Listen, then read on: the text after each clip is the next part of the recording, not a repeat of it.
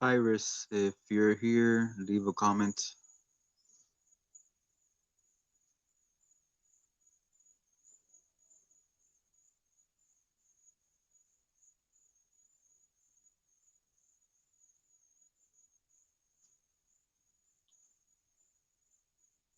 Whoever. Never mind.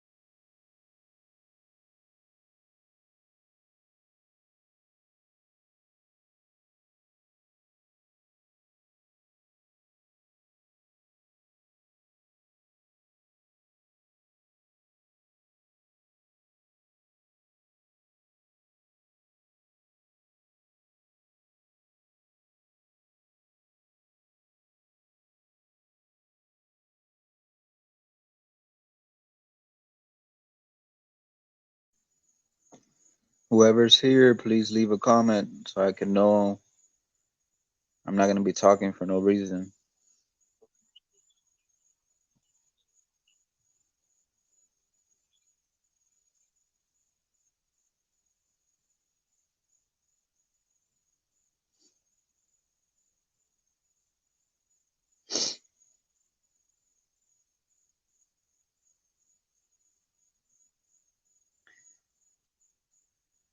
If you don't leave a comment and I can't see it, I'm not going to continue talking.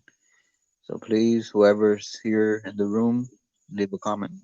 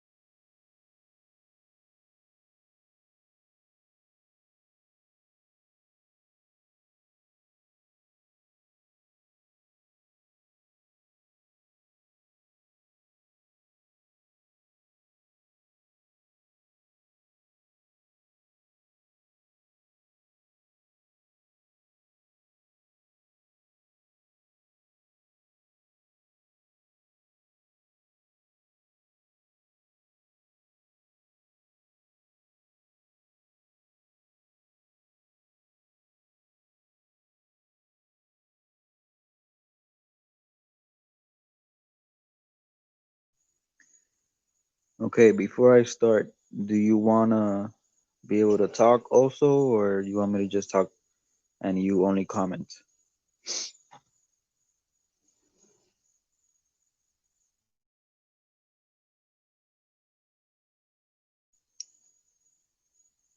Okay, because I could put you on so you could talk, but if you don't want to, that's fine. But I will need your feedback in the comments so I can know we're on the same page.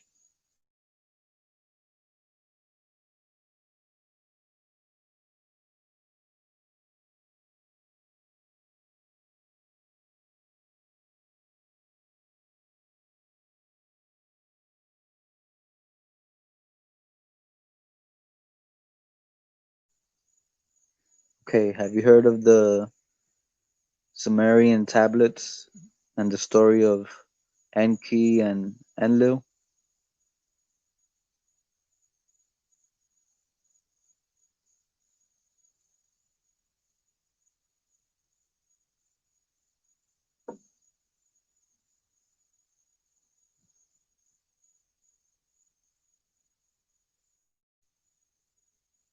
If you heard about that story, please let me know. Esto se frizó.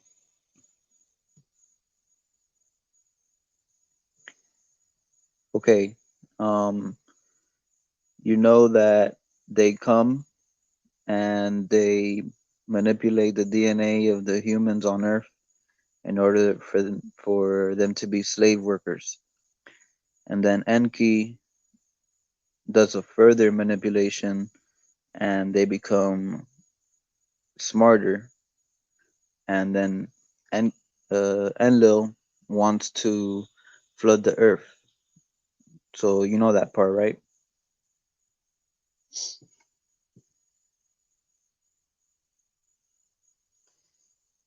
Okay. So after the flood and after Enki saves Noah and his family, Enki and Enlil basically come to an agreement to let them stay alive, but not let the population get too high.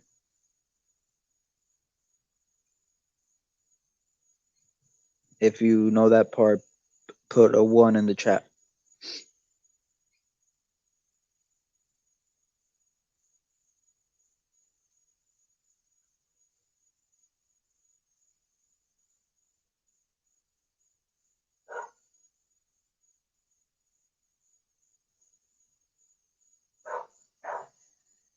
Okay, thanks. So basically, what I'm trying to say is the story in the Bible about God and Satan is the same thing. They're not really fighting against each other. They're working together to keep us as their slaves and just make sure we don't get too much population. If you agree or understand what I'm saying, press another one.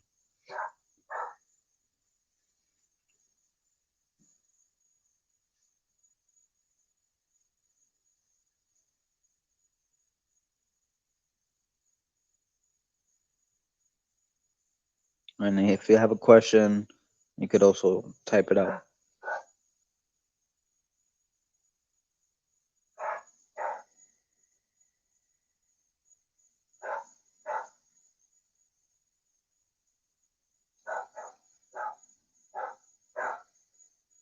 Yeah, sorry, it takes a little bit for your comment to show up on my screen. I'm in United States. Where are you at?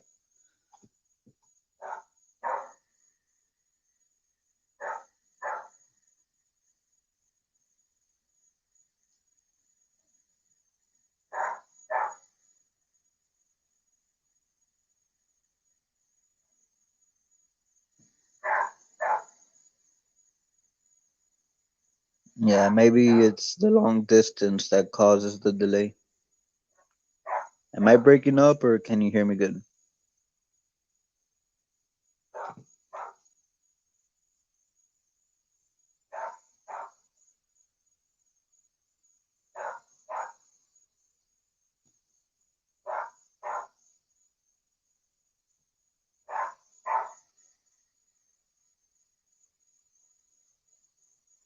Can you hear me good or am I breaking up?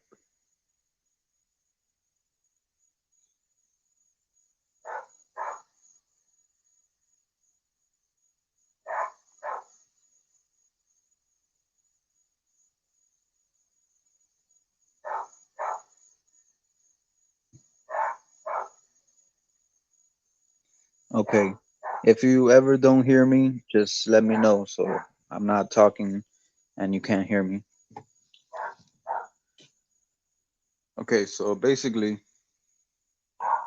another question before we begin. Have you read Gnostic scriptures?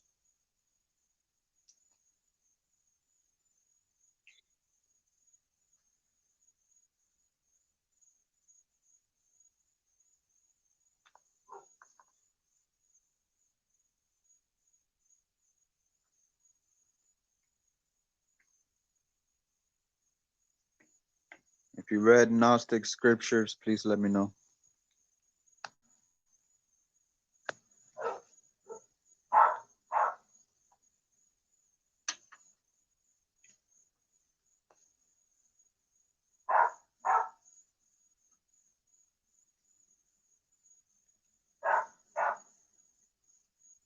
Anybody here who has read the Gnostic scriptures, please put a one. Okay. Yeah, sorry, your comments take a while for me to see them. Not the Cathars. Have you read, for example, the Apocalypse of John and the Apocalypse of James, the Gospel of Thomas? If you read any of those, please put which one.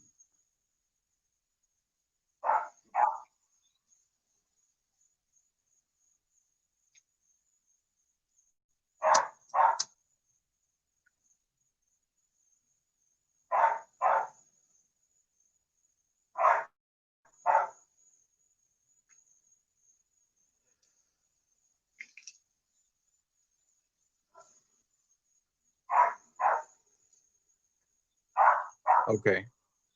I'm not sure if it's John or James, but it mentions the role that the serpent had.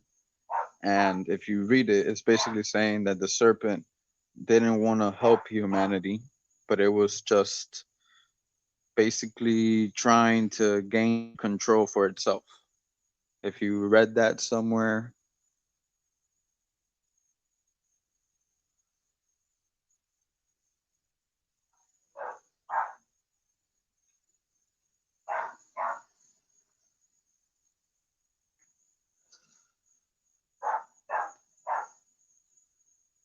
well, my point is they both work together and they're both reptilian type of species. They're not really gods. If you agree or disagree, let me know.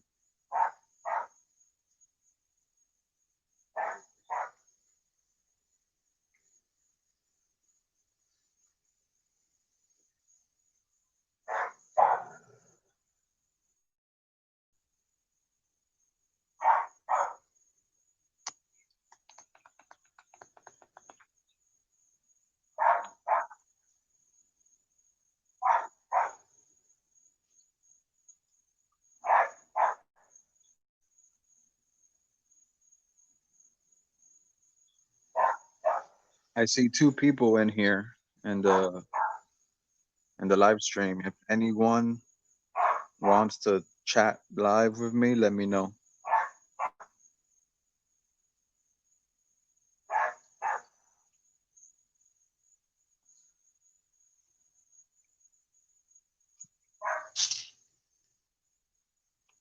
Also, so let's get to it. Do you know what the name Mary means? Like the exact meaning of the name Mary?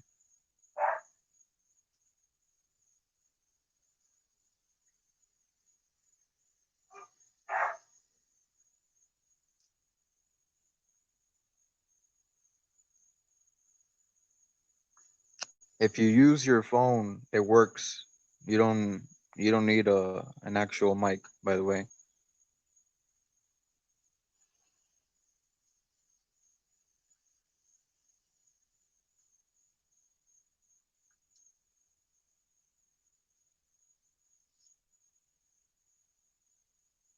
No, it doesn't mean boat. Uh, go to Google search and put the meaning of the name Mary, and let me know what it says.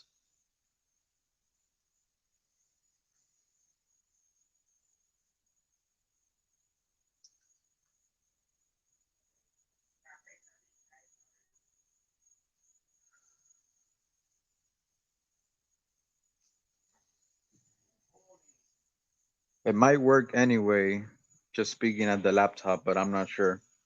But if you want to try, just let me know. I can send you the link and you just start talking.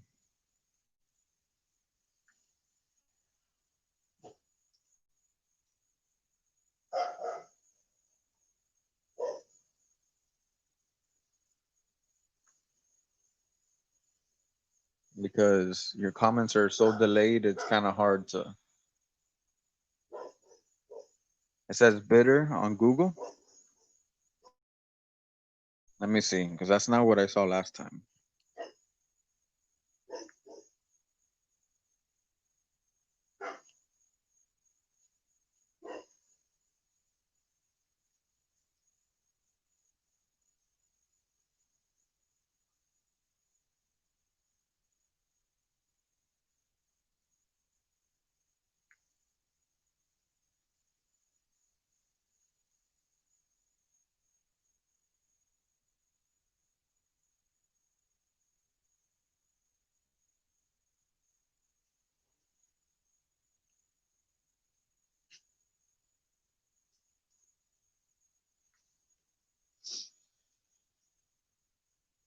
All right.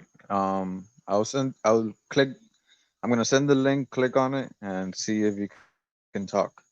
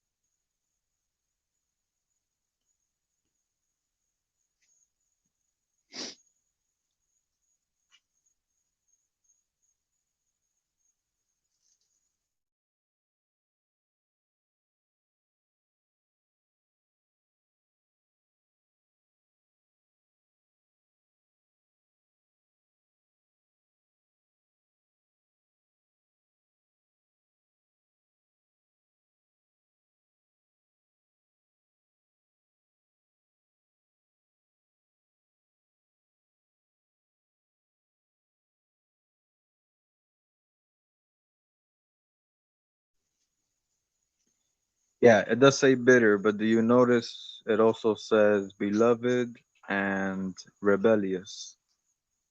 Let me know if you see that.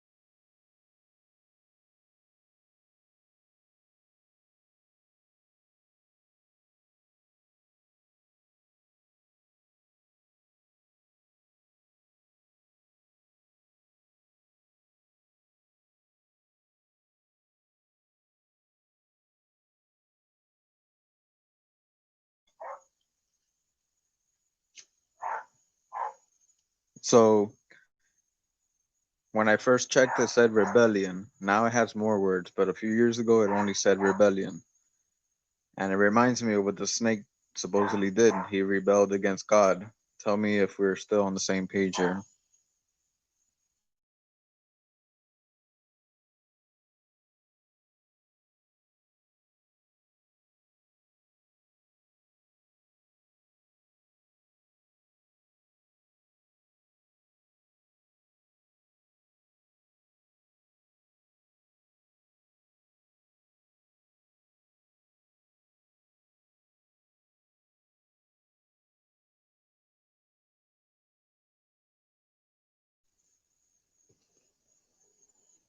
All right, so we're still here on the same page. Okay.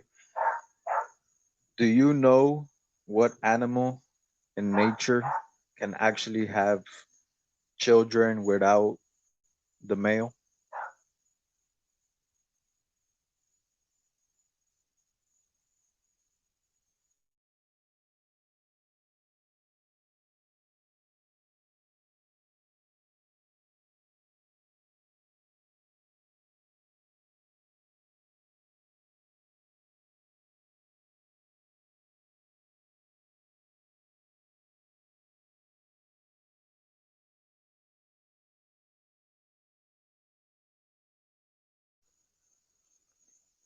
There's a type of animal that could have babies without a male. It actually reproduces on its own. If you know which one it is, please put the name of it.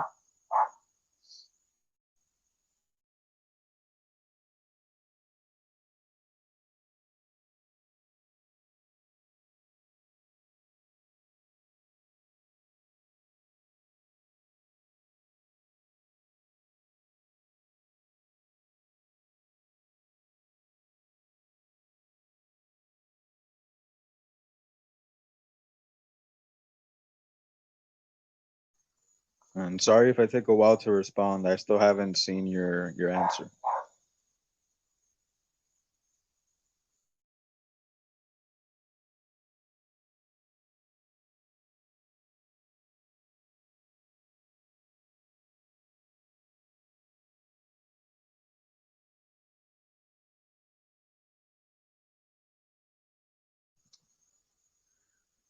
Okay, if you look it up, it's reptiles. Reptiles, especially snakes, could have babies on their own.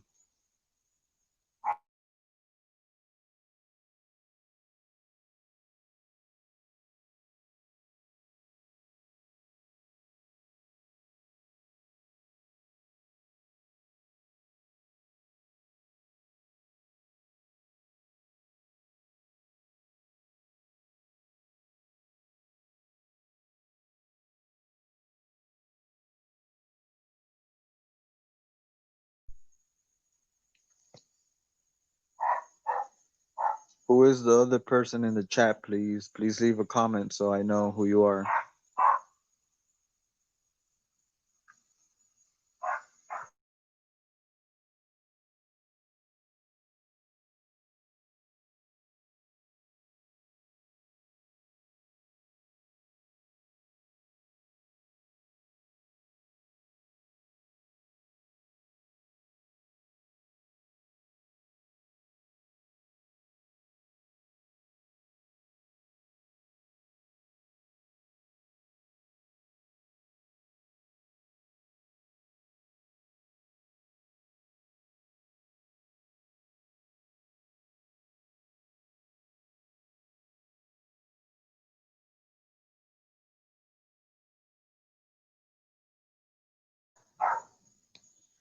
Hey, realist, thanks for coming on.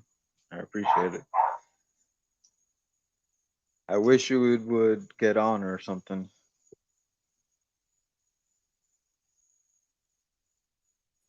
Can you hear me? Hi, Hiya. who's this? Hello? Hello? Yes. Can you hear me?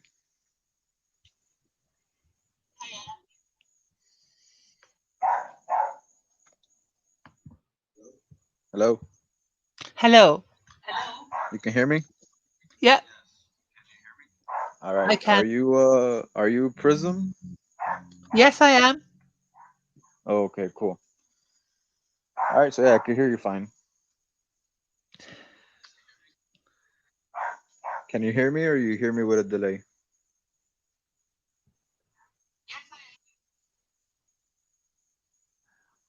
Hello? Are you still there? I'm hearing you with a delay. Oh, that sucks. All right, so like I was saying, if you check out um reptiles are the ones that could have a virgin birth. I don't know if you Google searched it.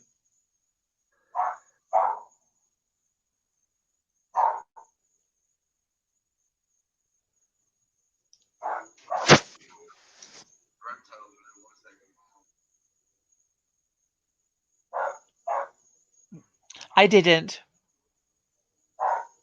Okay, well, you could do it if you want, just to fact check me.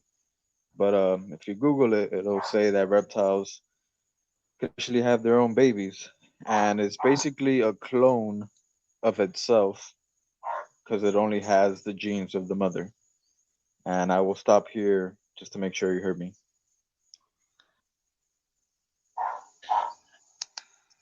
No,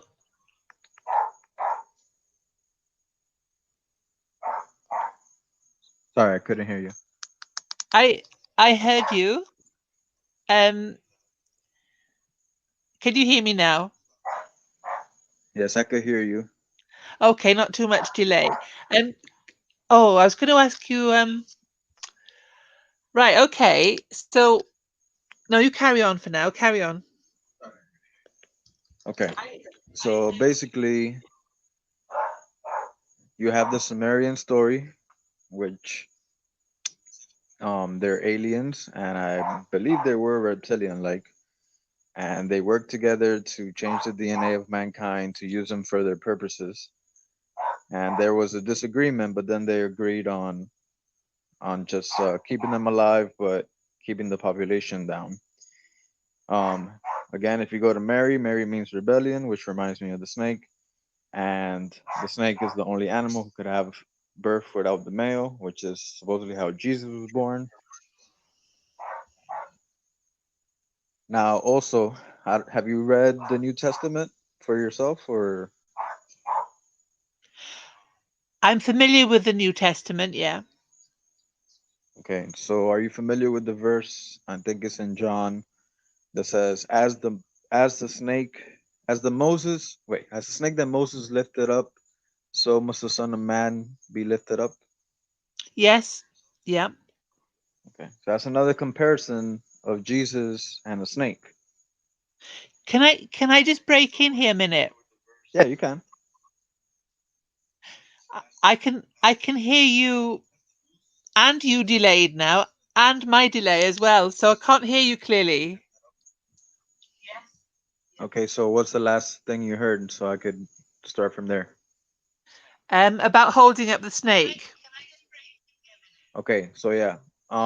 If you read that verse, it's basically comparing the snake being lifted up to Jesus Christ being crucified. Right, okay. I can still hear my delay though. I heard you answer pretty right away. Um, Okay. All right. So how did okay, you cut off when you said how did.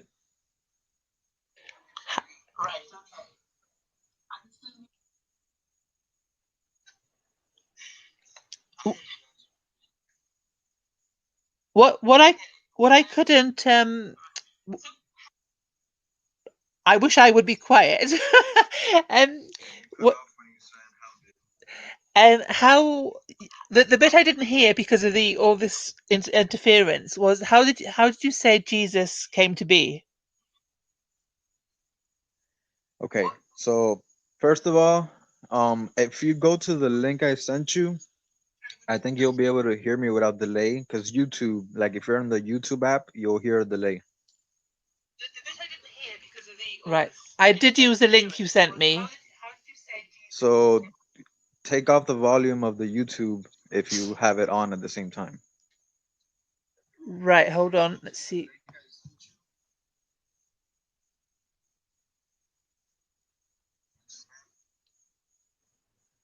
Right, hang on, where is it?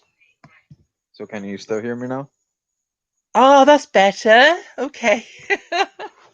Yeah, because Yeah, I it's can hear going you through now. both places, and then YouTube goes on a delay, and then you hear like the repetition of everything. Right, okay. All right, so I'm just saying, based on the Bible, Jesus was born only by Mary and the Spirit of God. Like Joseph never had sex with her. Okay. So what I'm saying is the reptiles, obviously they do have sex, but if the female reptile wants to, she could actually have her own baby without any um, sperm from the male. So you're telling me that the virgin birth in the Bible is actually talking about reptiles? No, what I'm saying is that if there was a Mary and a Jesus, that they were reptilian. So that's how Right. she was able to do that. Okay. Can I ask you something? It's probably not in the timeline of what you're telling me, but is there a benevolent higher being than that, or is that all there is? Okay, okay, so this is a very good question. So I've always thought there is, and I still think there is, but this what I'm my subject right now is something that basically came to my mind very recently. So this is like a new paradigm shift for me. Right. Okay. Okay. But in my heart, I still believe there's a higher being than these reptilian species that came and messed with us since the beginning. Okay. But I'll send you. what I'll I want send to you a link. go ahead. I will send you a link later if you like. I've been listening to a channel that's done by a Greek lady.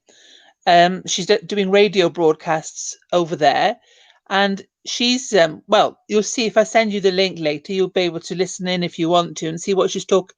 If you don't mind reading subtitles though, because it's subtitled. But That's there's fine. definitely a higher being. I mean, I've always believed in the higher being, but since I was little, right, I've never really got this the jealous and aggressive God of the Old Testament at all, or how people in churches seem to be lacking the love that you would think that they would have if they were really listening to the words of Jesus in the New Testament.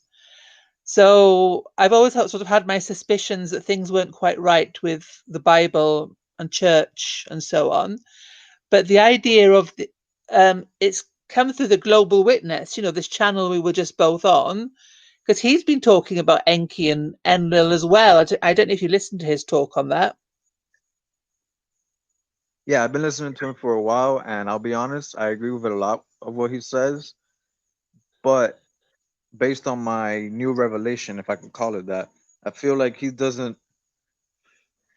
not 100% on what might be actually Jesus talking and what is the reptilian agenda. Because even if you go to the New Testament, you will see contradictions in between what Jesus said.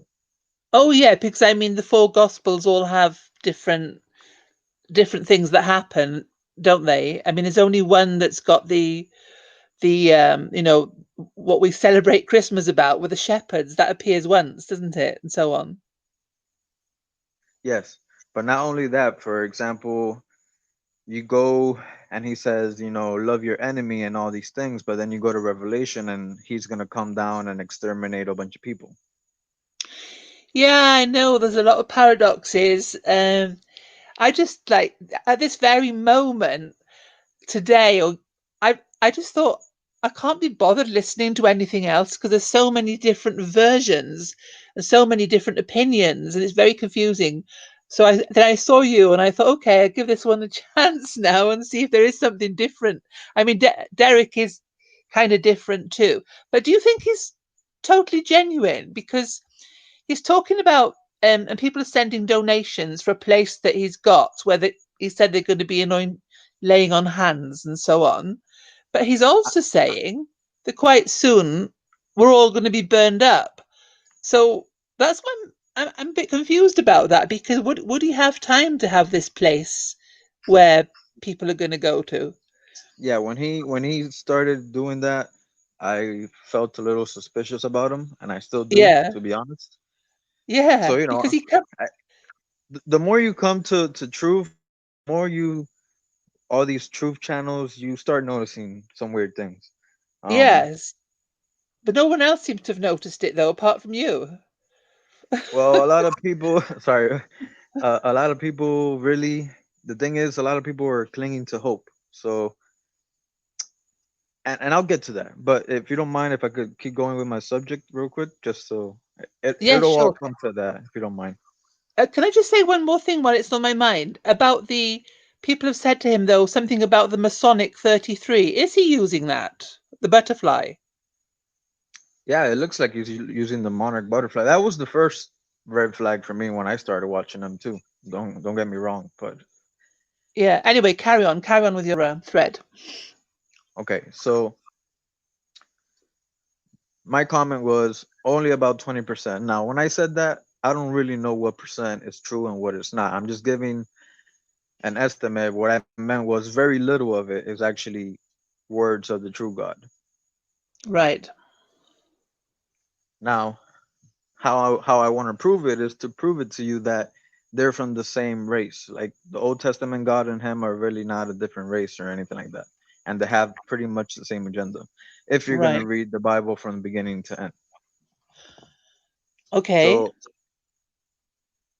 if you notice, this 33 is very important. For example, um, 1/3 of the angels fell down. Correct? Yes. Okay, so 1/3 is 33%. So Yeah. 33% plus 33% plus 33% is 100%. Also, if you Almost, do yeah. also if you do another math, 3 plus 3 is 6. 3 plus 3 is 6. 3 plus 3 is 6. Yeah, So there's that number again. yeah. So 6 is the number of man, supposedly, just the number 6. Yes. Has it got something to do with our DNA as well? I think Yeah, Derek 'cause- said that as well, didn't he? yeah, we're one part 6, meaning we're one part reptilian. Okay. But that fits in with evolution, which I don't believe in Darwinian evolution, but there is that part where we would have been reptiles at some point, isn't there? The Well, reptilian brain. we weren't fully reptiles. We were our own species, but we got our DNA mixed in with the reptile DNA. Okay, all right. And I don't know. You would have to believe in DNA modification. You would have to believe in that. And according to science, you could modify DNA, and according to science, our DNA is actually changing constantly. What I did read a long time ago is that every 7 years, every cell in our body changes. So basically, after 7 years, you've got a new set of cells. Yeah, that's why that number is important. 7 means completion or Yeah. change and stuff like that. So, um, so basically, what I'm saying is, if you go to the oldest or one of the oldest that we found is the Enki and Enlil story, and there you see two separate beings, but they're from the same race, and they're both messing with humanity. Now, what's that very famous symbol? The snake eating the snake. Yeah, the Ouroboros. Exactly. So that's basically Old Testament, New Testament. The the New Testament snake is eating the old one, just like the Bible says that the son inherits from the father, so it gets passed on.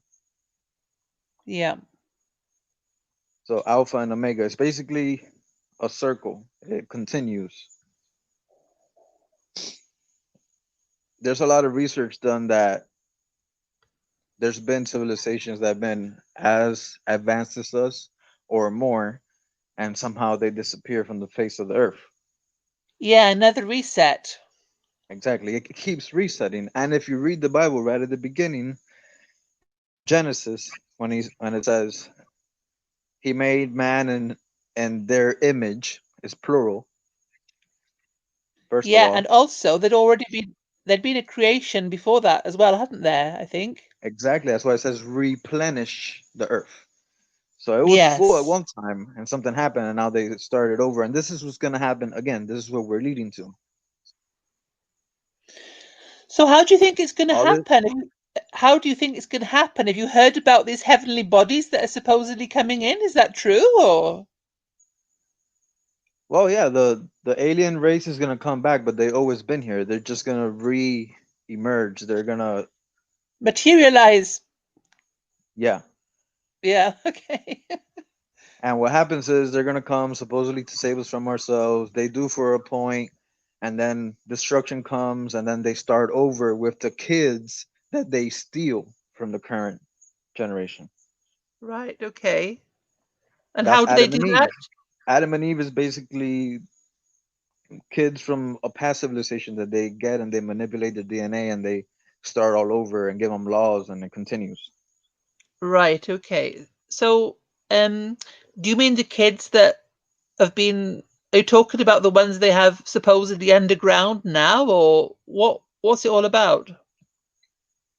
Well, they've had them for a while, but they get kids for various reasons. They get kids for their blood, for work, for war, and all these things, and to reprogram um certain kids. But they're doing this continuously. The ones they get now is going to be for these purposes, but when that destruction comes, they always make sure to take some of the kids to then basically brainwash them because these kids are not going to know anything about history and about what happened. Mm-hmm. Okay. Now, why do they do that? Because they need to keep the population down. They need us to take our energy, to take our resources, but once we get to too many people, then they start all over. Yeah. Yeah. Okay. So Derek is saying that he thinks that everybody that's ever lived is here to see all this going on, that this is the last, that the last one has been, and that they're not going to get away with it this time. What do you think about that? From everything that I've learned, it's not going to be the last time. Mm-hmm. I think there's still a lot of reincarnated souls that have a lot of reincarnating to do. Right. There is a limited amount of souls. Like there is a lot of, I know it sounds horrible, but there is a lot of beings that don't have a soul. Right. Okay. So that's why there could be, like, for example, when Jesus said, "This generation shall not pass till the Son of Man returns," it's meaning these souls that are at that current time when Jesus was there, they're going to be here now. They're already here now. So shall not pass. What's the cross supposed to mean? It means cross over. So these souls will not cross over till this happens. So right now we have the same group of souls as we did back then. Right. Okay. You mentioned Gnostic. You started off with Gnosticism. I'm actually corresponding with a Gnostic a guy at the moment. He's actually going to be going to he's hoping to have a reunion with similar people down in Languedoc, all to do with the Cathars and things like that. But the ones that I've seen, they all seem to have the faith in Christ, and they don't know anything about this reptilian stuff. That's confusing because the Gnostics seem to think that they've got the original knowledge that the early church would have had and so on, but they don't mention anything about the reptiles. Well, you got to understand that these reptiles, they infiltrate everything. So this Yeah. Gnostic group that is here is probably a very diluted message from the original Gnostics. And you could do that by yourself just by reading those manuscripts. Yeah. Like people love to say, "Oh, all these movies are Gnostic and stuff." And yeah, they have Gnostic elements, but if you actually read the Gnostic scriptures for yourself, you'll see that it's different. Because all these movies, what it's basically saying is you're gonna be immortal in this body, right? You're gonna create this new earth here when this enlightenment comes or whatever. And that's actually not true because the real Gnostic message is for you to leave the body altogether and unite in the pleroma. Oh, what does that mean? Well, basically, from what I understand, that means that there will never be an eternal heaven or paradise on earth. Like this reality will always continue to repeat forever. Okay. So your choice is either stay here and go through the horrible ages all the way to the golden age and keep repeating it, or just exit this whole reality altogether. And how do you exit the reality? By exiting the reality is by having faith in the true God and that you will go into the pleroma where everything is one single energy force, and thus you're not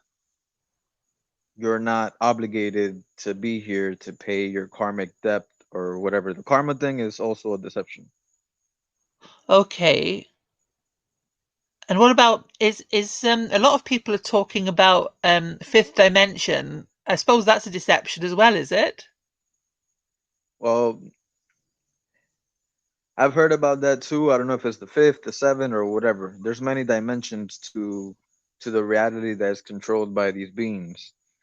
I don't know But what people, number is the real dimension, but the dimension that I'm talking about, you are not anything yourself. You're literally, I'm not gonna say you are the true God, but there is no difference between you and him. So like the real life, there is no individuality. Individuality is actually a division. yes. So, yeah, it's really difficult to imagine that if you do end up exiting the matrix and going, you call it the pleroma, do you? I have heard that word before. That you don't have your personality then. You're just you're just one being that Well, it's hard to, personality is actually ego. yeah, I guess. There's only one being, and that's the true reality. There's only one single being living multiple experiences. We are all Yeah. a part of that one being. So as soon as you realize that you are not an individual and you let go of the ego, then you just become that one being. So that's part of recognizing like your body is just clothes while you're here kind of thing, isn't it? Yes, basically. Yeah. And This even if you get a body that's full of light and you can live thousands of years, that's still a false reality. Yeah, okay. This Greek lady I'm telling you about, she talks about reincarnation and how to exit the matrix. She actually talks about the astral uh the astral body, that part of the what, seven layers, aren't there? And says that when we die, that archons are going to try and stop us getting out of there, and they're going to persuade us towards a new womb and make it seem very attractive. So they'll pretend that they're members of our family coming to greet us and so on, and make it seem very compelling to keep going. So what she says is that well, she provided a prayer basically, you know, to say before you die, so that you'll be protected from all that's going to happen in that astral on the astral level. And her belief seems to be that that this is the last chance now, and that if you don't escape and that you come back, that it's going to be into the world of transhumanism. Oh yeah, you will come back into that world and it's going to be even harder to escape. Every time, the further you go into the so-called golden age that they want to bring on earth, if Yeah. you die and you reincarnate and they're still in that age, it's going to be harder to escape because there's going to be even less connection to God. But there's still always an escape, always, no matter what, because the words live forever. Yeah, yeah. And do you think the vaccine is part of that? Is really part of this now, that it will be, you know, that if you take it, you're going to be cut off basically from your spirituality in some way?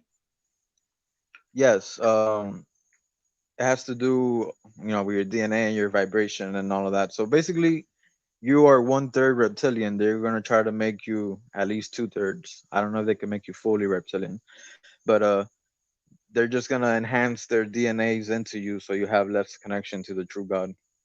Boy. So, what's your new paradigm then? Sorry, I've been holding you up with questions. Okay, I will answer that, but I have some other questions here in the chat. So if you don't mind, I'm gonna try to Sure, answer I them have too. got access to that now, so carry on. Okay, so first question: what's the purpose of those with no soul? The purpose is just to give you that duality that you need. You actually need humans with no soul, that they're basically pretty much evil, and the only thing that they do good is just pre-programmed good with no real empathy behind it. And you need that because you need that extreme of good and evil in order for you to have experience and learn that this is a false reality. So basically they're here for you. Like the archons use it against you, but it actually works in your favor. I'm not sure if that answered your question.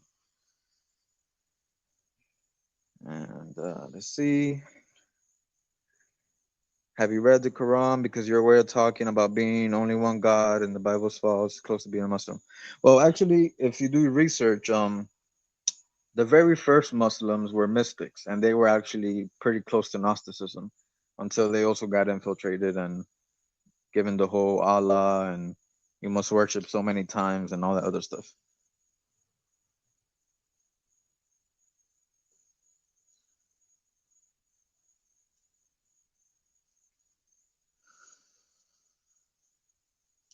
No, I really wish everybody had a soul. It would make reality a little less scary, for lack of a better term.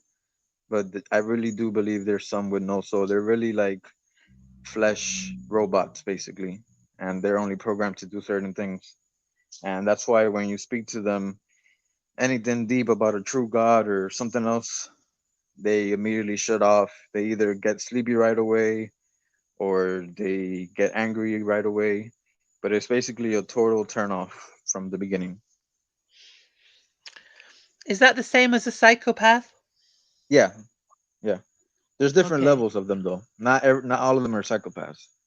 They're just like there's many heavens and many levels of awakening. There's also many levels of these soulless beings. They're not all programmed to be completely psychopaths. Okay. So yeah, what was your question again? I think I answered the questions in the chat already.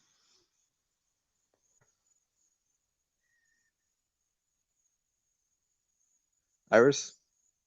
I mean Prism? Oh no, just that. Just that about the psychopaths. Oh, the previous question you mean? Yeah, yeah. Oh, I've forgotten. I'll probably come back round to it though. Okay, so you forgot. Let's see. Let me see Where were we at that point? how do I get back on track? Okay, so We were. also another thing that Jesus said, he says you have to be wise as the serpent and as gentle as a dove. Did you hear that? Yep. Okay, so there's another verse of reptilians and him telling you you have to be part of it. Um, the reason why he probably says that is because the serpent is wise. They are very intelligent. Um, reptilians know a lot of things, but they can't process emotions the way humans do. Um, they're basically more intelligent than anything else. And since they're so intelligent, they actually know about this cycle and all these things. That's how they're able to write prophecy.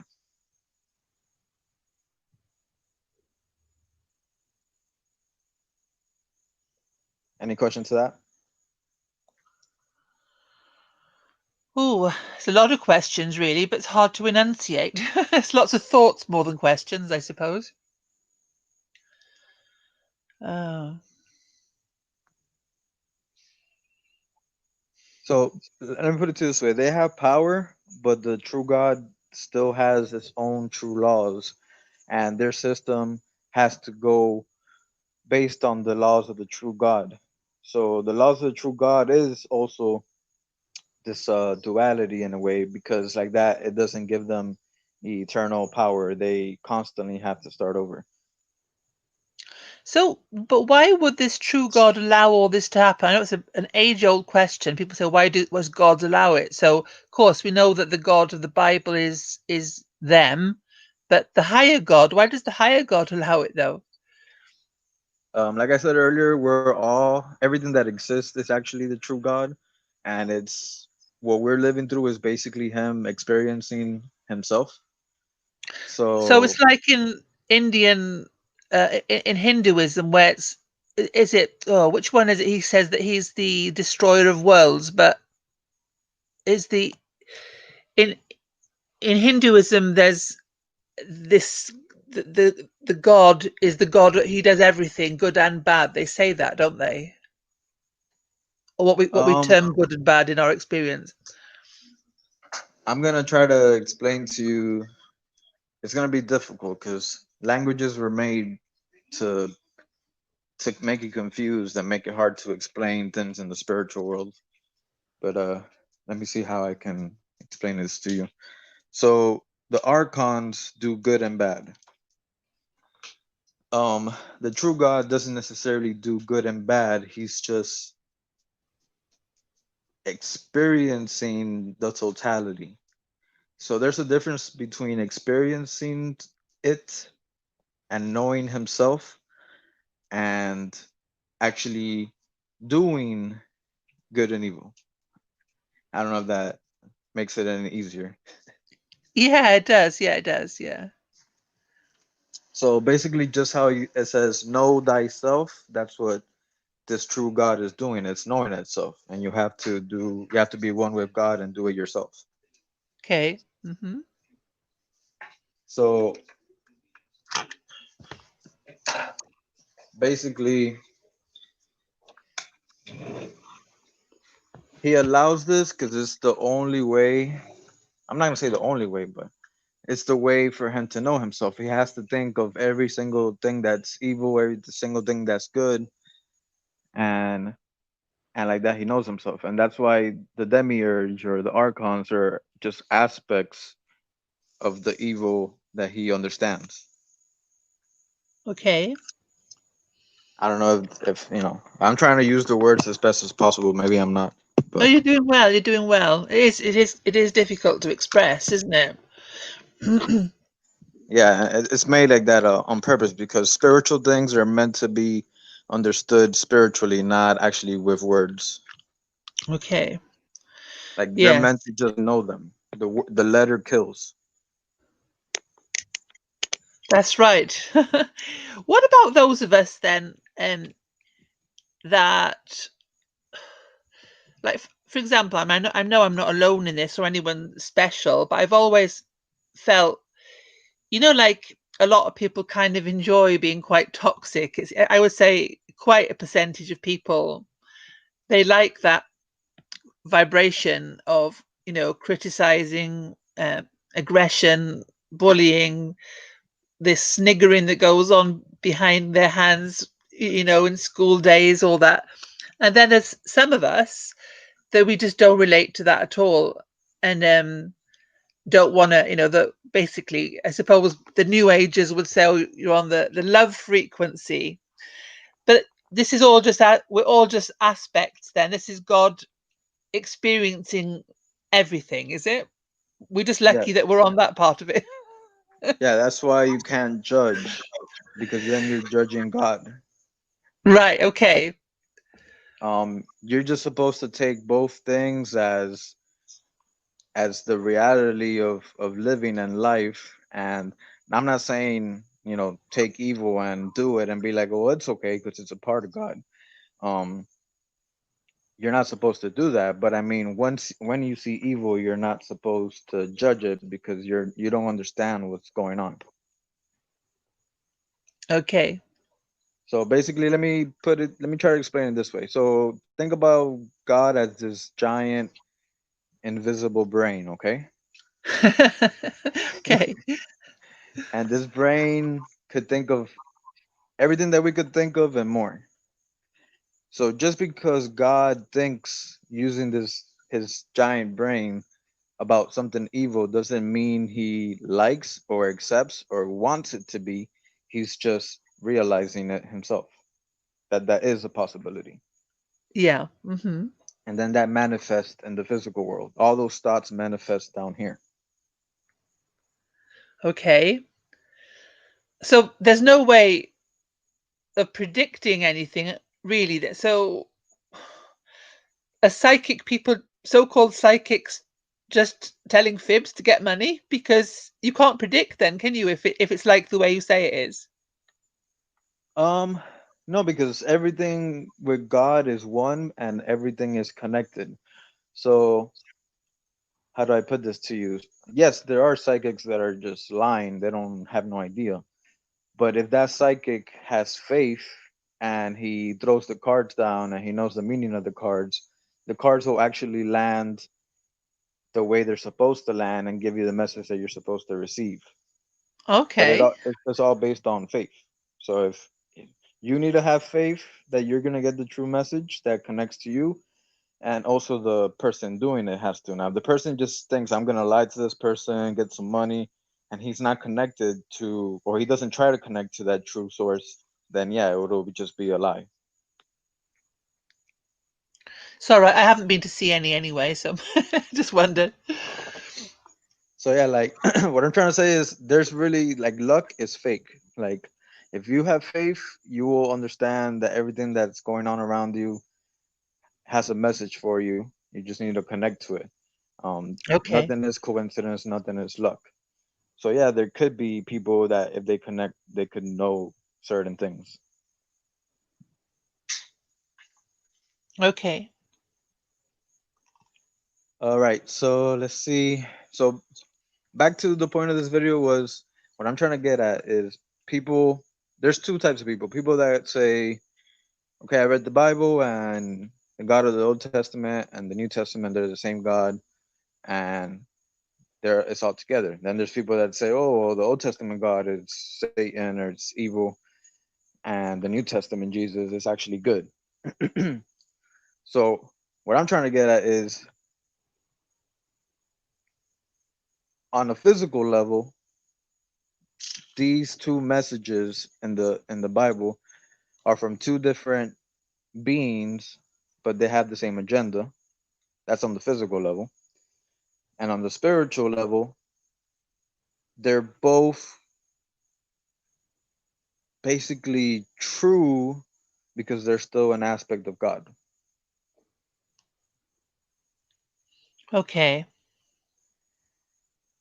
So again, physical level, there is a division, there is a difference. And spiritual level, it's all one. Like these beings cannot do or say anything that the Father hasn't already thought of. You mentioned Jesus and the New Testament again. So, what was the purpose of Jesus then? Was it just for manipulation, or what? What? Why did he appear when he did and have that life, or didn't he? I mean, it's very confusing. Well, I can't tell you if he did or he didn't. All I can say is the message is true. Okay. Um, Now the purpose. Let me put it to you this way. I'm not sure about this one. This is one thing I'm still investigating, but it's leading me to this. All these archons, all these rulers, um, either here in our physical world or in higher places, they are all doing the will of the true God, and they're basically gatekeepers. Oh, that word! I keep so. Please explain what is a gatekeeper, because I've seen that word quite a few times recently. Well, a gatekeeper is the one who allows you to enter or exit this reality. Ah, right. Okay. So even though they seem like they're working against you, they kind of have to, because as they work against you is how you realize that there's a higher reality that is real and this one isn't. So Okay. they're basically testing you on purpose. They could do anything they want. They could do something really good. They could do something really evil. But the point is to give you those two things so you could come to the realization of the other reality, and then they let you through. But only once you reach that realization. So is this pretend pandemic got something to do with this? That some people are really buying it, and others of us are like, "What the hell?" The numbers aren't adding up, and so on and so forth. Well, the pandemic is just a means to create to start creating that new system. Like they already started, don't get me wrong, but I mean to get the final touches of making you more reptilian like, not just in DNA, but like the mixing of you with robots is part of being reptilian like, because reptilians are very cold blooded. They're not really emotional. They're very cold and Mhm. calculated. And that's what basically a robot is. A robot just does what it's programmed to do. Yeah. Um, and the reason this is being allowed to take place is because as a humanity, we have individually chosen to be cold and not have love inside. So they're only giving us what we're asking for. Okay, that's a good point. So we've chosen it as humanity, but have we not been messed with? Because I always get this feeling that humans are deep down so much better than what they're portraying themselves to be. Well, yeah, we've been messed with. It's actually both realities are at the same time. Like you are being messed with, but at the same time, the spirit that is inside you, that's a part of the true God, is stronger than any DNA manipulation and any lie. And the only reason you could fall to a lie is because you didn't try hard enough to be connected to the true God. So in a sense, Mm, you still deserve it, okay. if that makes any sense. Yeah, yeah, yeah, yeah. No, Because I yeah, mean, like they program us with the TV and all that, but the spirit is still inside. If you intend to connect with it, none of these things could affect you. Now these people, humans, are not connecting with it because they enjoy these things deep inside. Yeah, I don't watch TV, and I spend, well, I just love being, in nature. That's what I wanted to ask you, actually. The beautiful things we see around us, in nature, we register that as beautiful, or the smell of a rose, the sight of the sea. Who actually made it all then? Well, all these things are made by the spirits that inhabit the archons. So the Oh, archons are okay. just like us. Like you have your own spirit and you have a flesh body, and they have a flesh body, but they have a spirit. And these spirits are older than humanity. So yeah, they were able to create the earth and everything you see. And is it good or bad? It's both because it's a duality. Nature is beautiful, but there's also death. Yeah. But in reality, life and death together is beautiful because they both make a part of the mind of God. Yes. Yeah. Now these heavenly bodies, when do you think it's true that we're going to see them by the end of October? Well, I'm not gonna say that because everybody has been given dates and then you fail. So I can't give a date, but I could be sure that we will see them, whether in this current body or in the next. Okay. But there will come a time where you will see them. Okay. Because some people have got these, yeah, everyone's got a photograph where they're saying they can see it, but you look at it and you think, no, I'm not quite sure about that. You're gonna see the signs in the sky, like you're gonna see like heavenly things, and then you're gonna see the aliens also. Right. Like you're What gonna sort of, see. Go ahead. go on. I was going to say, what sort of heavenly things? Yeah, like you're gonna see like light that looks like angels and different colors in the sky and all that stuff, and that's their spirit um starting to manifest on Earth. Manifest. Yeah, okay. But you're gonna see both. You're gonna see as how they are above, and then you're gonna see as how they are here. Yeah. Because Any it other says in questions? Revelation that people are going to have heart attacks about things, isn't it?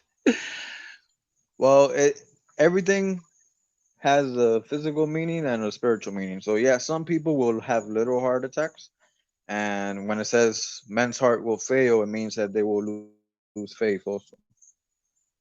Yes, of Like course. Yeah. when they see these things, they're gonna lose faith in God and all that because they're gonna be deceived by what they see. Yeah. Yeah. Believe it or not, most Christians will actually, or so-called Christians will actually believe that these aliens are our gods, and they are. They are gods in the sense of the as your body, your clothes, but not your spirit. So So it there's is not going to true. be a, Huh? go on, sorry. Go on after you. So what I'm saying is that it's a truth and a lie. They are our gods in a way, but not the gods that create our spirit, because there's only one God, and they're just the gatekeepers. Okay. But so is this rapture just fake? That's not going to happen then, is it? There is going to be a rapture, but the rapture is the stealing of the kids and stuff like that. What? Yeah, So how most that are going to disappear are going to be kids. but how does that happen? Well, you're literally gonna see like a whole bunch of weird stuff in the sky, and then you're also gonna see spaceships taking people. Whoa. Well, where are they going to take them to? They take them to their UFO, and they're like the main UFO. The main UFO is basically like a huge city, and they keep them there until the end of the destruction, and they bring them back, and then they replenish the Earth. Golly. Yeah, So, the rapture is a physical rapture for this duality. It's not the rapture of your spirit into the pleroma. but where do you get that in? I mean, where is that documented? What you're saying about that version of the rapture?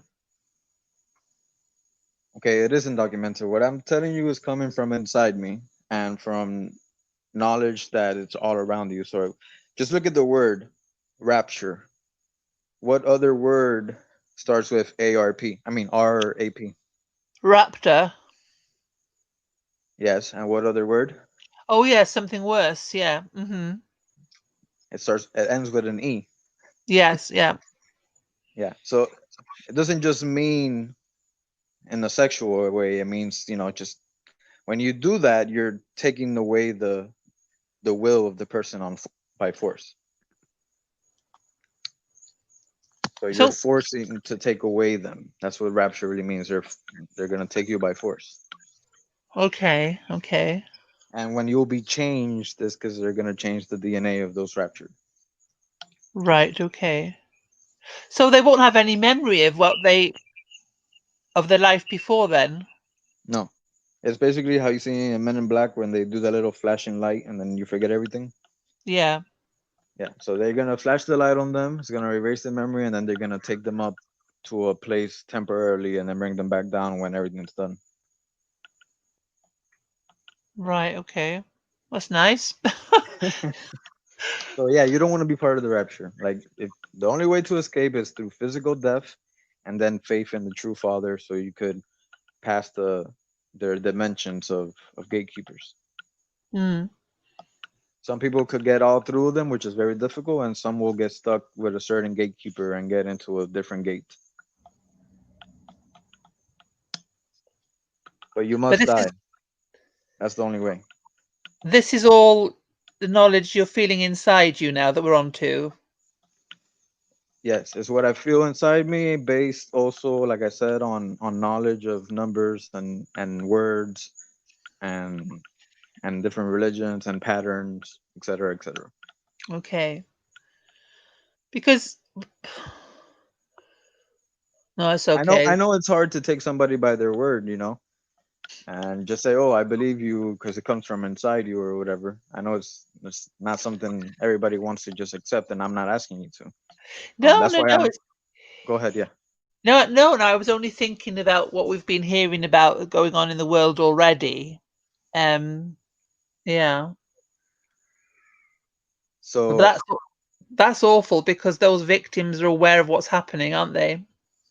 yeah, have you seen this trend with the "Save My Kids" hashtag? Save my children. Is it save my or save the? I can't remember now. It says my or save the children. Yeah. So basically, humanity is asking for the children to be saved, and that's what those beings are gonna do. Oh gosh, they could take it literally. Yeah, it's gonna, and you know this by their programming. Every time most alien movies, except the ones where they come and destroy things and stuff like that. But there's a lot of alien movies, especially recently, where they take the children in order to save the world. That's what they claim, Yeah. and the parents get left behind. So what I'm saying is, these people asking for that is the physical manifestation of the prophecy. Like, it's leading to that. Like, that's your warning sign. Okay. Okay. Well, that's profound, isn't it? Yeah, it's crazy. Trust me, like, the more you know the truth, the scarier it is. It's supposed to set you free, not make it scarier. Well, that's why the Bible says fear is the beginning of knowledge, of wisdom, sorry. Yeah. When you start getting wisdom, you will have fear, but then you have to surpass that and go into the love vibration, which love vibration basically is means you just accept things because you know there's a higher God and a better purpose to all things. But what is the better purpose, though? Well, for those that will see that come to pass, um, the purpose is for you to, if you already found the connection with the true God, then it'll confirm your faith in Him, and those other ones, that get taken away and all that kind of stuff, it just repeats the cycle because this cycle is needed for souls to be able to get out. If there isn't no cycle, and no repetition and none of these things, then you would not be able to know that there's a different reality. Duality basically gives you choice. If there is no choice, then there's no escape. No. You understand what I'm saying? So all these things, for those that are awake, it's gonna give them the power to have faith once they die and transcend. And for the other ones, it's just meant to keep the cycle going for the souls that didn't find that, so they could still have a chance to. Mm. If that makes any sense. Yeah. No, I mean, there has to be, I've always felt, yeah, there has to be duality for the simple reason that if you were happy and everything worked out all the time, it would be meaningless because you wouldn't know that you were happy with everything working out all the time because you wouldn't have had the opposite, would you? Exactly. And when things don't work out all the time, and you see the good and the bad, that makes you ask questions. If you don't have a choice, you're not going to ask any questions. No, no. Just look at the word question, separate it. It's a quest. It's a quest I am on. So your conclusion here then, well, I don't know if you got there yet, but I presume that you're sort of getting there, is completely different to Derek's, in fact. Unless he knows something and he's just not revealing it. Yeah, that's the only reason I kind of disagree with him, because I feel like he's saying if you survive all this, then you'll have heaven on earth, and that's just part of the deception. Yeah. Because why unless what he means is that the refinery is just for you to get this knowledge and be prepared to transcend. But if he's trying to say that if you follow the love frequency, you will prevail and then evil will go away and you'll have a new earth, then I believe that's deception. No, I think what I'm seeing him saying is that we're all going to die, but then the ones that have the faith will, have eternal life, kind of thing. And I agree with that if you have the faith and you survive, but the Mm, eternal life isn't anywhere here. no, So if he's saying it's going to be somehow here and you'll have eternal life and a different body and there'll be I different don't. people, then that's a I lie. The only eternal life is being one with the Father, and there's nothing else. No, I don't think he's saying it's going to be here because there won't be any here. It'll be burned up. So I Yeah, don't think he means here. then I agree with him. Everything will be But burned up, but it will be restarted. But the souls that restart the earth are souls that couldn't escape the reality. yeah, um, but I think that they do believe in some kind of rapture. I mean, the nice type of rapture. I think they do believe in that, don't they? I don't know, to be honest. I check his channel every once in a while. I can't say I follow him religiously. Mm. So I just wonder because like 2 years ago, I only started watching him recently, but I started with an old video that was on someone's playlist from 2018 where he gives some warnings. And you kind of get the impression he might have been in the know. well, he could be in the know, especially since he has connections to Hollywood Yeah. and all that stuff. And And that's what Microsoft as that's what well. that's what makes him very. That's why I'm cautious when I listen to him, just to play Yeah. by ear.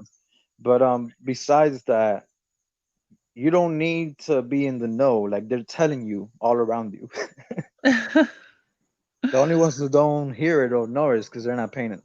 They don't have ears to hear and eyes to see. But it's literally all around you. It's in your Bible. It's in the media. It's in everything. They tell you about the cycle. I don't watch enough TV and films, I guess. Yeah, but it's all around you. Even your recycling bin, you've been recycled, and you will be recycled if you don't freaking understand the reality and escape it. But then, is that returning to the pleroma something to look forward to? I mean, There's nobody can possibly know what that experience would be like, can they? Yes, nobody could know because we haven't been there. Like we've been there from the beginning because, like I said, we're all part of God, but we can't Yeah. remember that because we weren't an individual when we were there. Our experience starts starts once he starts. How do I put this? Once he starts realizing himself, is when all this manifests. So when that started, whenever that was, which was from the beginning, but there's no time, so it's difficult. But whenever that started, then you have your individual experience. When you return to the pleroma, there is no individual experience. So even though you were part of God at the beginning, you can't have any memory of it because you were not an individual. So yes, basically going back to the pleroma means the end of what you call yourself. Um, but is that a good thing or a bad thing? To me, that's a good thing. Well, to me, can't imagine what that's going to be like. I don't mind it being the end of myself, but what it because we ascribe meaning to things here, don't we? So I suppose that there'd be no such thing as a meaning. So it's just, you can't imagine. It's incomprehensible. You can't imagine what that would be like. It's incomprehensible, but that's what God is. The true Mm. God is unknowable, incomprehensible, unnameable. The thing, Um, but before you go on, let me tell you this. So the best way I picture it in my mind is just basically once you go into the pleroma, you basically see the totality of reality, just like the true God sees it. So you're not alive as an individual, but you're alive because you're a part of that life. So you see everything, every single past, present, future. You are just the knowledge of everything. people have been on trips and seen that, haven't they? Actually, I don't know. And people say a lot. People say they see Jesus. Some people see aliens. Some people experience seeing the whole reality all at once. So I guess it just depends on the level that you're on spiritually, on what hmm. you see. But What the basically, one thing? picture being in the pleroma. Picture it being you just having all knowledge of everything Mm, without being an individual. Like you see everything through the eyes of every single thing. yeah, okay. I'll But the put it thing to you is, this way. I'll put it to you this way. A computer has a whole bunch of information, but you only see whatever you open up, right? Let me open this page. Let me open this file. But even if you don't open it up, that computer has knowledge of everything stored in it. yes, yeah. So being in the pleroma is seeing the whole knowledge put together instead of just seeing it through an individual page or folder or whatever. We're talking about this, the the what did you refer to? The one we're going back to, this spirit that's experiencing everything. Um, what what I'm getting from it though is it's the experience, although there's polarities of good and bad and the duality. It seems like the overall plan, or no, it's not a plan. He didn't plan it, but the overall experience then is quite a negative one. I would say it was more negative than positive because we we develop as beings that have got kind of hope and love and faith, and we're all going along from childhood sort of thinking about how things are going to be. And but really it's not going anywhere. It's either going to destruction time and time again, and then people's memories being wiped and DNA messed around with, or you're just going to be part of this wholeness, this unity which is whole, just knowing everything. To me, that's quite negative on both counts. It's not your Um, fault. this, I'm not shooting the this, messenger here. no, it's all right. I don't. You don't have to agree with me. I'm not here to make you agree with me. I'm just telling you my take, which is No, what gives me faith and understanding. Because before this knowledge, I always felt confused. So I I can only give I'm you not what I know. I'm not disagreeing with you. I'm not agreeing with you. I'm not disagreeing with you. What I'm saying is that if that's true, because there's evidence for a lot of it being true, it's it's not it is more negative than positive, which throws things out of sync because you'd expect it to be equal, wouldn't you? Well, what if I tell you that it's just your perception of it being unbalanced? But then it would be most people's perception of it being, I think it would anyway, that it was more towards destruction than the love side. It depends how you see it. Because even though your body dies and it has a lot of negative, it has a lot of beautiful things too, if you actually think about it. Um, I think that Like tradition, just think about a heart and your blood pumping in a continuous motion inside your body, and how yeah, that all came from one tiny cell, and yeah, how you're like, it's really an amazing, beautiful thing. It's not yeah, really. Now if you think about it, well, my heart could stop at any minute, I could die, I could get a heart attack, I could get a. Then if you think of all the negative, yeah, but if you think of all the beautiful things of your body and nature, then it's not all evil. It's just they've made society only look at the negative things, like that you stay stuck in duality. yeah.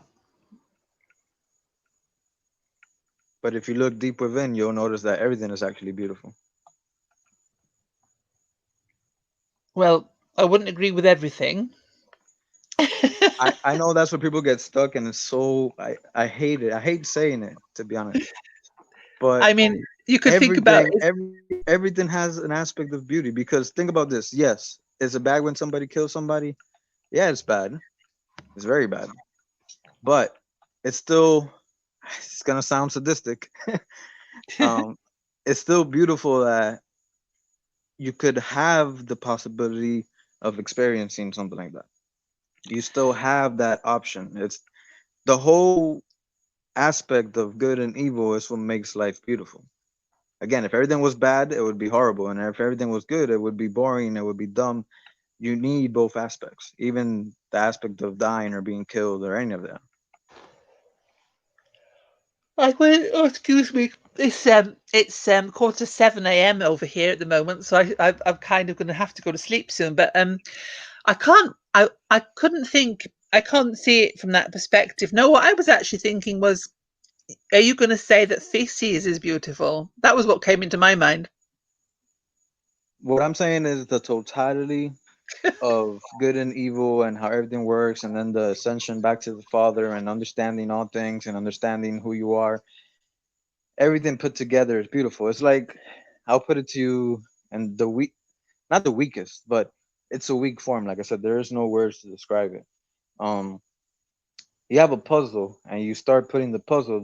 The picture in the puzzle is not beautiful until you complete the puzzle. If you only have a few pieces, it's going to look ugly because there's missing things. You're not seeing the full picture. So until you reach that unity, which is the true Father, you're only seeing bits and pieces of reality, and thus you're not seeing what is actually beautiful about it. Hmm. Okay, we can agree to differ on that one though, because I'm thinking of these great paintings that you see sometimes of chaos, and you can see everything in the painting. Um, and I think that, well, to me that doesn't appeal to me to see the beautiful sides, but also have to see the gore and the dead people as well. Just I, I sort of thinking, understand. I understand. and I understand that completely, but the thing that's beautiful to God is that it gets to experience all these things, and it gives you the chance to experience all these things with the knowledge that at the end nobody suffered in vain. I know it sounds so horrible, but it wasn't in vain. Like there was a positive outcome that was to be achieved through all of this. I know it's sad. I know, and you don't have to agree, and I don't expect you to. And I had trouble with that too myself. Don't get me wrong. What was your tradition before you got confused and went off thinking about it more for yourself? Well, I started off Christian, Yeah. um, to the church my parents went to. Then my parents stopped going to church, and then I stayed there for a bit. Then I had questions and doubts, so I went to another church, and I went to another church, and I went to another church until I was like, okay, well, I I don't feel complete. Like this message doesn't feel complete. So then I went off studying different religions, and then I still didn't feel complete. And then I didn't feel complete until I put them all together. Okay. If that, I don't know how that to explain that, but basically, if you put them all together, you'll see the underlying message of it all, which is basically to have knowledge and understanding isn't evil in itself. And sadly, in order to have that knowledge, you need to have experience. And to have full knowledge, you need to have experience of all things. Okay. But by the way, these people that you get these videos saying that people are shape shifting, is that real or not? Well, I it's this might be the last time you listen to me, but everything is real and it's not. So basically, what I'm trying to say, there is no complete lie. You can't have a lie on itself. A lie is always a twist of a truth. So what am I getting at? What I'm getting at is that there could be people that shapeshift, but not every video that you see that looks like a shapeshift is a shapeshift. No, that's what I'm thinking. Some of it just looks, yeah, because there's a similar theme too often, and I'm thinking that's probably quite easy to do to do that same theme with that they show. Well, the Um, point of that is the point of that is for to program you to get you used to the reality that there could be shapeshifters and aliens because they are gonna reveal themselves to you. So part of getting used to something or being groomed is through repetition. yeah, I guess. But is it no? But you're saying that these reptilian that they're coming, but people are saying that they're already here. You know that they're in government and so on, and in the royal family, in fact. Yeah. So All the rulers are they're either shapeshifters of these ancient archons or they're like clones that they create of themselves in human bodies. mm. And So they when need they to be there. They need to be there because the archons, the leaders, the presidents, all these people are gatekeepers. right, okay. So when they say that that well, they put it in some way that they say that they're put there by God, so they mean they're put there by their God, then not who we think of as God, of course. Well, they're put there by both. Mm. Of course, yes, going back to what you were saying, yeah, yeah, because mm, If it's you're really gonna hard to believe in get. the if you're gonna believe in the unity of one spirit and you're all part of that spirit, if you're gonna believe that as the truth, then nothing happens without participation by the true God. No, yeah, I mean, I've been aware of that before, but it doesn't seem to stick. It doesn't stick ever. It's such a weird thing. It won't stick. But like I said, and that conclusion that you just said, then it still doesn't seem cheerful. Yeah, I'm not saying it's I got to be cheerful to please me. You know, I it's came to that realization, but then I asked, why does it almost seem like a 2.0 version of the archons, um, like an updated version of it? Why does it seem like that? And the answer I got internally is because you are an individual in a human body, thus you can't see why it is that way, oh, or you mean what. like a fish? A fish would say, "What's water?" You mean? Yeah, basically. Like if Mm, you're here, you can't say what's reality, what's the whole life, what's everything. You're only one part of it. Does your mm. finger tell you what to do? Does your toe know everything. No, they all work together, but not all of them hold all the knowledge. Mm. And the true God would be like the brain, basically. But the So, cruel part, there's a cruel part to this. The cruel part is that we are, unless we're quite, you know, um, of a certain type, I suppose, that don't think too much. We, like I said just earlier, the cruel part is that we hope and we aspire and we always think things are going to get better. But really, in this version of things, it's quite meaningless. I think meaning doesn't come into it. what's meaningless? This reality, or that The time gets better? whole scenario, it seems to be below us in a way because we're capable of so much. All right, it's because we're aspects of the Godhead, okay, but it seems to us like it's us because our ego gets in charge, doesn't it? So it seems to us like we're us that are so capable and great and loving. We're actually an expression of all that, aren't we? But we don't realize that. Many people will never realize that. And so they live with hope. That's the cruelest thing when there isn't really anything to hope for. Um, the hope is this. The hope is that you exist and God exists, and and that you have a purpose, and the purpose is to experience and to know and to just exist, basically. So until you accept that and you keep saying, well, I want this and I don't want that and I want this, then you're not really accepting yourself. No, but You're in denial of yourself. yeah, yeah. But that's understandable though, because like I said, it doesn't sound very in. When people used to say about going back to source, they put it that way. A lot of New Agers, oh, we will return to source and be like, we'll just all be drops in the same ocean. And I used to read that and I think that is boring. And now, It does sound boring. It does, because you can't imagine what it is to, like, just think about this. You don't think it would be beautiful to be able to know every single thing, every good and bad thing, every single living thing has ever experienced, and be able to take in that information?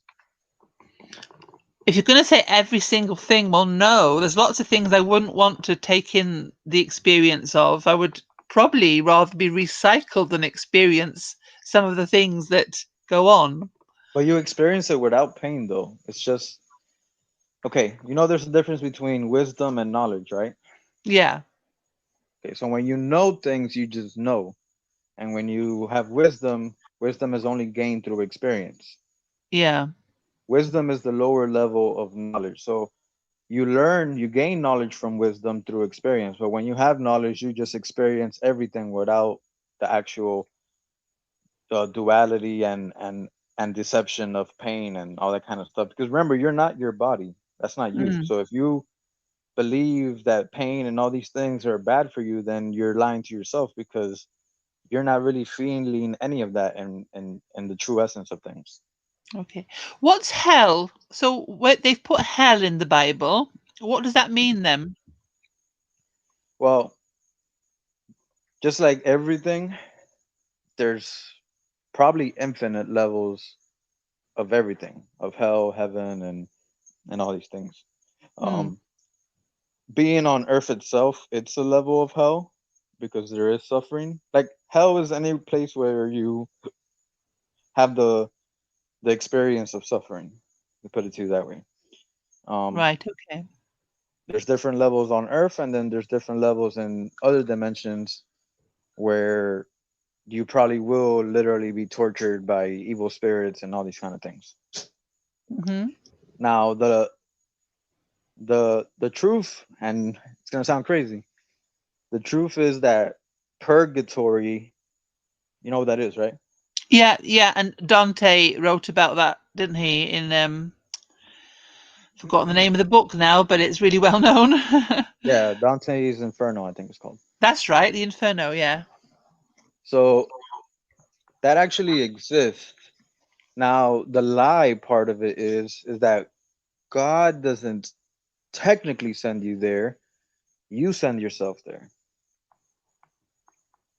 And the other lie is that it's not forever. There's always a uh there's always a limit.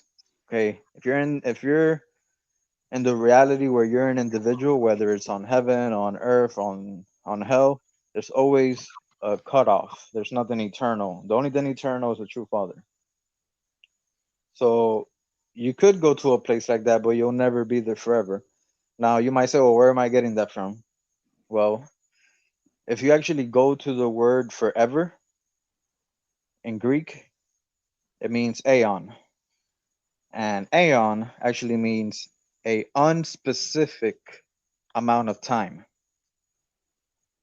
So if you hear that it's a amount of time, then it has an end because time has a beginning and an end. Ooh, I might be able to unpick you a bit there because, no offense, I can't even tell you how because I'll have to find out.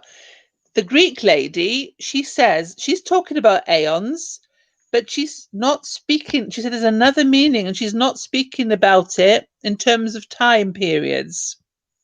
I'm gonna have to check that out and come back to you on that one. Okay, so she's probably speaking of the aeons inside the pleroma. The Gnostic story is there's this one true God, and then he starts emanating. You know what an emanation is? Yeah, yeah. Okay, so he emanates the aeons. Emanate is just basically an extension of the true God. Like I said, it's all one true spirit.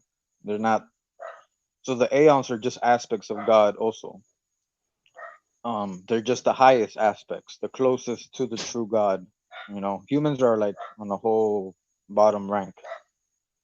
Um, so an aeon technically is an aspect of time because just the way the true father or the true God or the true mother or whatever you want to call it expanded or emanated, it was also going to retract into itself, and that's what the return to source means.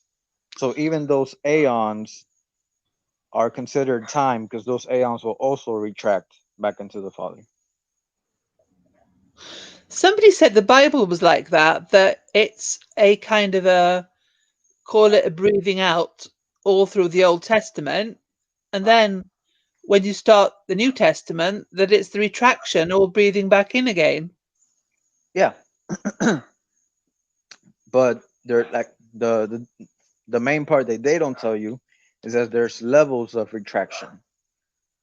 So even those that, like I said, there will be people that go to a so-called heaven that the archons made, because the archons are also duality. Archons are not only evil, so they actually have dimensions of like heaven-like places. You But understand? would this be a stopping off point on the way to being what going onto the pleroma then, or There's, for most people, from what I understand, it goes by stops. So yeah, you will like ascend little by little, and there's very okay. very few people that will actually like ascend all the way right away. But that's very few. That's called the narrow gate. Yes, I've heard of the narrow gate. So let me put it to you this way. So if you're here, right, and you're talking to me right now, especially with the subject that we're talking about, Yeah. you've probably been here a couple times already. I don't know the number, 10, 20, 100 times. you know you don't get to speak these things unless you've gained experience in the wheel. It's Okay. impossible. But once you're at this knowledge, you either have the ability to go to the next stop, which is the heaven that the archons create, or all the way back to the source. The Okay. people that can't understand any of this or don't care about it, they're there's they haven't reincarnated enough to get it. Because if you see the theme in the Bible and in many books, it's not about you wanting to be with God or or or caring about it. It's, well, it is about that, but basically you only could get these things if you are ready for them. The people that have not had enough experience, their brain can't even process it, even if they tried. Like No, they're that's right. literally blocked off by their own limitation. That's why in the Bible it says, Jesus said, I have everything the Father has given to me, and what the Father has given to me, none can take away. So the key is those who believe in his message are only the ones that are able to get the message, and they were given to him. I don't know if I'm explaining that Yeah, yeah, clearly. I understand that a bit. Yeah. Well, and it says when the pupil is ready, the teacher will come or something as well, isn't it? Exactly. So it's not about wanting to be ready, it's about Mm. being ready. And Yeah. unfortunately, being ready requires a lot of wisdom gained in the recycle wheel. There's no other So, way about it. You can't just know things without knowing them. You have to know them. so we may even have been through a previous reset then. Yes, we've probably been through them. Um, in regards to time and all these things, like I'm not gonna lie to you. I can't tell you a specific number. Um, but the case is that we've probably been through a couple of resets, and that's why you're not supposed to judge. Not only because you shouldn't judge the totality of God, but then if you judge somebody, you're judging yourself because most likely you've already done what that person did at some point in your reincarnation. Right. You've probably killed somebody in the past reincarnation. So who are you to call what evil? Mm. So Yeah. if you don't want to be judged for your past things that don't lead you to God, then you shouldn't judge anybody.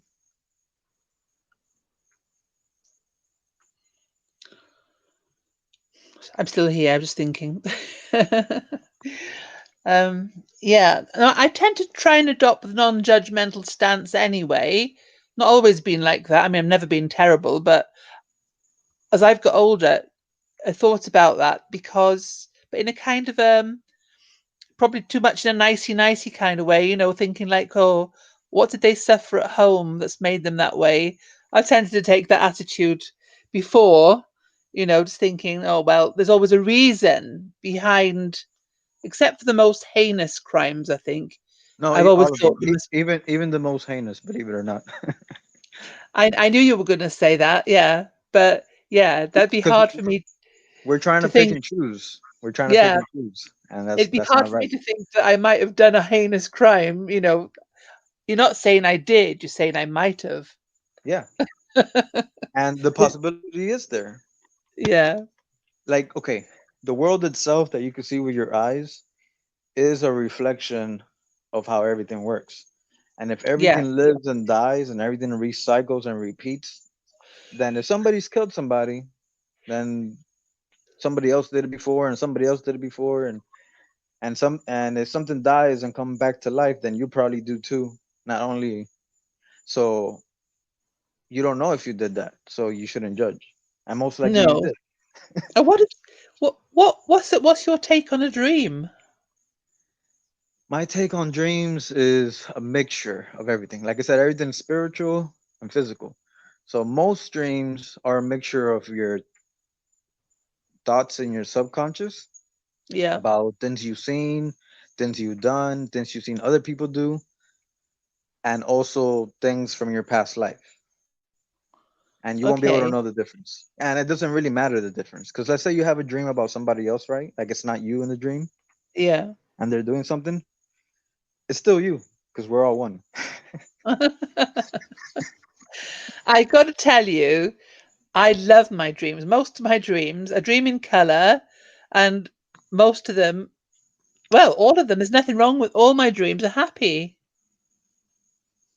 Well, that's great to hear. Um, sadly, not all my dreams are happy.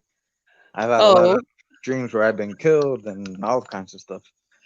Um, but it's funny now that you mentioned that. Like I used to dream a lot more than I do now, and I don't know if that's a good thing or bad thing, or maybe I just have less memory of what I dream. I don't know which one it is. Because sometimes you dream and you forget immediately when you wake up. It's a certain level of sleep. You may be have had a better sleep than a dreaming sleep because it's a deeper level when you're not dreaming, isn't it? Yeah. Actually, I when you're dreaming, it's a deeper level. Well, let me put it this way: if you don't dream, supposing that you are remembering, because there, like I said, there is a possibility that you forget. But let's say you do remember, but you remember that you don't dream anything. That's the lowest level of dreaming. Then the next level is dreaming, whether it's good or bad things. And then the last level of dreaming is where you have lucid dreams, which is where you control your dream. Yeah, yeah. Have you ever done that? I've been able to do that. I don't practice it, but I've been able to do that randomly, like not trying Okay. to. So like I've had a lucid dream and then I realize it and then I Yeah. control it from there. But I haven't gone to sleep with the purpose of doing that. I've had lucid dreams, but I haven't thought about controlling it within the dream. So missed opportunities there. Yeah, whenever you are dreaming and you notice that you're like, okay, I'm in a dream. Like once you have that thought that you know you're in a dream, then you can do whatever you want. But you have to realize it. If you're not realizing it, if that thought doesn't pop into your mind, then you can't control it. But the moment you're in your dream and you're like, hey, I like this dream or I'm in this dream or whatever, if you have that thought, from then on, you could do whatever you want. But it's still only a dream. Most likely, there's different theories saying that you're participating in another life, in another dimension. Um, I don't know the answer to that. Again, it could be both. You could be just dreaming, or you could be tapping into another reality. Yeah. Who's to say? You you're probably the last person that I'm going to listen to because I told you, didn't I, at the start of the thing, that I've just made the decision yesterday that I'm not listening to anything else because it's too conflicting, too confusing, too, it can't all be right. I thought, well, it can't all be right. All these people making money on YouTube with thousands of subscribers peddling lies a lot of the time. I just, yeah, I thought, no, I got better things to do with my time. But I'm glad I came on and heard you, though. I'm not belittling what you're Well, saying, by the way. But I'll tell you this. First of all, I don't have many subscribers, and even if I did, I would not charge a single no, I dime. know, I know you did. I know you don't. I saw that. I know you No, don't. and I wouldn't. Even if I had 500,000, I won't, because I got this information freely, and I shall give it freely, and I am super stuck on that. That's that's the least point. But I'll tell you this, and I know it's gonna sound egotistic, but you may say that, but that's not true. You're lying to me and to yourself, because if you got into this point of listening to so many things, it's because you're being guided to learn these things, and thus you will not go back to not wanting to. You may try, but you're gonna want to learn again and again. Why? Because it's already instilled in you. It's your purpose. Yeah, but the thing is, though, but even then, they still can't all be useful, can they? How if it's not true, like say if your version is right, absolutely true, well, the other versions can't be. So what's the point of learning them? Well, it's gonna sound crazy again. I mean, speaking the truth is crazy. Um, like I said earlier, there is no complete lie. Every single thing is a version of the truth, and thus everything has its value.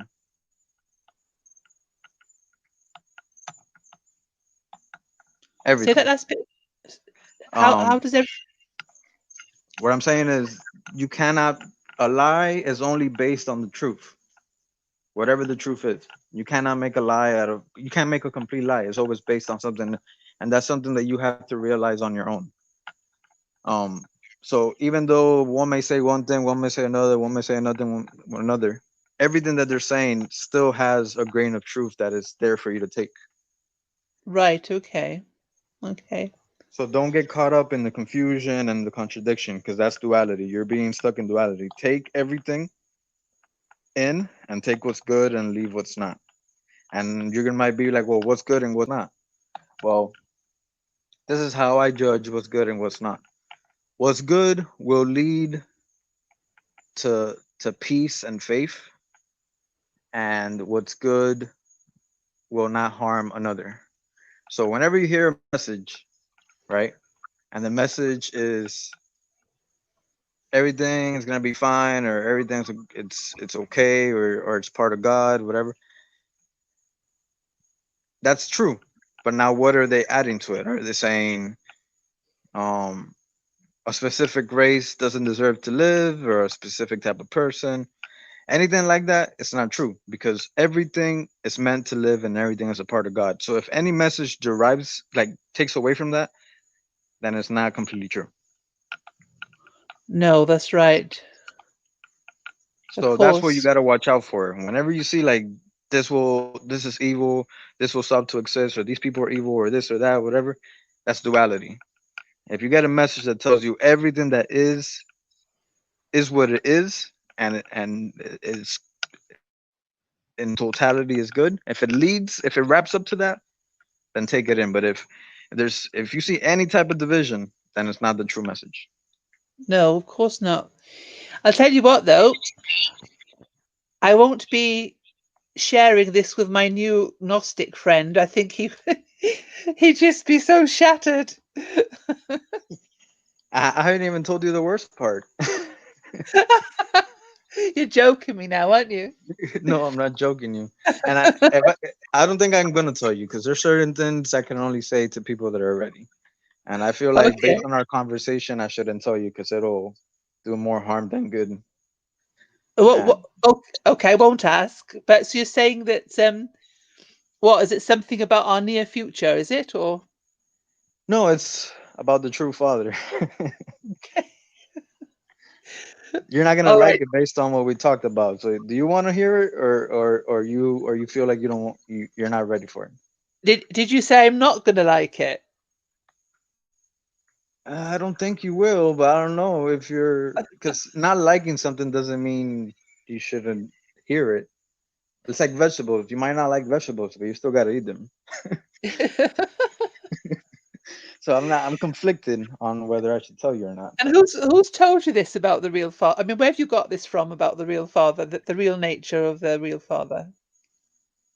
Like I said earlier, it's Inside. basically, yes, it comes from inside, but it comes from inside by searching. How you Mm. get how you get this is you search everything, right?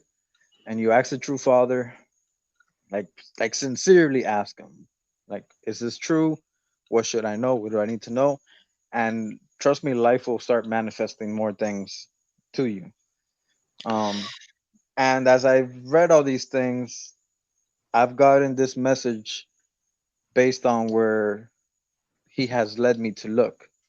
So it doesn't come completely from the Bible, it doesn't come completely from the Quran, or from the Buddhist, or from the Gnostics. It comes from a collection of everything that put together that the true Father has led me to. If there's, it's so hard to explain. But how? Okay, so you know this. So how do you feel about it?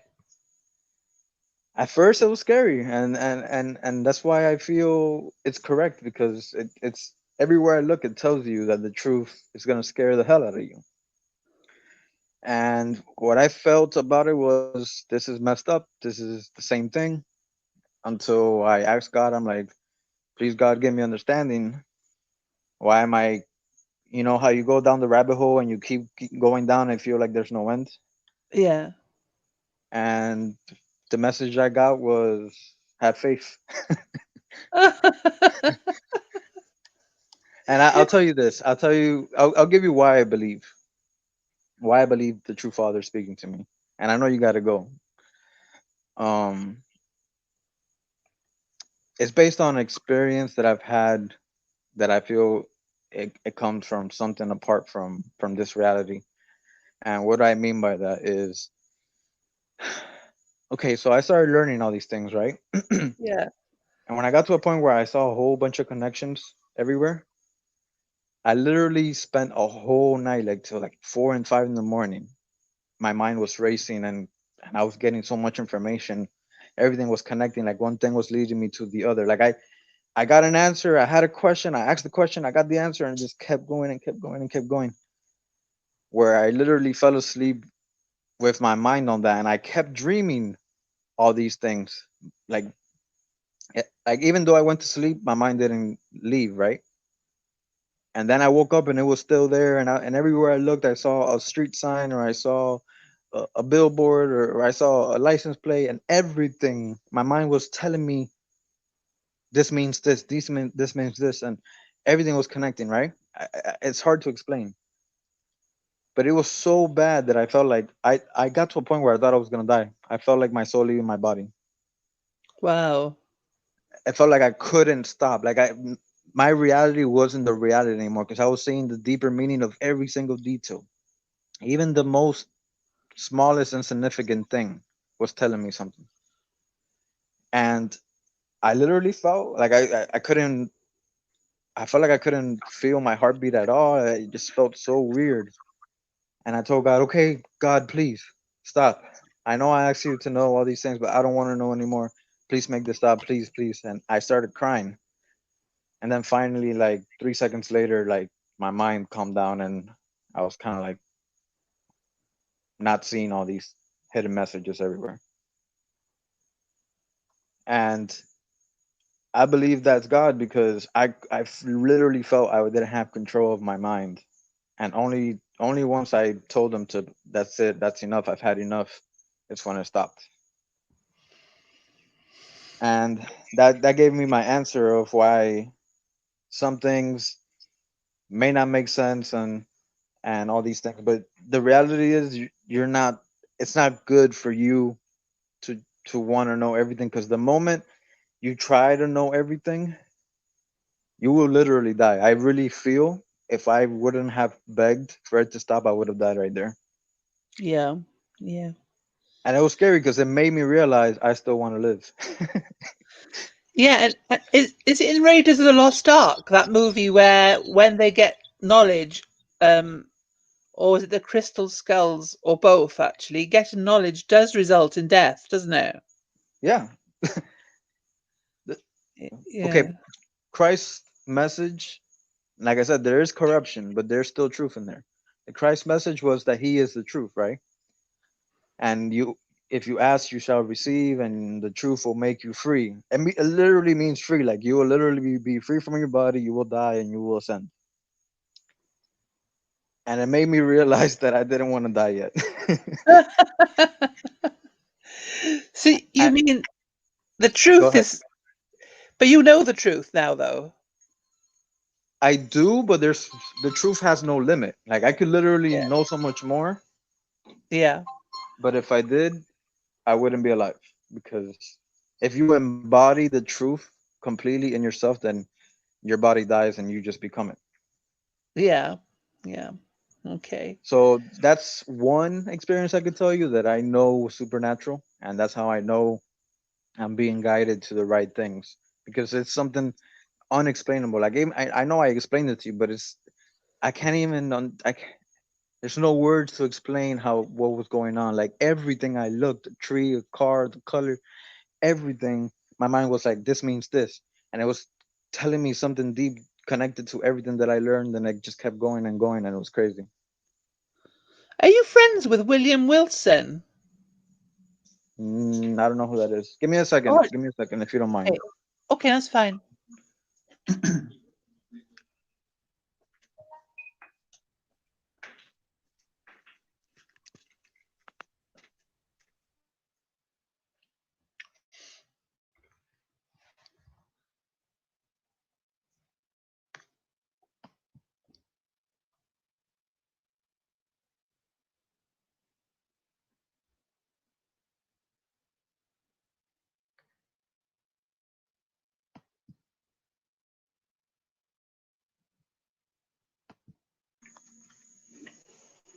No, I don't know who that is. Why? No, so no, only because he replied in the same where where I messaged you and you messaged back. Just he was just saying because he's answered a query I had before somewhere else actually. he just says about it's not important. He just says when I said to you about oh what word did I use? Oh, that's why we're talking now because of my question. Oh, William Wilson just said about when the apostles said these are the words of the living Jesus. He just said in a court of law that's called hearsay, but you don't know him. Well, what he was trying to say is, if I tell you, uh, I don't know, somebody told me this, then it's not provable because I'm just telling you what somebody told me. Oh no, I know what that means. That's another thing is those Matthew, Mark, Luke, and John, in fact, um did they believe that they had a godlike person with them, or is that just all random names given to Right. as a way of putting the story across? If you could ask the question again, because I'm not sure I understood the question. Well, Matthew, Mark, Luke, and John, were they real? And did they Okay. believe? Did they truly think that they had um, the word that was that made flesh and all that sort of thing? um, if they were real, I can't tell you. Like I said, I'm not gonna lie, I can't tell you. But the point is, it doesn't matter if they're real or not. What matters if the words spoken connect with the reality of spirit. That's what matters. Number one, and number two, based on the Bible, did they know everything? No. Even when Jesus died, they still didn't understand everything, and that's plainly in your Bible. Oh no, I didn't mean that. No, I know they didn't understand everything, but whether they and so I think that goes back to a question I asked earlier. So he was a reptilian, you're saying, um, but he was there for what reason was he there for? Well, like I said earlier, the And archons are not really evil. okay, um, so was they're he just trying to doing offer? Was he they're trying to doing what offer? they're doing what they're supposed to do. So even if he was of the bloodline of the archons, he's there. The point of the archons is to give you duality, and you need to use that duality to understand reality. Okay, but because you said a really succinct thing there about what is said that relates to spirit. So was that Archon trying to give us a glimpse of spirit then through those teachings? Yeah, because remember, the archons are the masters of the wheel, right? And Yeah. the wheel has levels. The golden age that's being talked about in the Bible, um, there will be more knowledge of the spirit. So as time goes on, the gatekeepers give you more info. Does that answer your question? I'm not sure if I'm answering your question. Yeah, I think so. But I think in this time that we're in now, the gatekeepers aren't. They're for They centuries are. now. Are Okay, they? look, duality is functioning in a balance, correct? hmm So yes, they're trying to imprison you, right? They're trying to cut off the connection with spirit, right? But at the same time as they're doing that, they are revealing the truth to you. hmm Yeah, So when you say the archons are not trying to do that, well, they are, and they're doing it by revealing themselves. yeah. But Go ahead. Go ahead. for centuries, though, people have been deceived again and again. The people that, like even the Christian mystics, who'd spend all day in prayer, they were being deceived, weren't they? Um, Even then. that you're always gonna be deceived because there's always duality. But at the Mm. same time, the deception reveals the truth. Does that make it clear? Yeah, yeah. So so let me see how do I put this to make it more clear.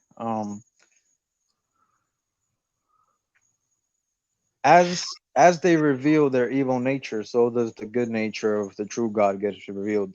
through their actions. Okay, okay. There's a song. There's a title of a song comes to mind. Do you want the truth or something beautiful? Exactly. That's quite a decision to make. I think I prefer something beautiful, actually. Well, and I don't mean this in an offensive way. If you prefer that, um, that just speaks on, the level that you're on right now. Um, That's no, but that I was going to carry on and say, but that is deception. The something beautiful is deception, isn't it, in itself? yeah, because the deception is that truth is what's beautiful, and what seems beautiful isn't the truth. Yes, yes, yes. There's the Romantic poets spoke about it as well. I forget which one. Well, they probably all did, to be honest with you. About well, it's the highest thing. It's higher than love. Truth is the highest thing, isn't it, to aspire to? Yeah. People think that love is just what's good for you in that moment, but actually love is what's good for everything. Yeah, yeah. So like what's good to you that you might consider love might not be love to someone else. No, that's right. But truth is unambiguous. Yes, but this is the best part of the New Testament. Like I said, there's truth and there's lies, right? So Yeah. I'm gonna give you the key, and I found this key a long time ago. I just didn't use it for a while. I'm gonna give you the key of understanding spirit. Okay, Okay. give me a second. Okay. You got to find it. Well, I know it. I know it in my heart, but I don't know the words verbatim, and I want to give you the exact words. Okay. No, I was having a joke with you that you had to get it out your pocket or something. Oh, I have to search for it because I want to get the exact verbiage. I could tell you the gist of it, but it wouldn't do it justice. Okay.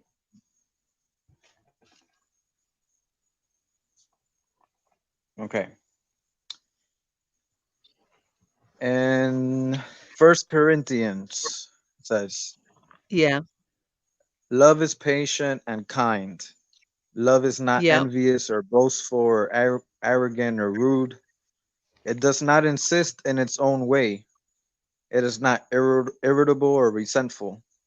It does not rejoice in wrongdoing, but rejoices in the truth. Love never ends." So, if you really want love, which is the truth, you need to be patient and kind. You cannot be boasting or arrogant, and you cannot insist that the truth is what you want it to be. Okay? Yep. So, patient, kind, not envious, boastful, arrogant, or rude. Now, take whatever people tell you and whatever's in the Bible, whatever's in any religious book. And if you read anything that is not patient or kind, or if it's boastful or arrogant or rude, or it insists in its own way, like my way is the highway, if you read anything like that, then that's not from the true Father. No, and that completely resonates, all those things, because that's something that's been happening recently, even though I've always looked for, you know, the higher things, I suppose, is no, I'm not boasting and saying that, but I mean that's just been the sort of part of my personality, I suppose. But more recently, I've completely had zero tolerance attitude towards having anything to do with anything like that. You know, I just absolutely don't want to hear about any of those or anything coming from that sort of. I know that's being judgmental. I know you're going to call me out now and say I'm being judgmental, but that's the sort of feeling that has actually come in, is to make sure not to have any contacts, experience, anything at all that I suppose I And can that's what see. that's what love waxing cold means. Yeah, now hang on a minute, let me continue. I can see the I can see more easily where that's going to come from. So Exactly. so you're saying then to be avoiding it is love waxing cold, is it? Yes. If you avoid any of these things because you don't agree with it, or you think there's a better way, or whatever, then your love Not, is waxing cold. yeah, not agreeing with it. That's right. Yeah, yeah. Or feeling, it's the feeling it gives me. You know, like you get an intuitive feeling in your stomach for good, or well, more for bad than for good. I think it's a nicer feeling when the intuition's for good, isn't it? But you get a Yes. kind of a thing in your solar plexus. So it's those things, the things where I get a feeling in my solar plexus. I think, right, okay, I'm going to do everything I can not to have anything to do with that. So you're saying that's love waxing cold. So what does that You want mean? you wanna notice something? What's Yeah, Since you mentioned the solar plexus chakra, yeah. what's above the solar plexus? Heart. Okay. Now, if you Gland. read the Bible, right? I'm gonna speak of the Bible because it's the one that I'm most knowledgeable in. Yeah. The Bible says the heart is the most deceiving thing, and then it also says that the mind of God will be placed in your heart and the laws. So what are you getting there? The heart is a very divided thing. Hang on, you said deceiving thing. Which one is it? Oh, it's both. Oh, okay. What I'm trying to get is that the heart has both abilities. It has the ability to deceive you and it has the ability to receive the truth. Yes. Yeah. And if you're gonna go from down to up, the lower part of the heart is first. So when the energy from the solar plexus comes in, right, Yeah. it's gonna first come to deceive. But if you see past the deception, then you could get the truth placed in your heart, and then you go up Okay. to, then you could speak it with your throat chakra. Okay. But then that's already confusing because I wouldn't want to talk about those things that I'm avoiding. Exactly, and that's bad because the energy is only going to the half part of your heart chakra. You need to Okay. allow it to go higher, and that's by So putting away your way and looking at it in the way of what love actually means.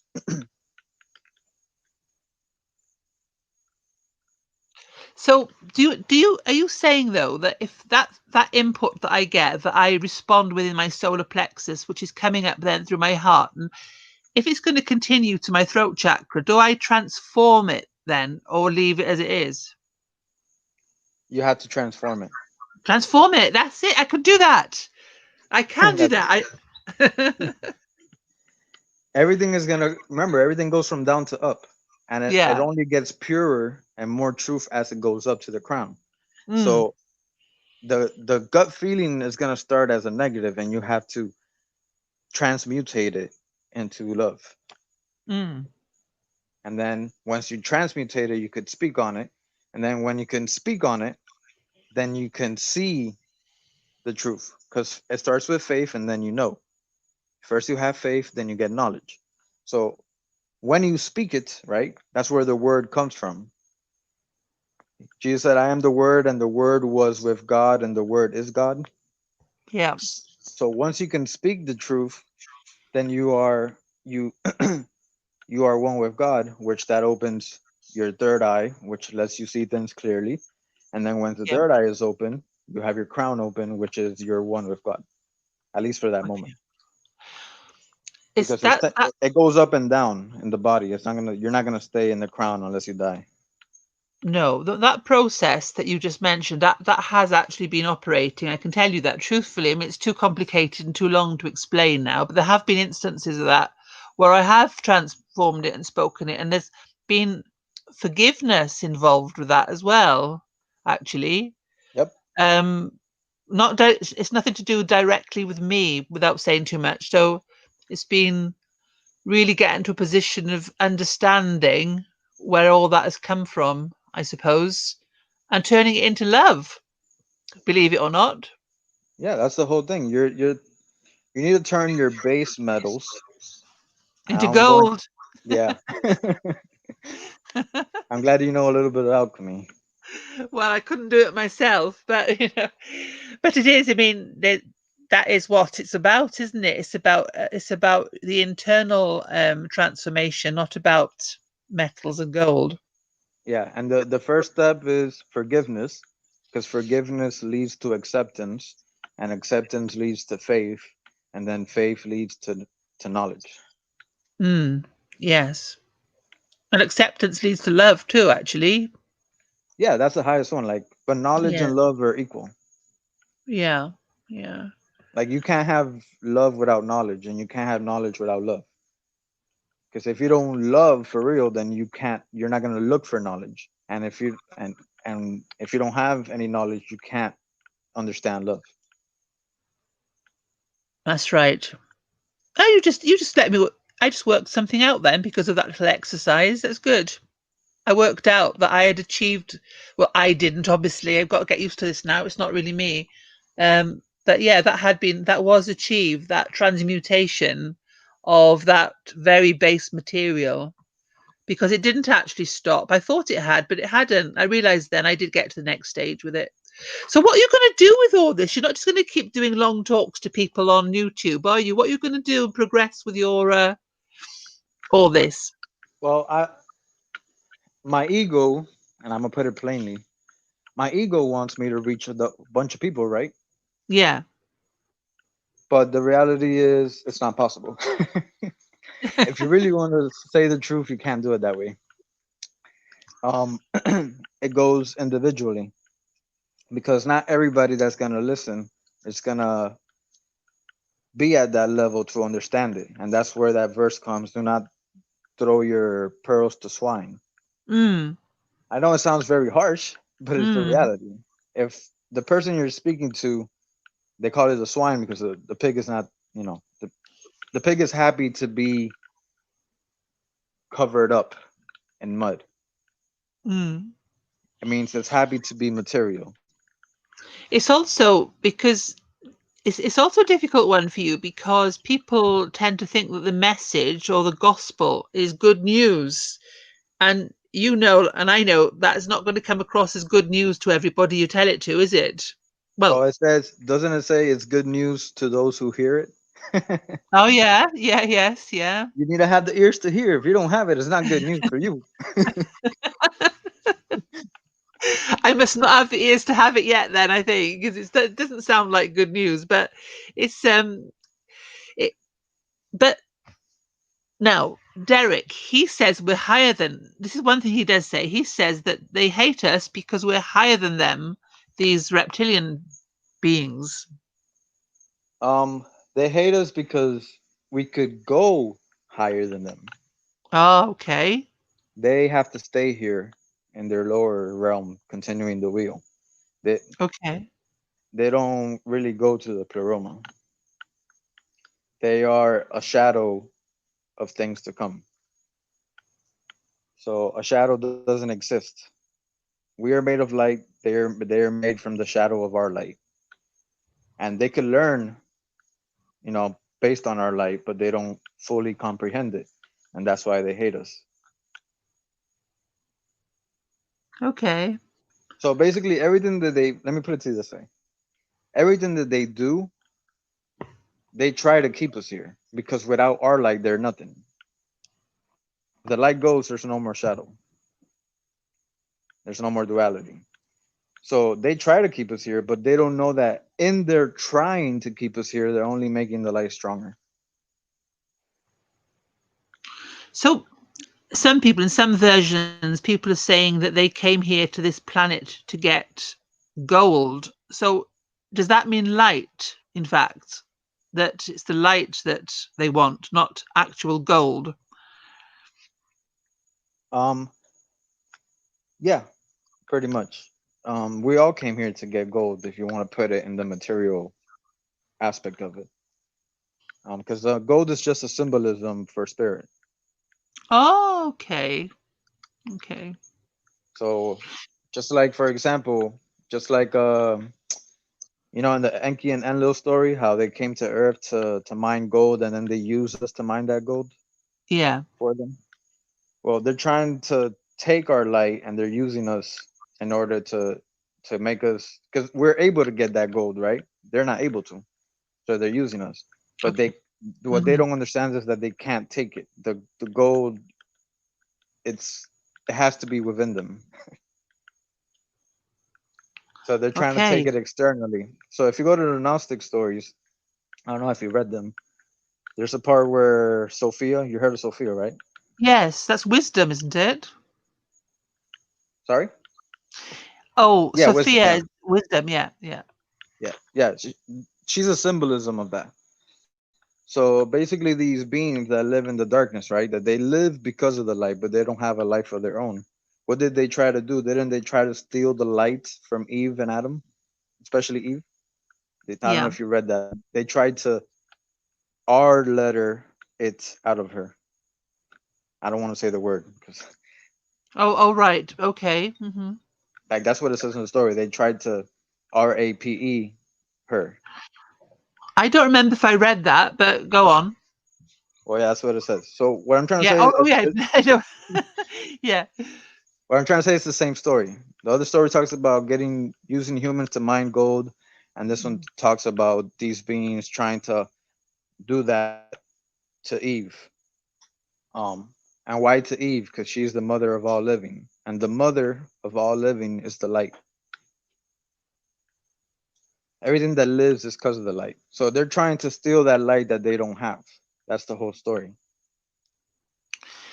What I heard about, I think it might have been the Cathars, is that they didn't really like having kids because they thought that they were stealing the light, but that, oh, they were imprisoning the light. Sorry, did you hear about that?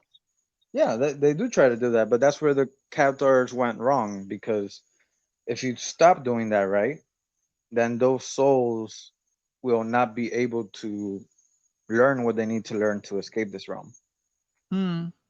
And even if they did, it wouldn't matter because if they die, the soul is still going to get placed in another body, whether they have kids or not. Yeah. So what I'm trying to get at is don't take anything like the Cathars, the Gnostics, the Bible. Don't take everything as full truth. They all have a truth, but they were all still stuck in duality. And now I know that sounds messed up. It sounds like I'm saying, "Oh, I'm not stuck," and they were stuck. But I'm not the only one that knows this. It's just very few people, and this knowledge was only it's only available at this certain time. Hmm. That's why you said all hidden things will be revealed, but it's all revealed slowly through time. It's not all revealed all at once. All at once, sorry. Hmm. And now Derek says that Paul, the Apostle Paul, is um, well, kind of dark, as a demon or dark side or something. But he said that he wrote Corinthians and so on. What do you make of Paul? As I went through my journey, I came to the same conclusion as he, and it's easy to see that conclusion. If you read what he says, because he talks about stealing and lying and a bunch of stuff. So Yeah, yeah, I could see that. But where I'm confused with Derek is he claims to believe in the Gnostics, right? yeah. But the Gnostics, according to history, were taught by Paul. They were or they weren't. Sorry. They were.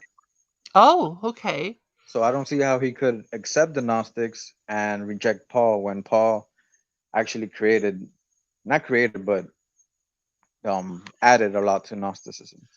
What I Um, do remember, a name I heard about, which is really when I first, one of the things that made me start thinking, oh, yeah, I really relate to that was Marcion. Have you heard of Marcion? yes, Because he was, although he didn't live at the same time as Paul, did he? But he really followed him. He was like, Paul was the most important person to him.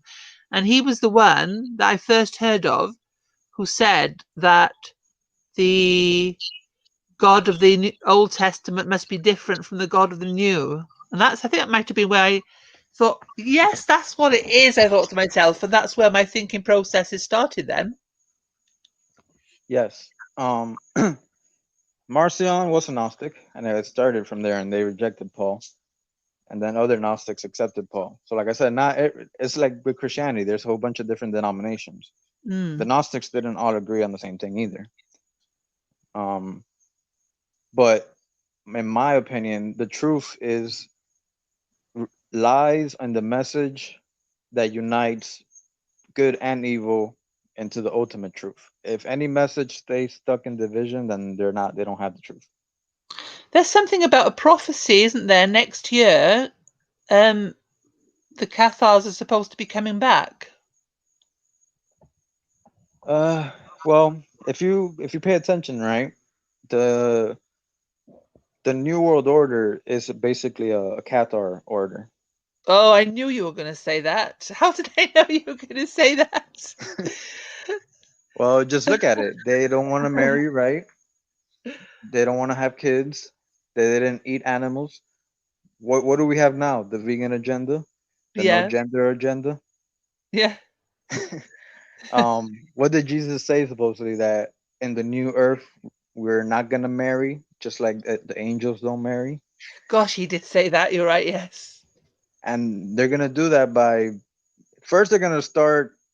Um, in my opinion, they're gonna start with basically removing sex from the human body, like being like androgynous with no no male membrane or Are they female. going? Are they going to remove the enjoyment as well? Yeah, they're gonna remove it, and then they're gonna after that the body is gonna start to break down, and then they're gonna have to do transhumanism, Oh which my is God. mixing with robots. Because Hmm. basically these shadow beings, these archons, they're trying to copy what it is to be in the pleroma, but they're bringing that into the material world. Mm-hmm. So they're trying to achieve what the spirit does and put it into a human body. Okay. Um, But and that's don't they realize that that's not possible? um, they don't because what does I know you're gonna be like, oh, but you said the Bible. Whenever I quote the Bible is what I believe is true about the Bible. Let me just make that clear. Yeah. So the Bible says that the light came and dwelled among men, and the darkness did not comprehend it. So these dark beings, they don't understand that it's not possible. They're they're they're they're arrogant in their way, and they're trying to make the pleroma here like that you can't leave, and they still exist. So even if they could achieve it, um, they're not gonna be able to achieve it for long because you cannot. Once they do that, they'll destroy the balance that the true Father created in this realm, Yeah. Yeah. and then that's just gonna cause destruction, and that's why the wheel starts all over. They don't start the wheel all over. The true Father restarts it because they're trying to make the pleroma down here, and it's impossible. The laws of the true Father prevent it. So they could try to make humans immortal and make them like spiritual beings, but then they're always gonna eventually die, and the earth is gonna die with it because our energy is synchronized with the earth. So if our energy stops being synchronized with the earth starts destructing itself. So you're saying that, are you also saying then that the reset is done by the father, not by them? They're trying to do the reset, and then the father has his own reset. Oh, is that every time, is it? Every time. It's Okay. remember the key word is as above, so below. So it can't happen just in one place. It happens in both places simultaneously. So they don't want the earth to be destroyed. That's not their agenda. They want to make the change to humanity, but the father will destroy the planet instead, you're saying? Yeah, because okay, these beings they they could only make this reality out of God.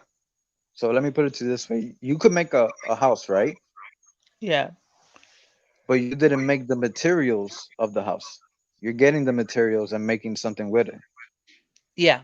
Everything that exists is from the true Father. So they're trying to get the energies of the true Father and create something new, right? But it's not really there. So once they use the materials of the true Father out of like away from the purpose of the true Father, it stops functioning. because I don't know how to explain it. Let me see.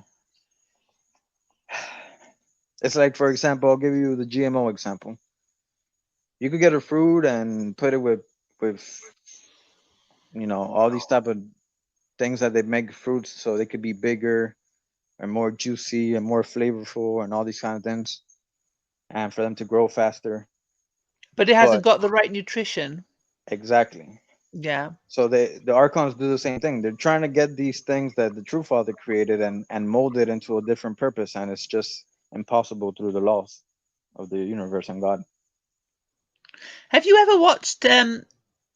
I can see that you're quite young, and have you seen the Japanese anime called Naruto? No, I haven't. Never seen that. I love that series. I watched it with someone younger, and it's gorgeous. And but no, it's just that there's a sequel to it, and in the sequel, which we're watching at the moment, they're dealing with this idea of like genetically modified beings and the conversations that it's very, very moving actually. But of course, in real life, it wouldn't be like that, I suppose. But it's just one angle on it, isn't it? Really, it's very moving. The way that they aspire to be true humans. Well, it's going the other way. They're already genetically modified, but they want to be properly human. That's right. I haven't seen it, so it's hard for me to grasp, what you're talking about. No, you can't Um, grasp it. No, it's just the one we saw like a few days ago, and we were both like, oh. But of course, but it's not like that at all. It's just someone's imagination. basically, all these archons, they're they want to get the truth of the true Father And they're not going to and get it. make that truth into a physical reality, Mm. and it's impossible. No matter how much technology they could get, the So they only obviously way to haven't, be eternal is to be one with the Father, which is eternal. Eternal will never be here, no matter what they do. because they obviously have never learned that phrase, be the change that you want to see. Exactly, they're trying to change the exterior instead of themselves, Yes. but they Yeah. can't though, and I- believe it or not, that's the sad part. Like they're actually stuck like that. Um, Yes. but it's because they're rejecting their purpose. They're stuck in duality. They don't see that their purpose, them being a shadow, them doing all these things, they don't see that that's actually a part of God. They don't recognize themselves. They don't know themselves, and thus they do all these things. No. Trouble with what you're saying is you do sound really authoritative, I know people tell me that, and I hate it. I hate that I Sorry. sound like that, but no, it's okay. It's not the first time, and it won't be the last time. And I know that's why people don't want to listen a lot of times. But when you feel passionate and you feel it inside, there's no other way to talk. No, of course not. If No, but I not, mean, it's I would be talking doubtfully. And what good would that do you or me if I doubt what I'm saying? yeah. I mean, it's amazing that you really do feel so passionate, and that that it's given you this purpose to try and tell people and everything. Um, Is yeah. that if people don't realize this, they will fall for the deception because they Is live that like it's gonna look a lot like heaven here. They're literally gonna try to make it, and people will think that that's part of God's plan. But until they realize that they have to relinquish all attachments to anything physical and individual, then it's not the true purpose.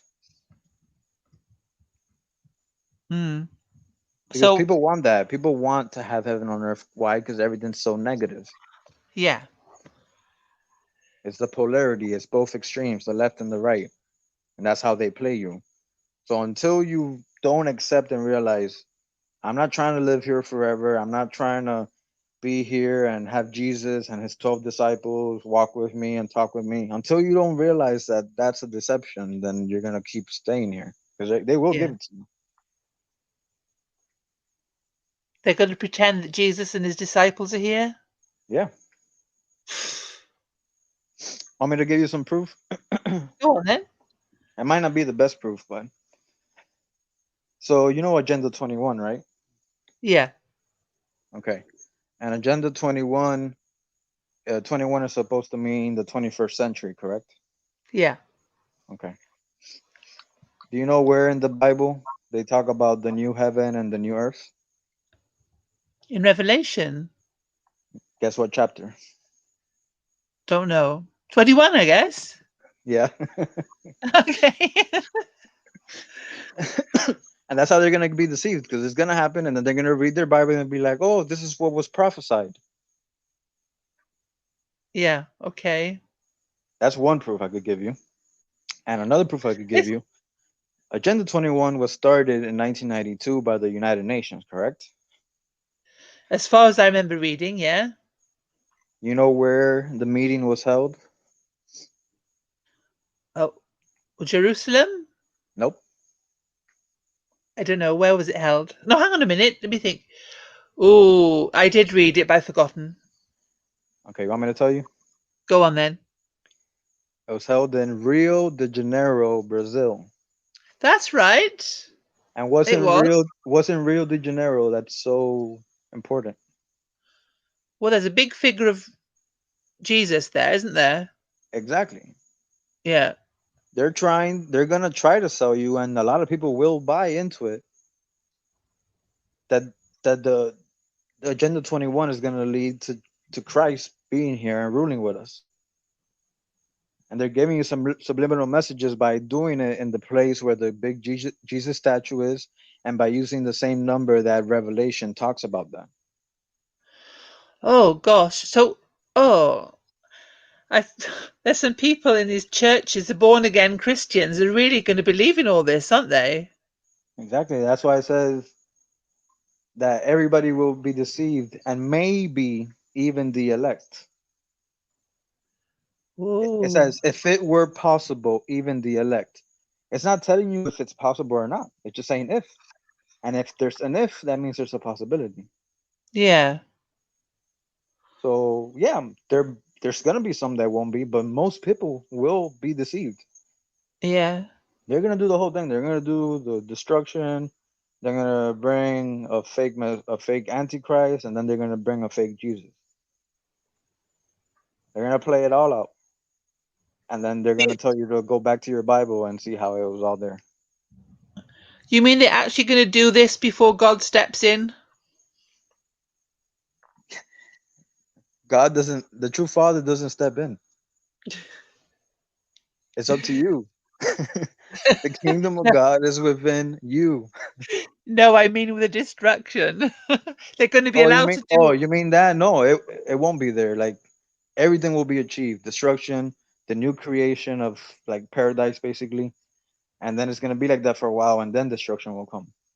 Okie dokie. Oh So people are crumbs. actually gonna live through the so called new heaven. And how long is that going to last for? See, those type of questions I can't answer. I'm not even gonna lie.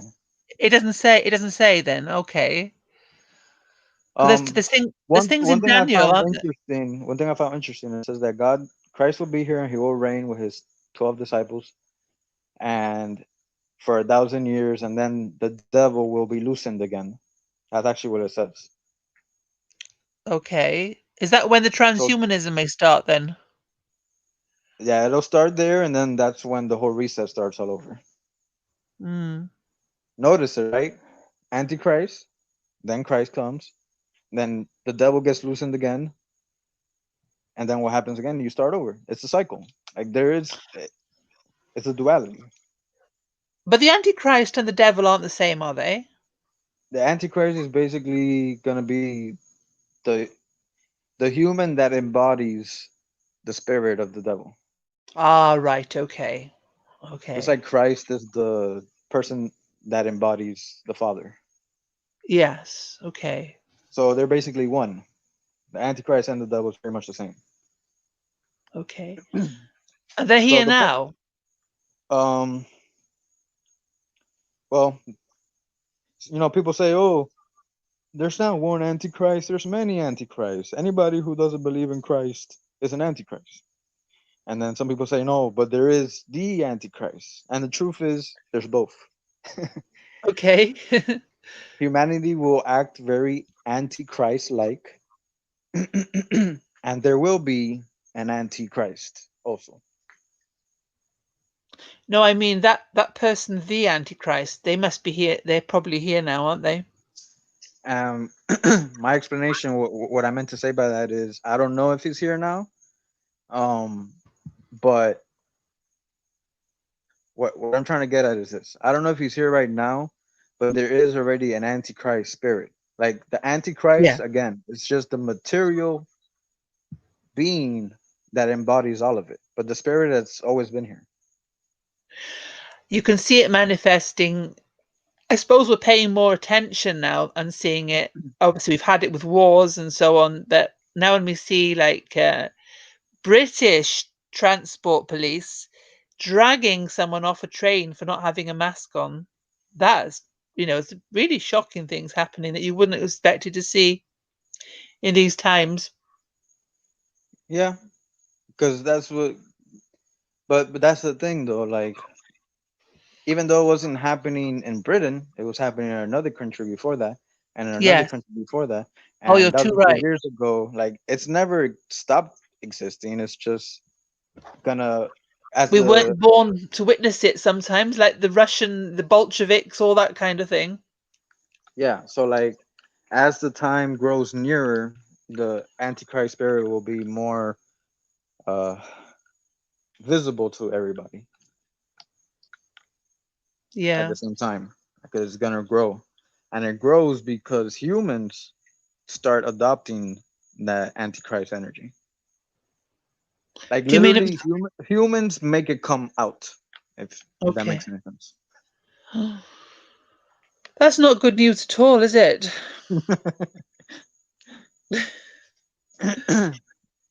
The good news is you're not gonna. There is a way out of this cycle and go to the place where there's peace, and that's with the Father Faith.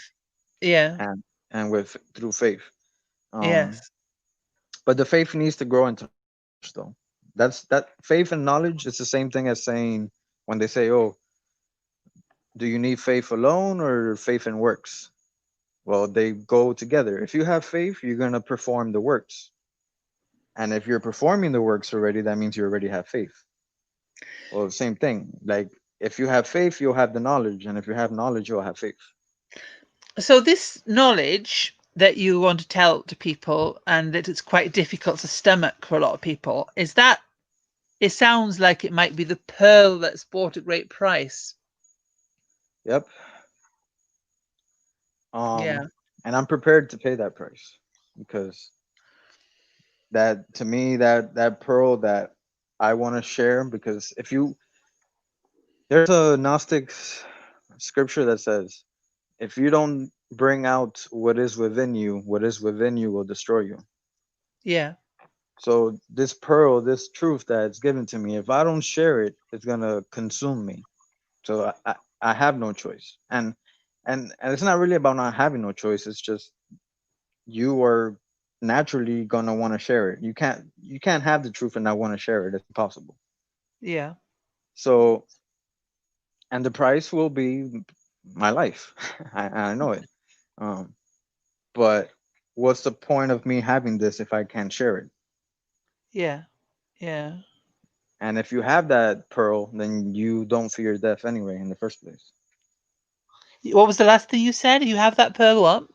If you have that pearl, then you don't fear death anyway, No. No. because you know there's more to it.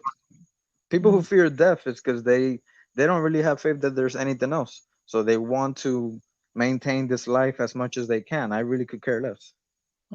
I don't fear it. I've never feared it, even if you were telling me that there was nothing at all, just oblivion. I still wouldn't fear it. In fact, that'd be easier in a way, I think.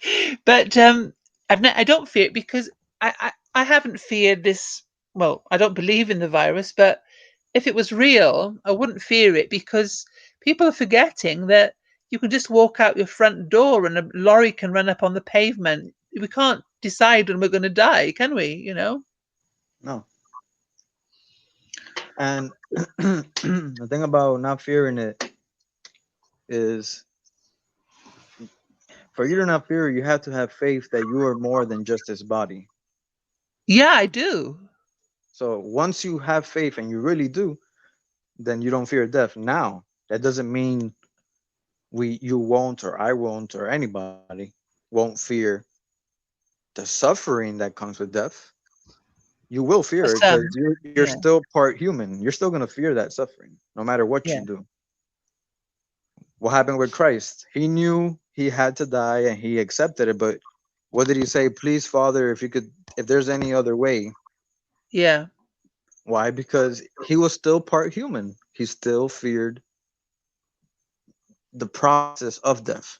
Don't fear death itself, but the process of death is scary. Yeah, but we don't tend to anticipate that though. What the people that don't want to die, they're not thinking about how painful it's going to be. They're thinking about not being here anymore.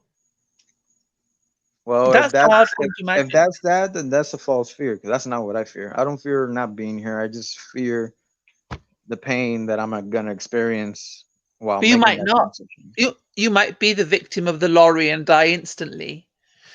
You don't know, do you, how it's going to be? Well, I'll tell you this though: when I had that experience with all this knowledge and I felt like I was dying, Mm. it still kind of hurt.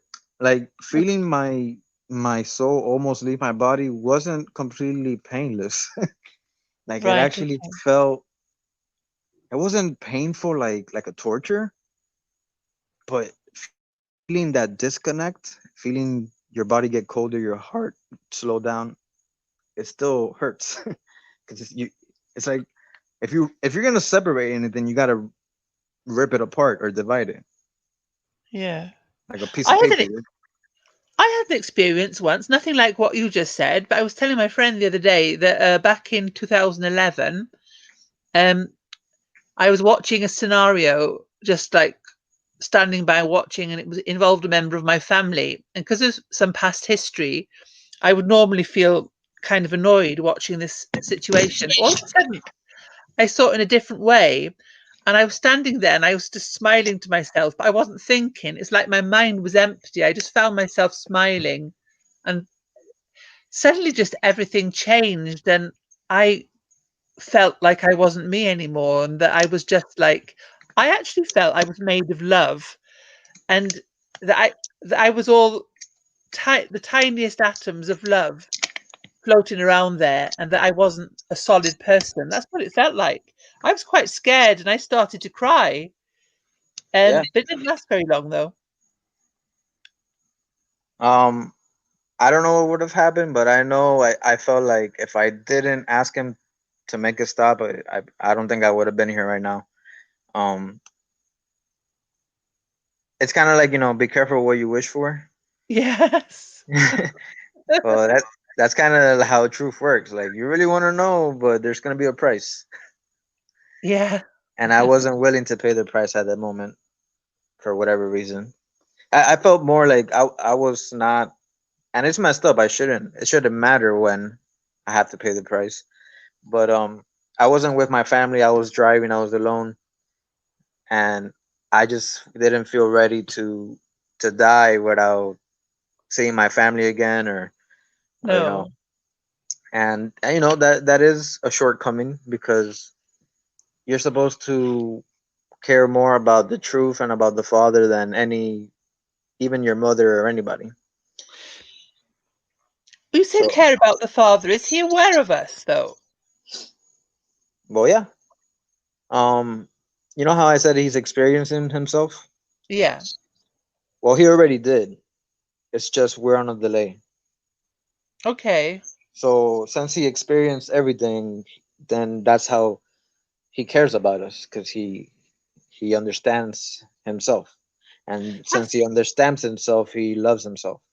that's interesting that you said we're on a delay because somebody suggested it may have been on this Greek channel as well that everything's already happened and that we're kind of in a time capsule here. Yeah, but But there is an end though. Like eventually all those souls will escape, and then once those souls that keep being recycled escape, like this whole existence just doesn't exist. What about quantum physics or quantum mechanics, though, that says that everything is happened in an instant and that maybe we're located at the singularity point of a black hole, so time is stretched out? Well, that's basically what I explained. Like God knew himself in an instant, but to us it feels like eternity. Ah, that's what you're saying. Yeah. Okay. And you might say, "Oh, well, that's science. That's not true, or that's not God, or whatever." Well, everything is God. So even the knowledge of science is the knowledge of God.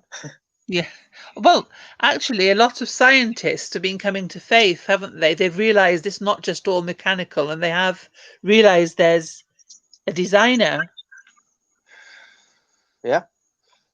If you can't come to that realization, then you're just not looking hard enough. No. And even Paul says you only have to look around, doesn't he? Sorry about that. You Yeah. okay Oh, there? yeah. I'm okay. I Sorry. said even you've got to stop smoking. Yeah, I know. um, even Paul, he said that he's basically saying you just got to look around to see that God that the Greeks had made a shrine to, the unknown God. You can see him all around. He was Oh saying yeah. that, wasn't he? He says it, and I think in the Old Testament also it says all creation is an image of God, or it or speaks of God, and that's because everything is God. So you can see God through everything if you really look deep enough. Yeah. And that's what was happening to me in that experience. I was seeing everything, how everything had to do with him, and it was crazy because I couldn't. My mind wasn't letting me process a street sign being a street sign. It was telling me this is God being manifested this way. It's hard to Yeah. explain because like I can't even remember all the thoughts. I know I had a crazy amount of thoughts, but he erased most of the memory and just left me the message. The message was I am everything. But the way he was breaking it down was it was making my brain go on an overload. Yeah, I can imagine that. The billions and billions and billions and billions of possible things that you could see him in.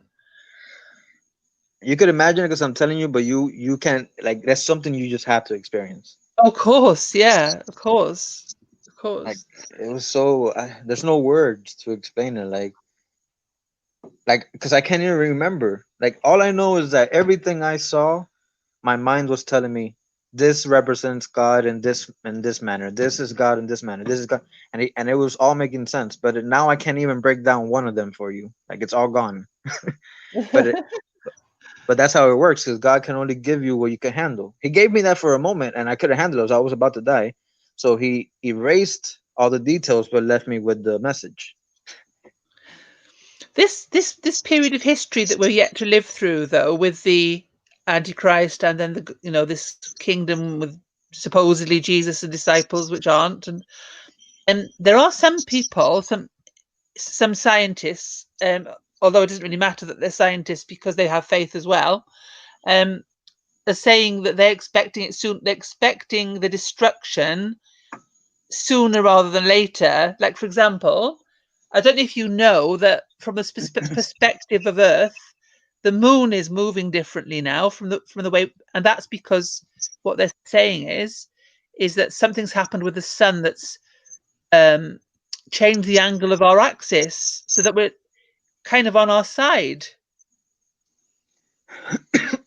Well, let me We let me.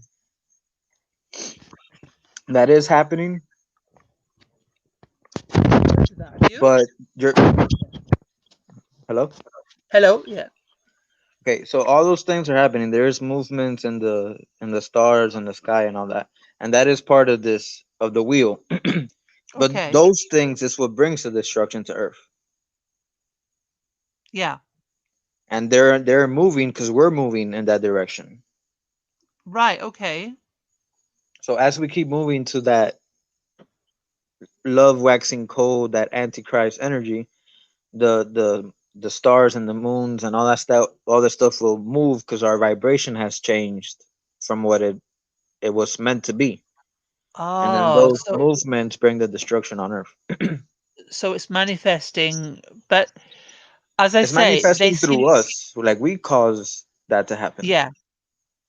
So these people, a couple of them are quite determined that this is going to happen very, very soon because of some electromagnetic stuff that's going on up there at the moment. Um, and they're watching it on, there's a screen you can see it all happening on as well. I think it's a NASA screen or something, and showing the electromagnetic. I'm not talking about 5G or anything like that now, but the, out there in space, that they seem to think that something's going to happen quite soon.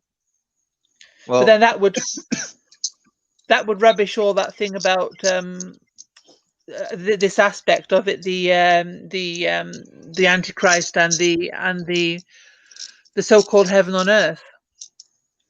well, just understand that the Antichrist and all these things are just uh polarities, energies within the duality.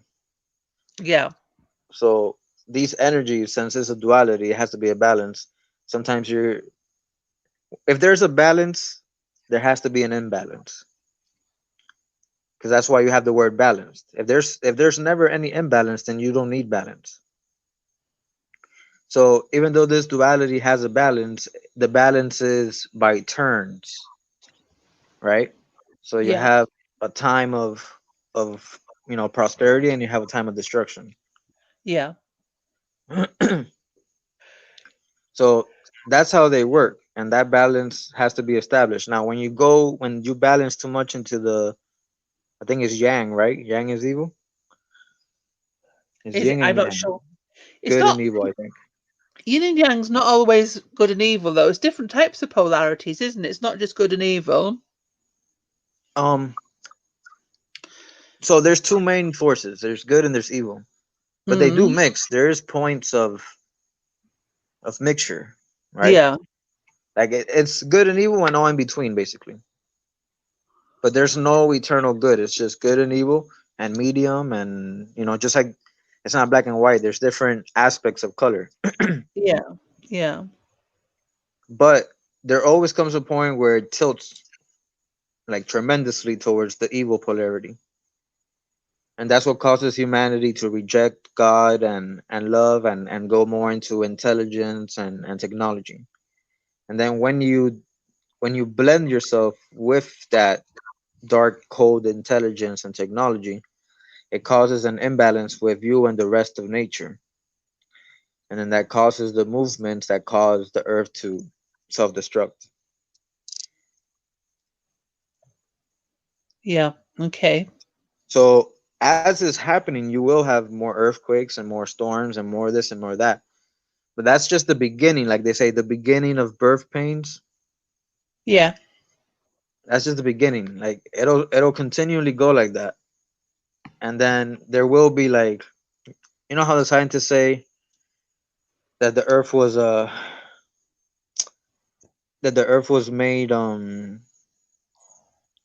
like by two rocks crashing together, and then the fire, and then through time other elements mixed in, and then slowly it became the earth. yes, yeah, yeah, It's the same thing. Like when our energy, and it will go down to the utmost extreme, it's away from God, something's gonna happen to the earth that's gonna start back over from like just being like a fireball. Like that's really the end of the reset. And then the yeah. earth starts going back together, and then the replenishing of the earth starts again. Right, okay. So you know how it also says people will call good evil and evil good. Yeah, So that's how it happens. As we enter that deep antichrist spirit, and we start turning away from God and going more into making eternal life here and being robotic, being like anything besides what you're meant to be, right? yeah, Once you start leading to that, then that destruction comes and it starts all over. But it always comes. And then when it starts over, it's almost like the Garden of Eden. Like trees will grow beautifully. You don't have to work. Like there's no extreme heat or no extreme storms. Why? Because it's a brand new energy. You know what I mean? And then as the humans start growing, then we interact with the energy of the new earth, and then we cause the change to start all over again. So those stolen children then are going to be kept in a spaceship until the replenishing starts, and then they come and they start it off. So I'm gonna tell you another thing that I've learned, right? It's gonna be a little difficult. There's only one thing, right? Only the spirit of God exists. Yeah, But then there's also two things when you have duality, right? yeah, And then from that duality, you get a lot of things in between. There's three, four, yeah, five, six, seven, eight, nine. That's why there's so many numbers. But it's primarily one and two, and I'll explain why. God is one, right? yeah, And when it first emanated, it created its polar opposite, right? And that's two. And yeah, from those two, from mother and father, everything else comes out. yeah, Just like from Adam and Eve, everything else comes out. So when you get that polarity and they both come out, then you also have to know everything is in pairs. Everything is starts with a first pair. So there's a minor reset and a greater reset. The devil came down on the earth since the beginning. The Antichrist will come out at the end. The light, Jesus was the first begotten, but then it comes again and it comes for a second coming. There's Cain, there's Abel, there's Jacob, there's Esau, there's the devil, there's God. It's always a pair. yes, yeah, So there's two resets. The reset is the first one that's gonna happen, right? And they take the children, right? So the children survive and then they replenish the earth that way, right? yeah, With the children that they kept. And because they're gonna mix them with technology, which is gonna allow them to be able to live in a toxic world, because the world is gonna be toxic. Like it won't be like now that you could just go outside and breathe. why will it be toxic? Because it'll be like the start of Earth when it was gases and whatnot. You mean, is it? It won't be completely like the start, but it'll be like before, like there's barely gonna be any trees or anything. That's why they have a seed bank. Okay. But the seed bank, they could only use the seed when it's ready, Oh, right? this is like no, this is like Noah's Ark, isn't it? Exact. Oh my God, you read my mind. I was about to say it. See, that's how I know we're connected, because I was about to give that example before you said it. But you thought of it before me, because literally when you said it is when I just started thinking about it. Yeah, it's amazing, isn't it? Yeah, but that's gonna take a while though, because that destruction was with water. This destruction comes with fire, Yeah. so it's not the same. It still took a while for the water to go down and the land to go back up, but the soil will be, it'll almost have no nutrients because of the fire. So like you won't be able to grow anything even if you had the seeds. And that's why they're printing food and making seeds and all this stuff, because they know they're not going to be able to eat from the earth at a certain point. Okay. So the first reset is that, and they keep some. But the final reset is the destruction of like the whole planet. Not only the Yeah. whole planet, just the whole reality. Like there will be no planets. Hmm. Now this is just a theory. I can't back this up. This part right now. I believe all these empty planets that are full of gas and or they're too hot or too cold or whatever.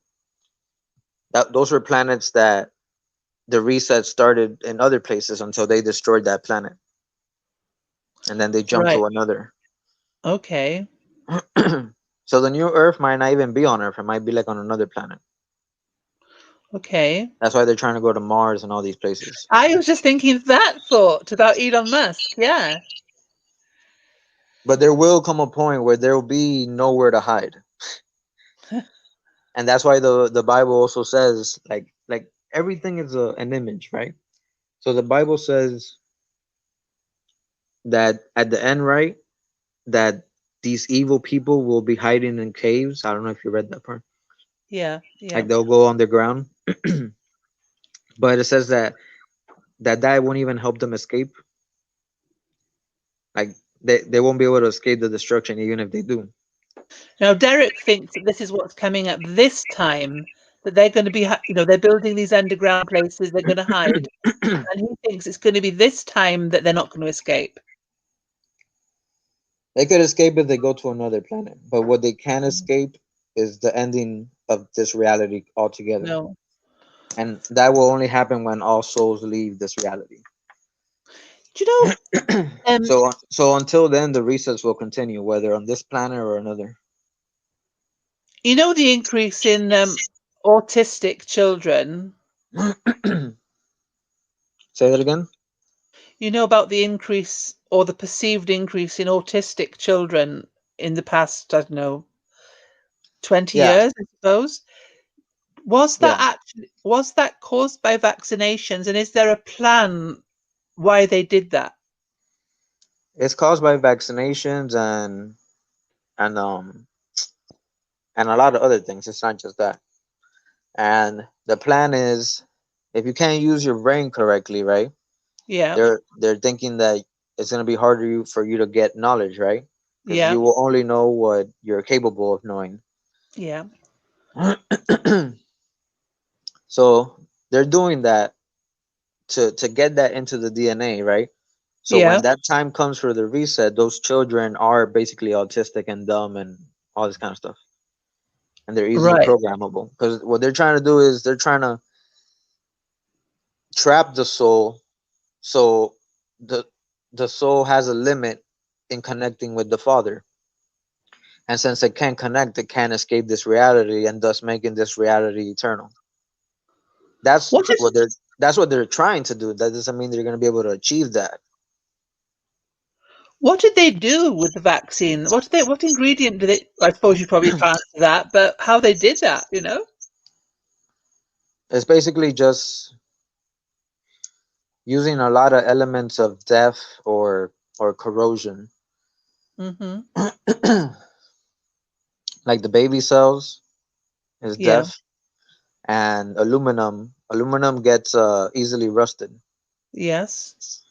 It's an element that rusts or causes things to rust. So they're trying to take these material elements in order to make your body stronger than your spirit, and thus entrapping it. Okay. So why is it that not everybody? Why is it that not all of a generation are like that? Did they just do it random amounts, or did they try to make everyone like that, or what happened? The problem they're having is the soul. if you have Oh, an because old if you have an old soul, right, yeah. that's learned a lot, your soul is stronger, and their material devices are not as effective. Okay. So they're doing two things. The ones that they could affect, they're trying to control them, and then the ones that they can affect, they're trying to destroy everything, so then when they get reborn, like all history was erased, Yeah. and Okay. then it makes it harder for you to come back to that. When you say the ones they think they can affect, they're trying to control them. How are they doing that? With media or? No, the yeah, with a bunch of things, but Mhm. the weaker souls, right, that easily controllable, um technology like TVs or microchips or all these things, it's easier to control its vibration because it has a weaker vibration. Right. Okay. And the ones that their soul is too connected to the true father, no material thing can affect it. So the only way they have is either you are too connected and you just escape this reality, or you're connected but not connected enough and you have to reincarnate. But then they have a slight advantage with the restart of reality and of time and history. Right. It's still not impossible, because if your spirit or your soul is still strong, you will internally connect to God even if you have no access to information of him. But that doesn't mean it won't be more difficult. Does that have to be innate or can that be learned? Everything is a pair, everything is two. It starts innately, and you have to learn along the way. Mm. You know what I mean? Like you'll never be born with full knowledge, because if you ever reach that full knowledge, then you just don't reincarnate anymore. So as long No. as you're reincarnating, you still don't have the full knowledge. So you still need to find things externally instead of completely internally. What you're saying makes an awful lot of sense, putting everything together. I have so many things, and trust me, I didn't get this overnight. It's 15 years of searching and learning and connecting with spiritual experiences. It's not like I just read something in a page or in a book. Like I said, if you're here, you're half human, half spirit, right? Yeah. So your learning comes both ways. You learn internally by your spirit, and you have to learn externally by the knowledge outside. You can't work one way. The moment you start working one way, if you only base everything you know externally and you don't listen to your spirit, you become antichrist spirit and you die. If you become too spiritual and you know everything, then you die and go to the pleroma. The point is, you're gonna die either way, but the difference is where you're going.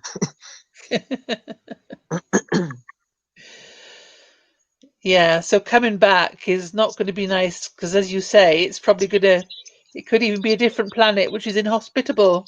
You'll probably, yeah, not only that, but you'll be born into a world where, like, probably the person that's gonna take care of you is probably gonna be a robot. Like, you won't even have a mother to breastfeed you and all that stuff. And but they're not going to remember anything of their past lives, are they?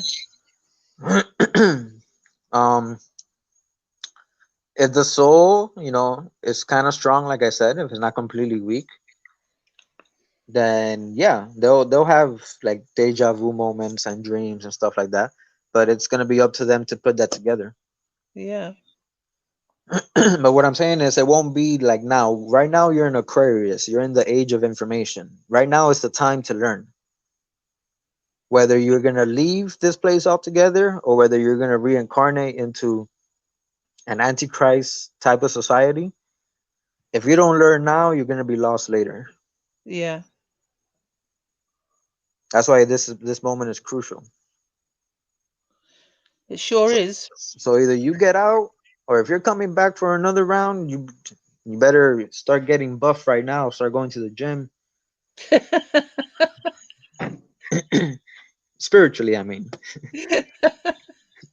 I was going to say, yeah, we're not going to have our bodies with us, are we? Not these ones, anyway. No, It's no. funny though, all the programming that's been showing this, like even Doctor Who. Have you heard of Doctor Who that we have over here? Yeah. That's done a lot of stuff to do with robots. A lot. Well, they're doing that because they think these archons. Remember, they're shadows. They're not in the light. They're highly intelligent, but not in spiritual ways. So what they're trying to gain is they're trying to somehow make humans survive a world with the antichrist vibration in it. So Yeah. that's why they're changing your DNA.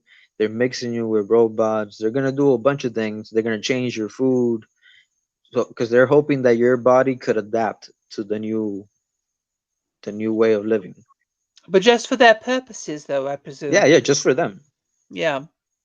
They they know once they change your vibration to antichrist, the world starts getting unbalanced, and there won't be no there'll be more death than life, right? The Yeah. world is gonna be like cold and lifeless basically. And right now your body's used to having fruits and this and that and all these things. So they're trying to change your body to make you almost robot like, where you don't need these things.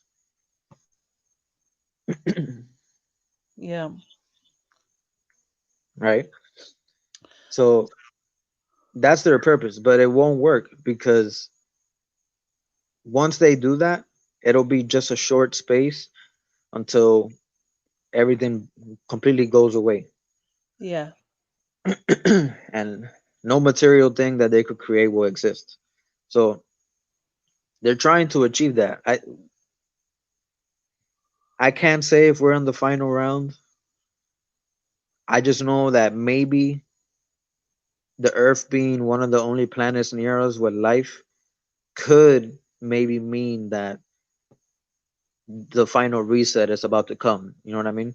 Yeah. I don't know. Like I Yeah. said, I don't know if they'll terraform Mars or if Mars, the water will unfreeze. I don't know. But if they ever get to achieve that point where humans are not human anymore, it'll all go away because they won't even be able to feed on us. You know what I No. mean? Because they feed off your energy. But if we're not giving that light off anymore, then they don't have no nutrient. Haven't they realized that? They don't. That's why I'm trying to explain to you. Like when the Bible says the light was in the world and the darkness did not understand it, or sorry, cannot comprehend it. It says cannot. It's not Yeah. it couldn't or it didn't. It's it can't. Yeah. It means they're really smart, like I said, to make technology to create things and all that.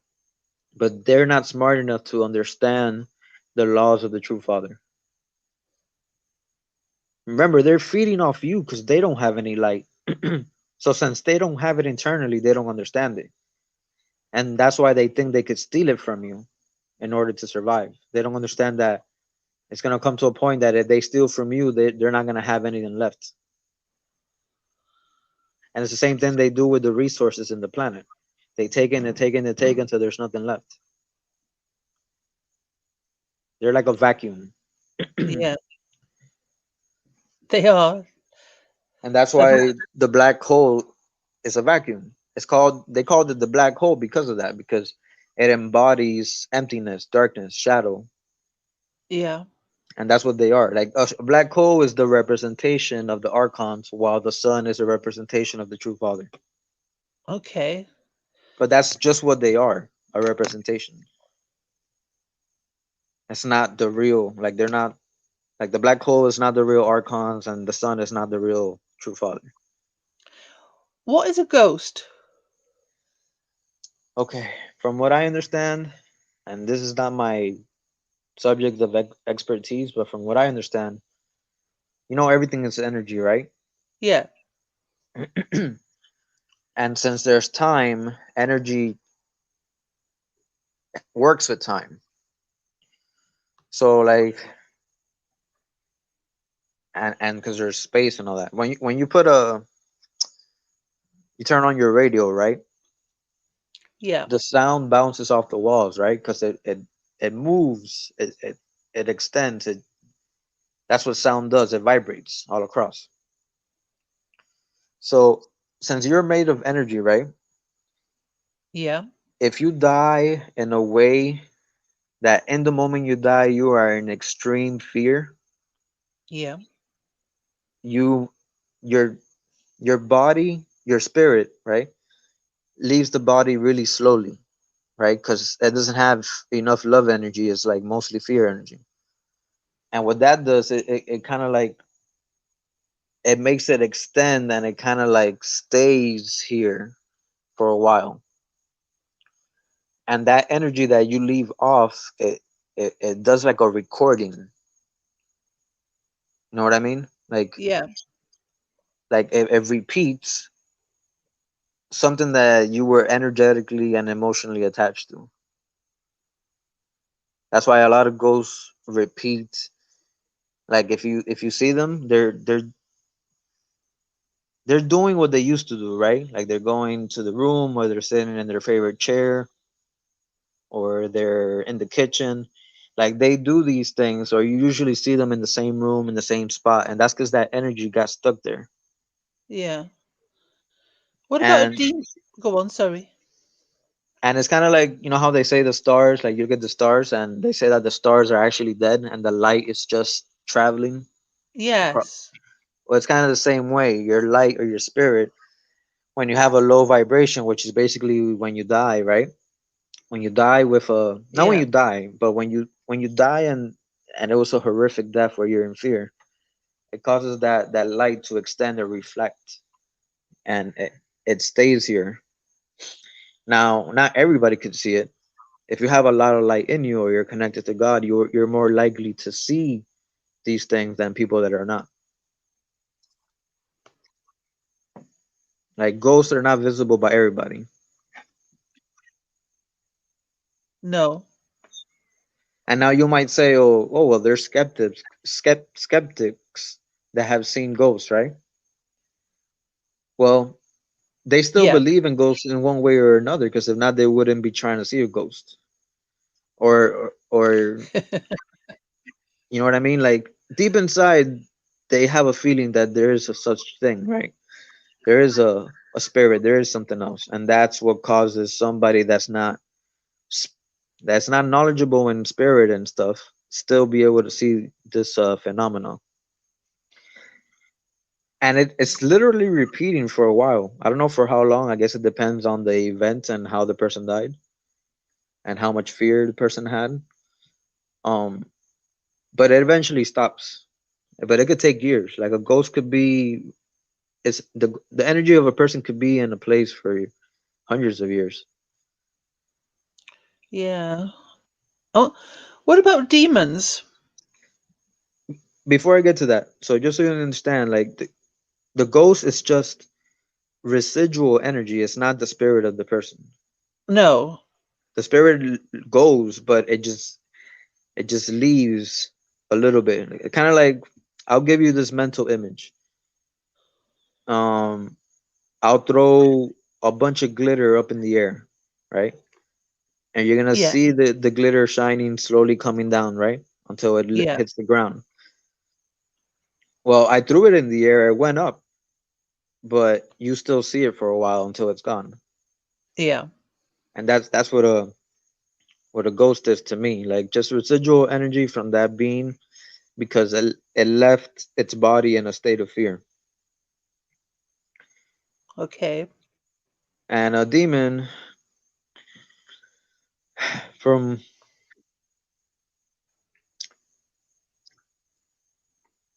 okay, so if you understand, you heard that the angels came and had sex with women, right?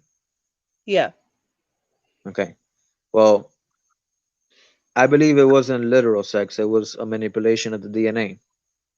So Okay. when they put their DNA in you, right, they're putting like darkness in you, basically. So demons are basically, okay, that reptilian part of you has that. If you let that reptilian dark energy overcome you, you become a very antichrist person, right? Yeah. And then when you die with that antichrist energy, your spirit turns into a demon. Okay. So basically, demons are the children of the of the mixture of your DNA with their DNA, and what you create out of that mixture. Okay. And then as that demon, can they actually inhabit other beings and Yeah, because they're so, like when you die with an antichrist spirit or demon, like you are like the darkness, so you start wanting to feed off of the light, right? So instead of right. coming into your own body, you try to steal another person's body. Okay. And then when that's why people with when they have demons, they die, because then that dark energy enters somebody with light, and it drains all the light, and the person dies because of the possession. I didn't know that. I didn't know that So a real possession is going to be fatal then. Yes. Okay. So I And guess yeah, go ahead. I was going to say, I guess that some things where people have thought it was possessions weren't then, if the person continued to live or survived or whatever. Yeah. Okay. If the person's possessed, like it literally it will make your organs all crazy. That's why they start vomiting and feeling pain and like twitching and having like an epilepsy attack. And then they have moments of strength, and that's just a fight between that spirit and that dark energy. But the dark energy wins every time. If it comes inside, yeah, because right now you're being affected externally by dark energy, but Yeah. being possessed means you're being affected internally, Yeah. and that's more fatal. Now that happens because that person that had the light had a very dim light. Demons can only possess people that are already getting to the antichrist vibration. Okay. Okay. All Like right. they weaken themselves in order for that demon to enter. Oh, crumbs. Well, it's been great talking to you. Can I ask you one more question? You could ask me all the questions you want. Like I literally could talk about this for 8 hours, 9 hours. I don't know. In the Pleroma, do people that loved each other here, do they recognize each other or not? Well, like I said, everything stages, right? Sorry? Like I said, everything is a goes by stages. Yes. So as you're going through the pleroma, right? You're not going Yeah. straight to the Father, right? You're gonna go to the Yeah. aeons in the pleroma, right? Have you read the names of the aeons? No. But you might, as you read them, I might recognize them from this Angeliki lady, but go on. Well, it depends. Like the names I got, because sometimes they change the names. Um, it's not the name is not important. It's what the name represents. Is it like Um, Michael and Gabriel and all those? no, those are the angels of the archons. Okay. I'm talking about the pleroma. The pleroma is different. The aeons in the pleroma are higher than the angels in this realm. Okay. So as you go back up, right? Think about it as a vacuum, right? Yeah. You don't go from point A to point B instantly. You're not teleporting, you're ascending. So you leave this reality, but then you enter the pleroma, and then you still got to go through all the aeons before you get to the source. Okay. Now, it's not usually a bad transition. There still will be things to learn, but it's not like nothing like here. It's going to be difficult to explain. Nobody's been to the pleroma, you know. But it's not. There isn't duality. So there's still stages you're going by, but let's just say over here is a bumpy ride, and over there is a smooth ride. Yeah. Let's just put Okay. it that way. So you're gonna go up through those aeons, and the aeons one is called happiness or something like that. One is called truth. One is called church. One is called um uh longing. One is wisdom. One is uh thought, like idea. Yeah. Um, and you go up, right? And then as you go up those aeons, that's where you're gonna remember all your past lives and everybody and all that stuff. Okay. But let me put it to you this way: those people that you're gonna meet there from your past life, they are there, but they're not there. And how do I explain that? When you go to the pleroma, there's no duality, right? Yeah. So you're seeing everything as a big picture. So you're seeing the final outcome, even of that soul that hasn't yet reached the pleroma, because you're outside of time. So even though they're still here reincarnating, when you're in the pleroma, you could speak to them like if they're already up there. Okay. Does that make any sense, or do you want me to? It brings to mind a line that an elderly pastor always used to say. when he'd start the prayers in the church, he always used to say, and we are with Christ in heavenly places. Is that what that refers to? Basically, like I said, remember this is a delay, so technically we're already in the pleroma. Yeah, that must be what that means then. Yeah, Yeah. So as you are as you are individually going into pleroma through your experience, like your experience of your soul going into pleroma, that's your experience. But in reality, you already went there and everybody's already there. So that's yeah. why when you get there, it's like everybody's there already. You know what I mean? Even even though they might still be down here being reincarnated. Yeah, Yeah. because they're in both places. That's why there's the soul and the spirit. Your soul is here reincarnating while your spirit is always in the pleroma. Okay. I know it's crazy. Tell me that bit again. Which bit and which bit again? The Okay, so your body, soul, and spirit. yeah, Your body is your vehicle, your clothes, your whatever you want to yeah, call it. yeah, yeah. Your soul Flesh. is your individual spiritual experience, and your spirit is basically the spirit of the Father in you. Yeah, Okay? yeah, So think about this. You have your body, your soul, which is individual to you, and your spirit, which is basically the totality of God in you. yeah. So you are basically in the middle between your body and the spirit of the true Father. You're three in one. There's only really two in one because the material is just an illusion. So there's the soul and spirit. But when you're in this reality, you're three: your body, soul, and spirit, and that's the Trinity. So when you're like that, right, and you're in duality, you could go either way. So if you lean more towards the material, more towards your body, a demon will possess you. If you lean more towards your spirit, you will be more spiritual, and thus you will go to the spiritual realm, to the Okay. pleroma. If you are more focused on your body and the physical reality, that means you're more of a shadow because this is an illusion. So that's why you stay here. That's the only difference. It's, are you gonna listen more to this reality and go by the laws of duality, or are you gonna listen to your spiritual self and go to the pleroma?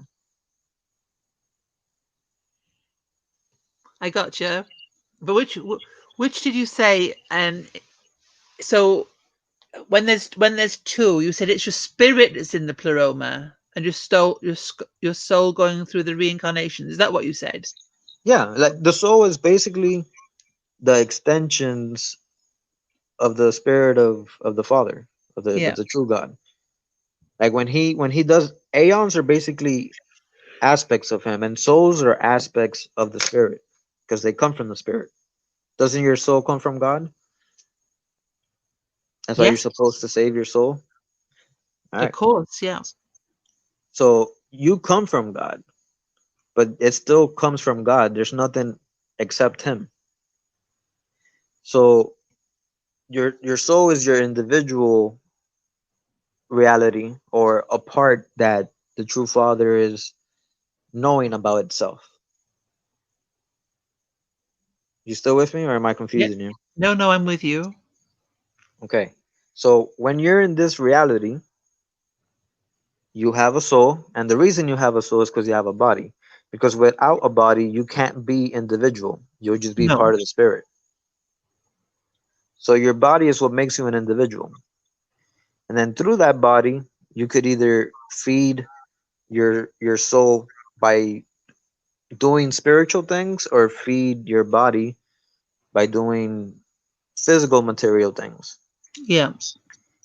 If you do physical material things, your soul starts dimming, meaning your connection with the spirit starts dimming, and you become antichrist in the body, and maybe even a demon after death, depending how far down you go.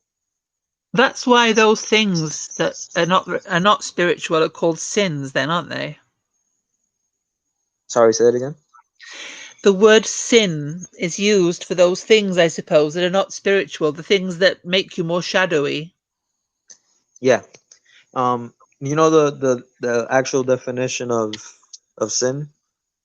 Well, I've always thought of it for quite some time now as um, what's the phrase I use? Falling short of a goal, of Yeah, the goal. that's the more modern, but what it actually means, because it comes from the Greek. Sin is a Greek word. Um, Moon, it's a moon, isn't it? huh? Sin is also the word for moon in some language too, isn't it? I think so. Yeah. But sin in the Greek, which is the original language that it comes from, it means to miss the mark. I nearly said that when I said fall short. Missed the mark, yes. Now, you know where they're getting that from? That term was used for people that practice archery, Ah, shooting arrows. okay. What do you do with an arrow? Do you shoot it? You don't you lift it up to shoot into the air? I don't know. I've never done it actually. Well, you could shoot straight ahead too. Don't get me wrong, but the point is to go straight or to go up Okay. with the arrow, right? So what Yeah. that means is you got to aim for the spiritual things, because the sky is a symbolism of the spiritual realm. Yeah. So when you aim at the sky with an arrow, you're aiming spiritually. It means you're aiming for things of the spirit instead of things of your lower nature. So if you don't hit that target, which is being spiritual, then you're sinning. Yes. So Okay. anything that's not spirit like, it's sinning. And what is spirit? Spirit is love. And I gave you the definition of that. That makes a lot of sense actually. It makes a lot of sense. Yeah. So if you're not living spiritually, which means in a loving way, which is all those things that are in that definition. By the way, one that I didn't see, it must have been because of the translation. In a different translation, it says unconditional. So anytime you put a condition on something, that's a sin. Yeah. That's what I do and I talk is the particularly about love is what I've learned, and it's a really happy state to get to. And like I say, I'm not bragging because I know I haven't done it for myself. That obviously it's knowledge that's come in somehow. Is to got to a point where I realise, and I do, that I love without expecting anything. I cannot expect anything back, basically. Not because I don't want to, because I realise, and it can come back. The channel is there for it to come back, but there's no condition. So basically, I've got to a position now that I just love everybody. Yep. And it's easier said than done, because I get mad at people all the time too. I'm not gonna sit here Yeah. and say I'm perfect or anything. Um, I went, I started a process, obviously, as I say, it's not me doing it, it's something that's happening of losing that. Yeah, I will sometimes let out a swear word, like if I stub my toe or something. I'm not, I will exclaim or but a lot of stuff that I might have said in the past has totally fallen away. Is that in Greek? There's a word agape. Do you know it? yeah, that's love, agape. Yeah, that it's that type of love, isn't it? There's nothing.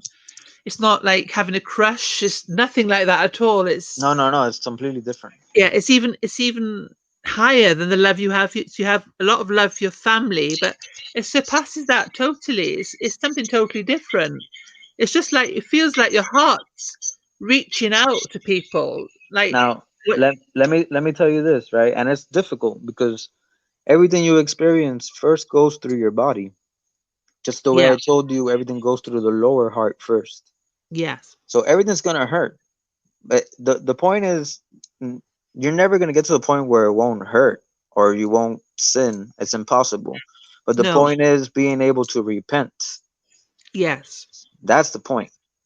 Being able to transmute that energy into a higher, um, transmute it into gold. Like I said, Yeah. like the When you Midas say touch, everything he touched turned to gold.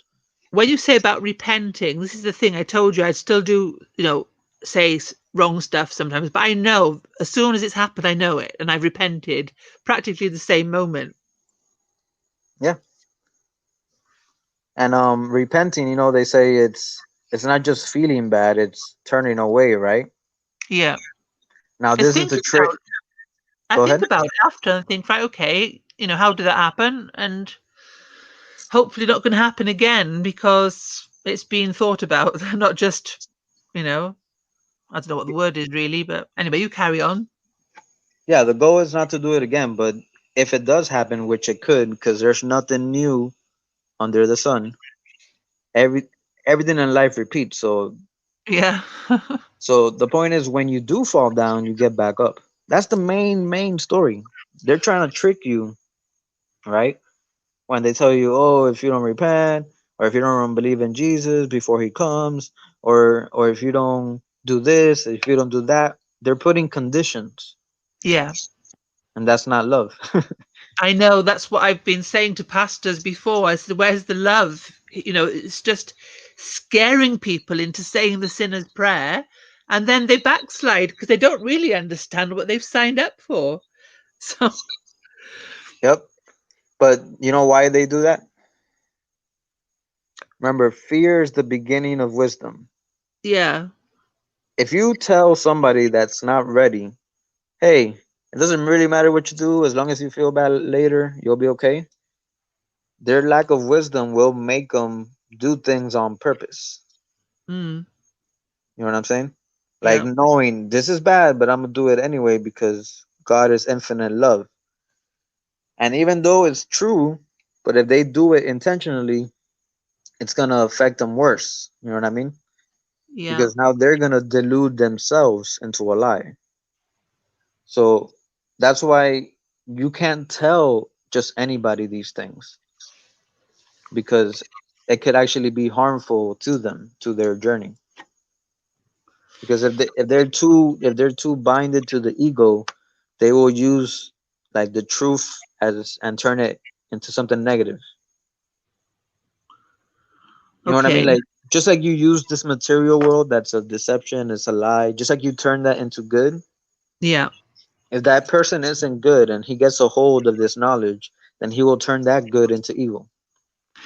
Is that why they kept a lot of knowledge to themselves in these societies? Is that partly, did it start out like that, that they it was like not throwing pearls after swine, and so they kept some of it secret? I think they did it more to the intention of hiding it from you. Oh, from the beginning. Yeah. Okay. They did it more intentionally to hide it from you, but at the same time, they can't allow you to go completely antichrist all the time because then the wheel would be broken. Mm, So that's why it's duality. They don't only do bad things, they do good things in order to keep the balance. It's okay. like the serpent, it has a forked tongue. It's duality, good and evil. So they don't work purely based on evil. They do good things to ensure your how do I say this? Your survival. So let me give you an example, right? You have a farm and you have animals. Are you gonna just beat your animals to death, or are you gonna treat them somewhat good so they keep working? Well, good, of course, yeah.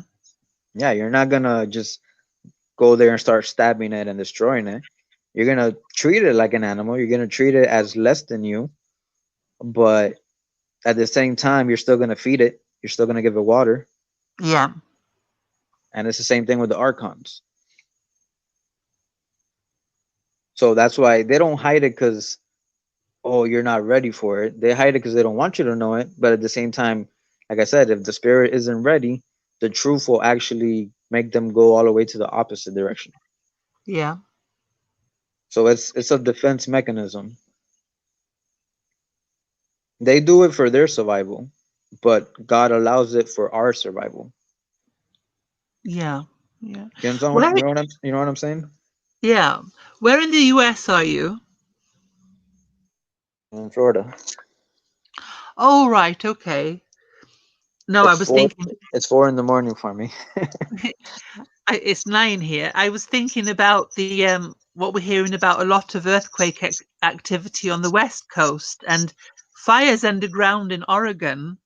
And because of the earthquakes of the west coast, they're worried about the volcanoes now, aren't they?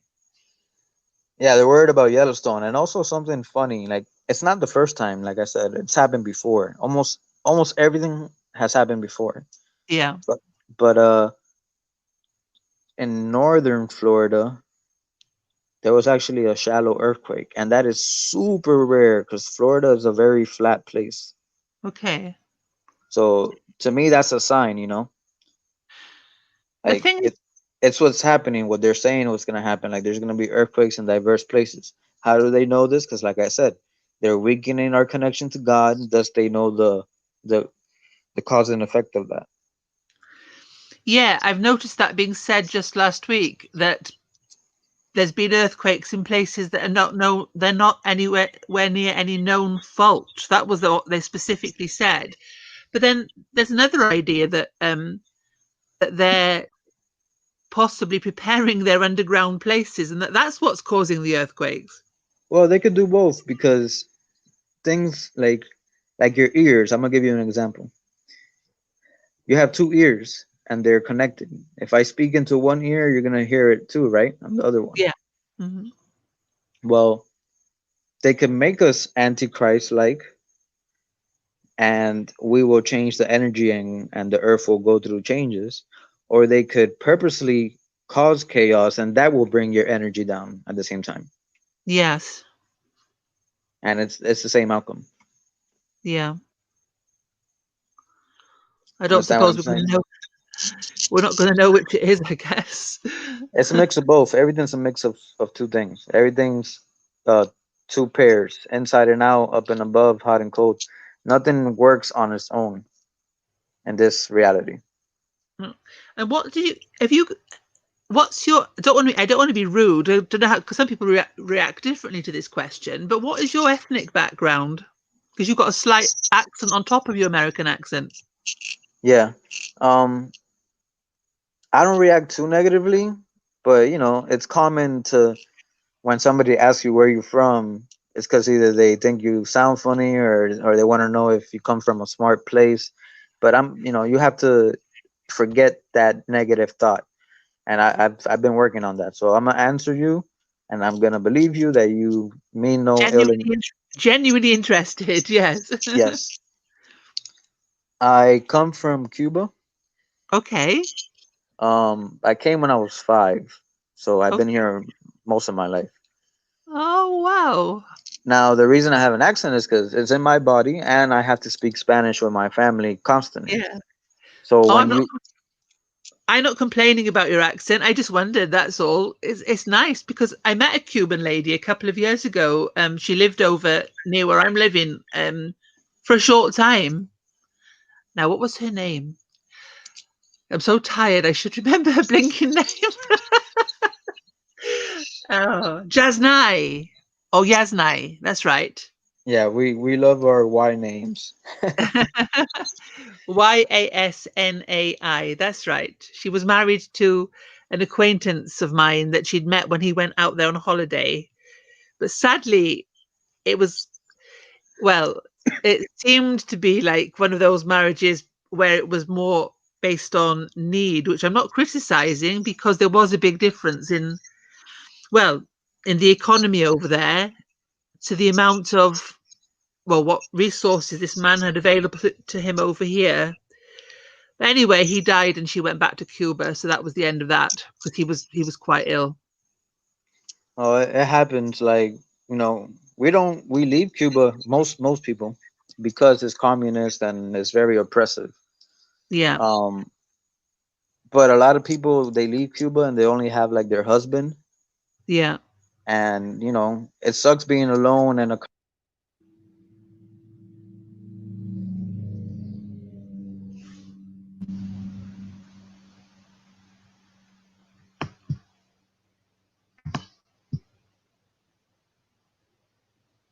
Are you there?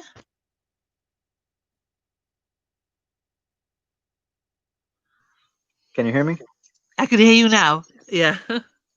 Oh, I was saying, like, um if she didn't have much family here, it's normal for them to go back to Cuba even though they don't like the system, Yeah. because Hispanics are, there's always the case where people don't get along, but uh, Hispanics have a pretty tight family unit. Yeah. Um, so we're used to that, we're used to being with family and connecting and stuff. So when you leave your country and you go to another country, and then the person that you most care about dies, like, we Hispanics like to go back to our homeland just to be with our family. Yeah. Yeah. Oh, she would, but I mean, I think she really wanted to be there all the time because the way she spoke about how she loved her life in Cuba, I felt, how could you possibly live over here? It just sounded so wonderful. I know it was poor because of the system and all that kind of thing, but I think that the community spirit over there made up for all that, didn't it? It doesn't. It doesn't. It depends on what you're aiming for, right? Like, I think freedom is the most important thing. Yeah. Um, so yeah, like, everything has a counterbalance, right? Like, here we have freedom, but we have so much freedom that nobody gives a shit about anybody. No, They that's only care just about like, them. yeah. But But over you, there, since you have less freedom and it's poor, you have to rely on each other, and it creates yeah. that community feeling of it. You're talking about communism. Now, this is what they're saying over here, though, and I've heard it coming out of the States as well, is that this is like, this, what's happening is like a Bolshevik takeover. Yeah. Basically, communism and capitalism is your yin and your yang, and Yeah, they're both created by these archons.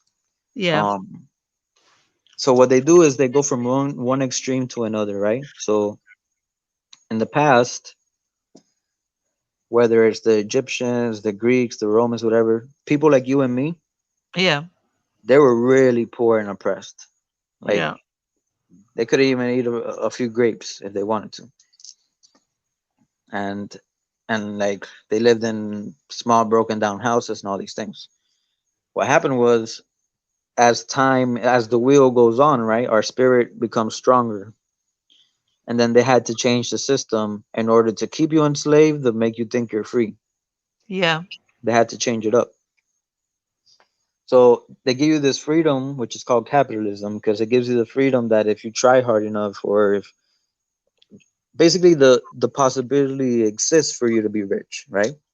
Whilst also keeping you on the fear vibration because you've got to compete to pass exams and pass interviews and things like that, haven't you?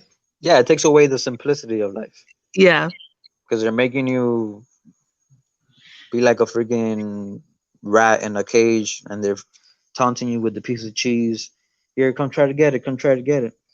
So they sell you freedom, but they're selling you slavery. But they basically gave us what we wanted, but not exactly how we wanted. That's why it's be careful what you wish for. yeah, So now they put us in this system, and now people are getting tired of having to work all the time, having to struggle to pay the bills, whatever. So now they're basically grooming you to go back into a system where you don't have the luxuries that you have now. Um, and they're selling it to you like, oh, let's return to nature, let's bring balance to the earth, we got to save the earth. They're selling to you like that, but they're just going to put you in a different type of prison again. It's always going to be a prison, they're just going to change how it looks.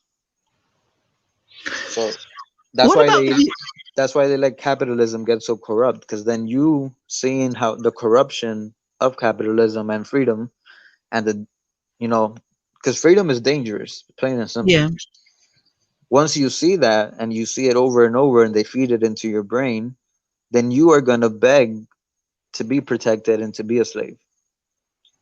and that's how they continue the wheel, because they give you one extreme and then they give you the other, and then they give you this thing extreme and then they give you the other. What about this massive depopulation, though? Well, that's part of the thing, because they, like I said, they're trying to keep you here. They're trying to keep these souls from from ascending, right? Yeah.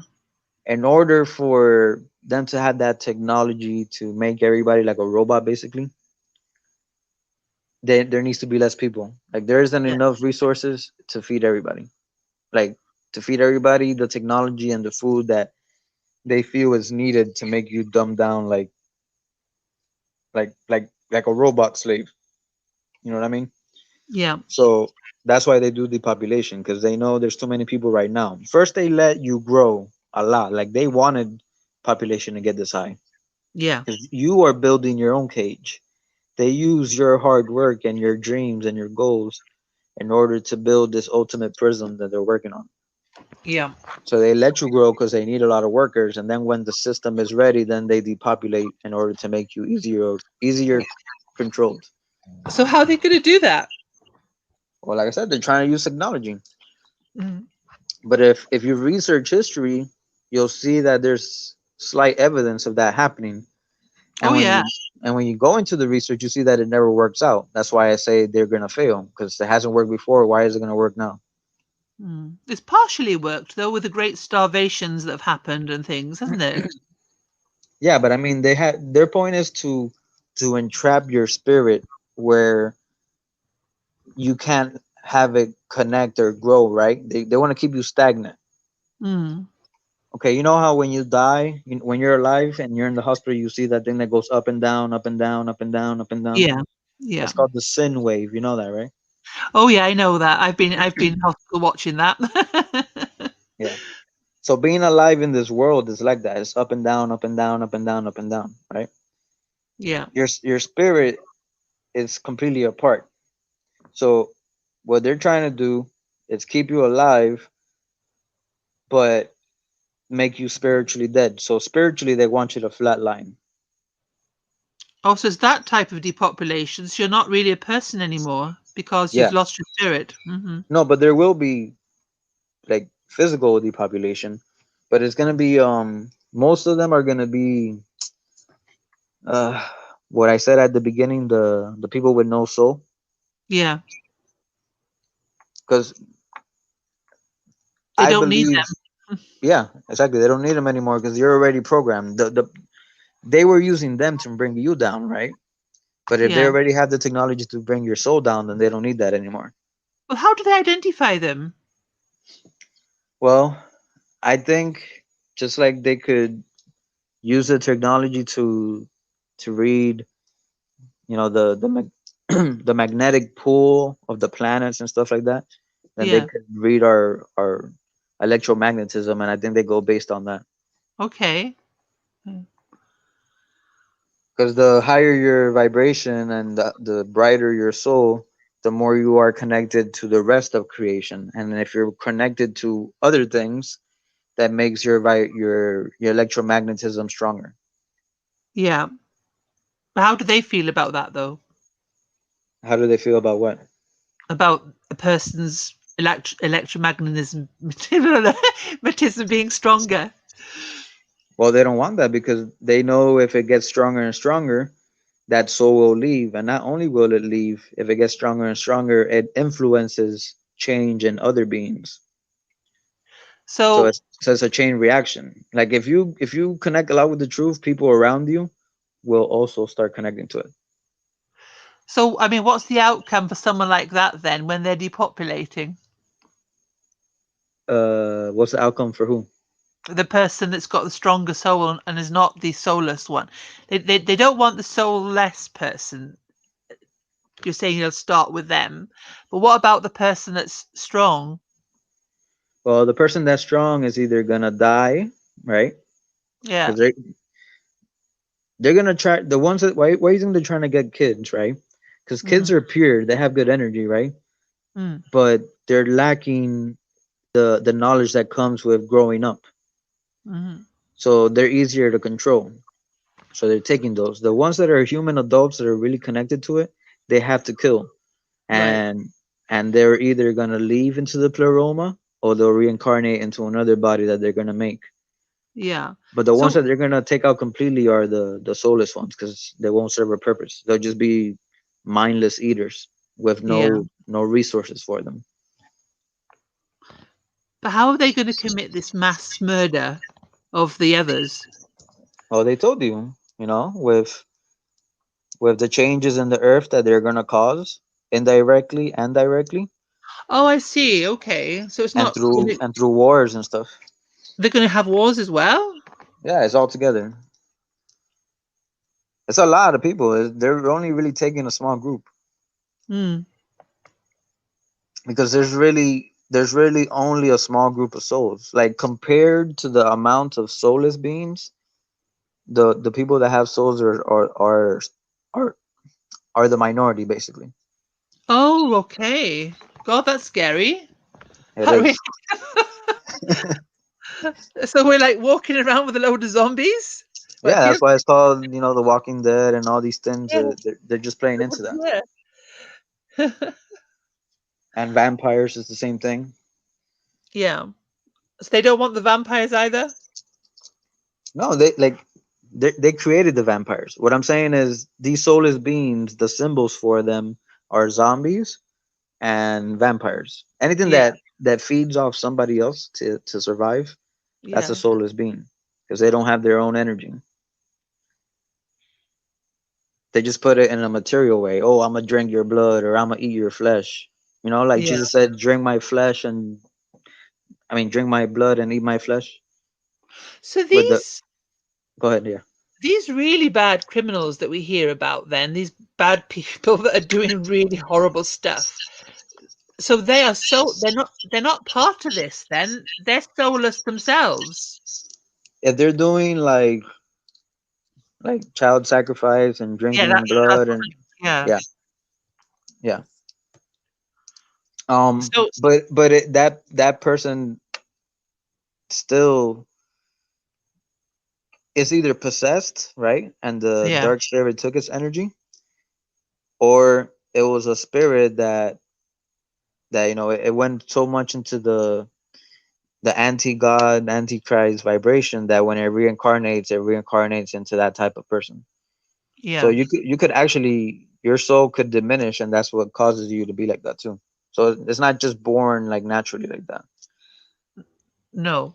But they're not the same people as the people that are doing this new world order then. They're not them. They're apart from them then because people are associating them as being the same people basically. No, they basically have, okay, the New World Order people, like the real top people, whoever they are. We know a few, right? But we don't know everybody. I'm not gonna claim to know everybody. Like some people say, the president is just a puppet, or the Yeah. president is a reptilian. Well, it's both. Some of them could be just puppets, and some of them could be actual dark energy reptilians. Yeah. And it works this way. They have their energy and they manifest right into a body, and they could also make your light dim, and then that makes you like them. Yeah. So your light could dim so much where you're almost like them in the flesh, like you're Yeah. really dark. So it's hard to say which one is a natural born archon and a body, Yeah. and which one is somebody who is just so highly influenced by them that they've lost their light Yeah. or most of it. But yeah, they're definitely in that. Like, there's Mhm. no way you could commit all those things and have a soul or have a bright soul. So they're not going to be any use to them either then, are they? No. No. Like, once all these people, the people that have a very small light and they give into the antichrist energy, Mm. they don't care for them at all. They're just No. an end to a means. Mm. I mean, sorry, they're just a means to an end. Yeah. Because after that, then they will rule you themselves. Yeah. Why do you think they're using them? Because if they came out from the beginning, hey, we're here and we're aliens and we manipulated you and you're gonna be our slaves, and what's gonna happen? Yeah, some humans might give into fear, but Yeah. most won't. And what No. then they're gonna have to kill them all. They don't want to kill you. They want to keep you to keep harvesting you. Yeah. And what they're trying to do, they're trying to find the balance. They're trying to keep you with light so they could keep feeding off you, but not enough light where you could escape. No. They're basically trying to put a genie in the bottle. That's what they're trying to do. They only bring you out when they want, or they only take from you when they want. But they want you. They want your light contained into a small space. Oh. Any other questions? No, I think I finished now. Sounded like it. That's why I asked you. It's funny, I brought back some rice from the Chinese last night, and I thought I'd probably have it for a late supper, but it's probably going to be my breakfast now. I don't know. But I've been talking to you for like 4 hours. I Oh, don't know. it's great. I'm gonna sleep all day now. Oh, me too. Me too. Well, I'm going to try not to actually. I'm going to do one of those things where I get back in balance by I'll probably have about 5 hours sleep now and try and wake up again. Then I'll be tired tonight, which is the right thing to do. Yeah, I'm glad you know that. I do that all the time. Like get a power nap. That'll get you through the day, and then you'll still be tired at night. That's right. Because if you sleep all day, then you're gonna be the same at night. You're not gonna want to go to sleep. Have you done this talk with anybody over this platform yet? I've had talks with people before, but Okay. not to everything I told you. Like I told you a lot of things that have been revealed to me very recently, like in the last week. Right. Okay. So a lot of things I did know already, but there's a few things that I just learned, and that's why I couldn't wait to share it with somebody because it kills me. I try to talk to my parents and they kind of get it, but they're not there, and then so the connection is cut off. Like which was the bit that you learned this week then? that the story of Christ and all that. Like um, only some parts of the message are from the yin, and most are from the yang, and like you Okay. gotta take both and make it gold and find the real truth. Okay. So I think it's important because most people believe in Christ are like the Bible is completely true from beginning to end, and that's a deception. And if they don't Yeah. wake up from that, and I'm trying to prove it to them through their Bible, if they don't wake up from that, then they're just gonna stay here. And I'm trying to help them not have to reincarnate here whenever that system gets in place. Will your parents listen to any of it, or they don't want to hear any of it? They listen to it. A lot of times, unfortunately, I feel like I'm forcing them to listen to it. And that's What? why I'm glad that's why when I find something that I feel so connected to, I try to share with somebody that's willing to listen, because it's not the same when you tell somebody that wants to know and somebody who just is doing it to be nice. Yeah. Yeah. What's their background? Are they quite intellectual themselves? No, that's the difference. Like, I came when I was young, they came when they were older.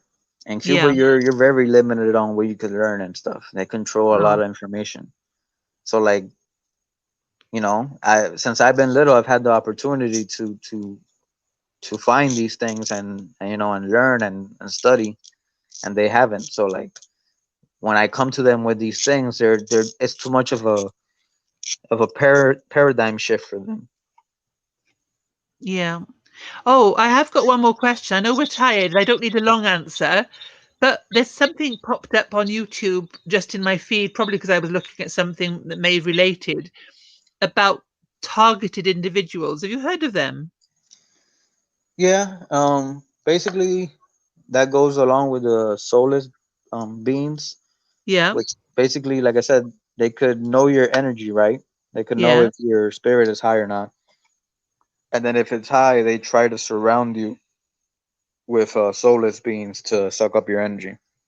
Okay. And there's Because different types of targeting. There's targeting like just being friends with one of these people, yeah. and there's targeting like literally they're evil people stalking you and Yeah, this is and what people of all types of the there's kind of they've got kind of society going now, these targeted people, and that's what they were saying about gang stalking and all kinds of horrible things. Yeah. Yeah, but they both exist. Like the reality is you're being targeted continuously, even when there isn't somebody actually spying on you. Mm. They're being targeted by they program these beings to come talk to you and stuff. Yeah. Okay. Like they literally put them into your life on purpose. Just think about it as the Matrix, right? Yeah. You know, Neil's walking and he's being trained by Morpheus, and then this girl with the red dress passes by and he completely loses focus onto her Yeah. because he was going for the mission, and then he saw the girl in the red dress and he's like he stopped and he started looking at her. Well, Yeah. that's what that's saying is that God, I mean, sorry, the archons will send people to you to distract you from your purpose. Yes. And sometimes they even put you um how do I say this? They even put you in a family like that. Like Yeah. you could literally be born from a soulless being. Do you know that?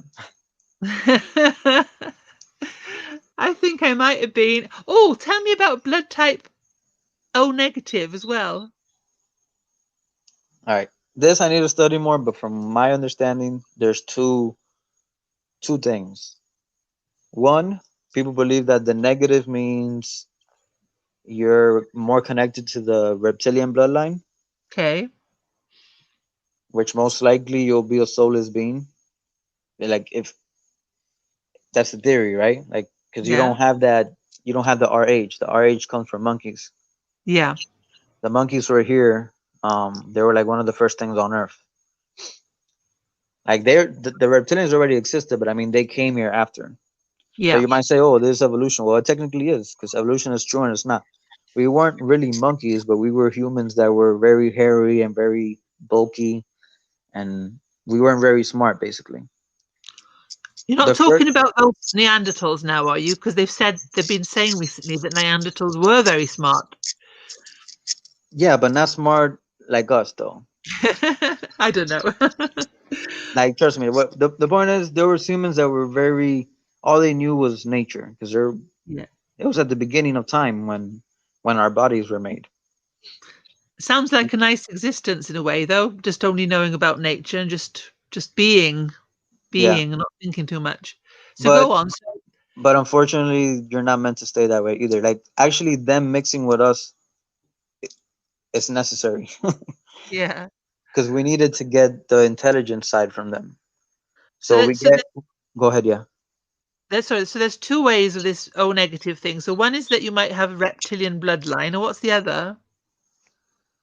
Well, the other is they say that if you have the negative, it means that it's the complete opposite, basically. If you have the negative, you have the light and you're a spirit being, while those that have the monkey gene are the soulless ones.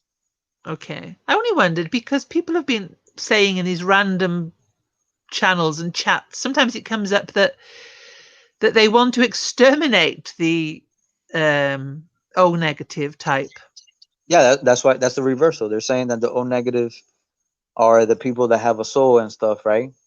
Yeah. Because they weren't manipulated from another species, Yeah. while those that are manipulated from the Neanderthal are supposed to be the soulless beings. Like Oh, they were just beings, and so it could be either or. I personally believe the O negative are closer to the reptilian side. do you? Yeah, Okay. and the reason why is because once you study the nature of reality, right, of this Yeah. reality, you'll see that everything has a progression. So I feel it's more likely that the people that have a soul, their body also progressed from a weaker, dumber body to a smarter body as the soul grew. Yeah. Like as the soul grows, the body grows. So since these O negatives don't have that gene, I feel like they were the ones manipulated Okay. because these reptilian beings, they the difference from them and us is that we learn, and they're just born that way. Okay. They're just born cold and evil and stuff. Yeah. Like they may show signs of caring, but they're only doing it for their interest. And that's the same way with soulless beings. Soulless beings could cry, they could say they care for you, they could share a beer with you or whatever, but they only, at the end of the day, they're doing it for them to either get attention or whatever it may be. Well, I'm going to tell you something. In your thought system now, you're speaking to a reptilian. Well, I'll tell you this. That's what I thought. Like I said, I don't know for sure. Um, Now, this is why I say that. And I didn't mention it earlier, and you might think I'm just making it up, but I didn't mention it earlier because it's one thing I'm not sure of. The things I'm not sure of, I try not to mention them that too much. Yeah, it's wise. But there is a notice I didn't talk about blood or anything with you. I Mm, answered you because you asked me, but yeah, it's not something I delve into because I'm not sure. But apart from that, if you read the Bible, right, there's a part that says that all things, it says all things will be reconciled with Christ and God. yeah, So from that and other verses too, it seems like even these soulless beings and these archons somehow could be saved or yeah. be changed. Um, There's many locations where I've read that everything that's ever lived will be saved in the yes, end. I've read that many times too. So, Yeah, but I haven't come to a conclusion because then I see a lot of other evidence for the contrary. So I'm in the middle on that. And that's why I don't talk about the bloodline or anything. Now, mm, it is connected to that though. Your soul or your level of soul, I think, is connected to your blood type. okay, Um, what are the exact secrets? I'm not sure because I feel like that's one of the things that they hide a lot. yeah, They like to hide the secrets of the blood. They try to talk about, sacrifices and all these things and all that, but they don't go deep into the blood. The blood is the most amazing thing that's been created, yeah. if you think Well, about it. when um when I've looked on channels where there's been people talking and people have been on there that have had the blood type, they're all saying, the ones that are bothering to say anything, that is, of course, they're all saying that they've sensed that they have psychic abilities and that this, that, and it all sounds like quite positive stuff. Nothing. So I suppose it's only the ones that have got the positive stuff to tell that are speaking, but there's a lot of, it doesn't sound like they're lower, of a lower vibration, you know? I just know the spirit has to do with the blood. So, and there's one thing you got to think about, like what makes you have a soul. It's not whether you're intelligent, whether you could take in a lot of knowledge or anything like that. It's about truly being able to connect with that definition of love. Yeah, Because they could say all these things, oh, we're gonna ascend, and I had a dream that we ascended, and blah blah blah blah. But deep in their heart, and only they know if they really ask, are they believing in these things from a form of ego or from the spirit? And that's where it all lies. Like they have to yeah, look introspectively and say, am I believing this because I want to feel better about myself, or because I believe it because I believe it? There's a difference. Like, um, there's a difference between having faith because you don't want to go to hell, or having faith because you just have faith. yeah, So all these people that are spiritual and they might say I had these dreams and I lucid dream and all these things, is like they know if they really are connected to an unconditional, non-boastful, rude love, you know? yeah, And only they know. Like you could see things, we by the way we talk, the way we act, you could read a person. but you can never read a person completely unless you are that person. So only they really know, and they would have to know for themselves. But like I said, I don't know. There's a lot of things that say that they could be changed. There's a lot of things that say that some are doomed from destruction and some are not. And it's pretty equal on both sides, so I can't say. I would hope everybody gets saved. All sentient beings. That's right. That's what I read. Oh, excuse me. All sentient beings will be saved. Does that mean all the little pets that we like, and all the little animals as well? It seems. Well, that goes again into the whole reincarnation thing. Some people believe souls, I mean, animals don't have a spirit. Like they have a sense of identity. Remember, soul is identity, Yeah. but they're just have an identity without being connected to the spirit. And there's some that say that you start off as an animal and then you reincarnate into a human eventually, and you go up. I'm not really sure. I know that animals have emotions, but that's the thing. Like, there's a big difference between emotions and empathy. Yes. Oh, yes. There's a big difference, and that's the defining factor. You can show plenty of emotion and scream and shout, but have no empathy at all. Exactly. So just because you see an animal, cry because their baby died or whatever, doesn't it's it's not necessarily empathy. No. And even the maternal love is a lot of it is hormones. I just Yeah. read that last week or the week before. It's kind of, yeah, it's quite cold what I read about it actually, that it's hormones. Well, think about it this way. Certain things, right? Is somebody that you find attractive, right? Mm, Caresses you or kisses you or whatever, you're gonna feel happy, right? Because your body likes that sensation. It's a good yeah. feeling. Um, does that mean you love that person? No, you maybe just like the feeling that your body's getting, but you have no real empathy for that person. That's right, and that's what I think that's what the young girls confuse because they like that feeling, they think they're in love.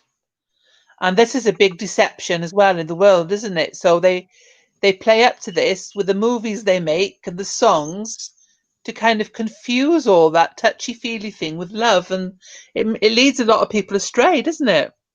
Yeah, the body, the body and the heart is deceitful. Yeah. It's what's your soul is inside your body, but you have to go in. You can't just go by what your heart's telling you. Not No. not the material heart, because certain feelings, certain touches will make your heart flutter and will make you feel happy or angry or whatever. But that's not real love. You're just that's your body reacting to a physical interaction. Yeah, of course. So that's why I'm on the fence on the whole animal thing, because I'm not inside the animal. I don't really know if they have the ability to have like deep empathy for something. What is interesting is they do say that dogs have been sniffing out cancer sometimes. Yeah, but them being able to sense energy also isn't empathy. Um, if you have cancer, your energy levels are going to be low, Yeah. and you could probably train a dog to sense that. Dogs Yeah. are why you think dog backwards is God? Oh. Because dogs are really close to humans. Yeah. But only They because they've been domesticated though, because wild dogs weren't close to humans, were they? no, um, but how do you think soulless beings are able to cry and feel emotions? Because they connect with your energy. Soulless beings are like a mirror. They could Yeah. reflect your light and externalize it, but the light isn't in them. They're just reflecting it. Yeah. So think about it like that. Think about picture yourself as a bright light, and there's a whole bunch of mirrors around you, Yes. and But you're what, bouncing off them, and they're bouncing off you. But if you leave that mirror you can no longer see the mirror. That's right. Give me 1 second. Realist, if you're still here, I am gonna be going soon. It's almost 5 in the morning. Thank you. I'm glad that you're happy that I learned something and that I'm sharing it with you guys. But yeah, I will be going soon, so I will not keep the stream up.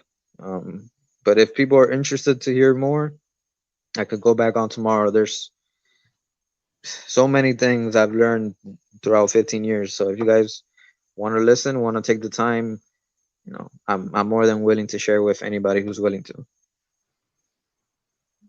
Sorry, I was just talking to somebody in the chat here. How many people do you have there?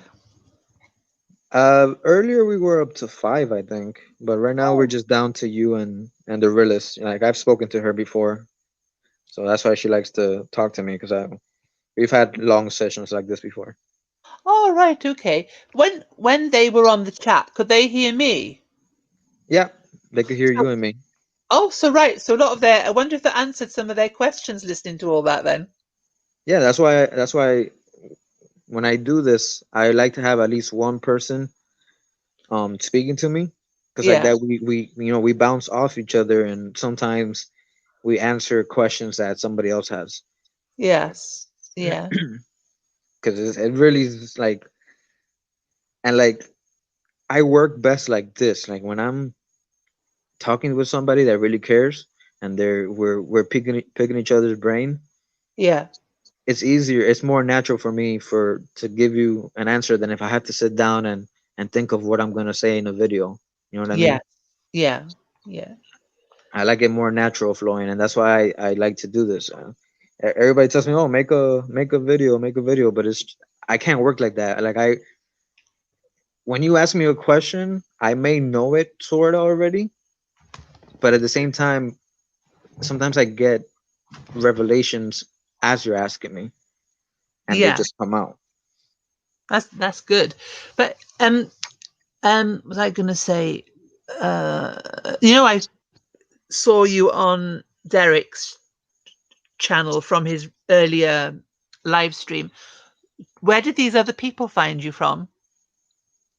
Well, I don't remember exact. Oh yeah, I left a comment in a video. I can't remember what channel, Oh, and right. and somebody sent me a link to a chat just like this, like people talking. Yeah. And there I met a lot of people, and they let me talk with them. They let me get up on the panel, and then some people liked what I was saying, and they started slowly subscribing to me. So that's how some of them Oh. know me. And what type of chat was that you went on and that happened? Yeah, this guy named Shill Destroyer, and it was Right. a very long stream, and I think it was like he kept the stream up for like 8 days, I think. Wow. Yeah, and we were just talking about everything, you know. Eh, He let all types of people come in and talk. We were talking spiritual things. We were talking about, things about the new world order, the coronavirus. So it was just like a talk about everything, and where everybody could just talk and feel free. And Oh, so I had my chance, and some people started following me after that. So, but I that's don't do this often. you don't. This probably like my third or fourth um stream only. So, and Oh, I wow. would like to have a lot of people, but if I could just talk to one person, I'm happy with that. Yeah. Like as long as that one person could get something positive of what I'm saying, then that's good enough for me. So you've got some playlists with lots of videos in there that look interesting and they're numbered as well. Is that all part of your learning? Is that all things that are approved by you or are they random? Let me see. What's the playlist say? Oh, hang on a minute. I'll have to find hang on a 'Cause second. I recently had most of my things private, and then recently I made some things public, so I'm not sure what I had private and what I had public. So if you tell me the playlist name, I could tell you, oh yeah, that's part of my research, or that's just random stuff. Some things are just random, some things are stuff that I researched. Okay, hang on. I hope this isn't going to knock this off now. because I think I might have pressed the wrong thing here. Oh, nothing's happening. It's okay. The realist, do you believe the subconscious mind hears everything when you are asleep? Um, what I believe is your subconscious mind is always picking up things. That's why you could dream of things that you did or experienced when you're awake. Um, I believe the subconscious mind is a mix of current things and past life. And I think the subconscious mind is always learning things. It's basically like the cloud for your mind. Um, so I believe when you're asleep, you go into the subconscious mind and you interact with all the information you've gathered into your subconscious mind. So basically, when you're awake, you could open your picture profile, see the pictures on your device.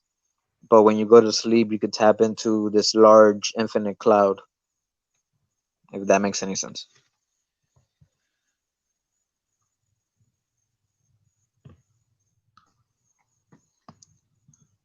Are they Do you, there?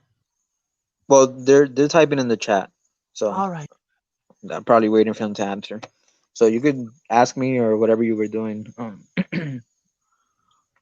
I have about 5 minutes left because Oh, I my found battery is like getting 5%.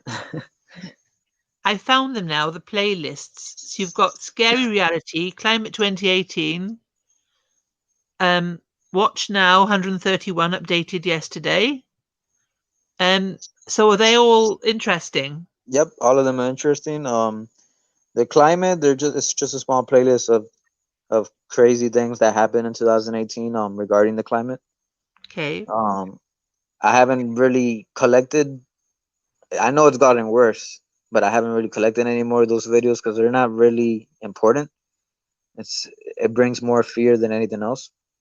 But Okay. definitely, if you want to learn things, definitely go to Watch Now as the number one priority, and then Scary Reality as the second. Okay. So those two on. And what's Anon Lucian? What's that? Is that music or? Oh yeah, that's just a different beats that I put in a playlist from different people that make beats because Okay. I used to make rap songs, All like right. spiritual rap songs. So sometimes I hear a beat that I like and I put it there, so then I could write to it later. Okay. So that's not really important. So basically, if you want to learn stuff that I've learned, go to Watch Now and Scary Reality. And a lot of the good things that I found that I put in that playlist are gone because a lot of people's channels have been deleted. And like you could go to the list and you'll see a lot of things that say deleted video. So if you want to learn some crazy stuff that I've learned throughout the years, definitely watch those videos before they're all gone because I really believe soon they're gonna pretty much wipe all that out. Okay.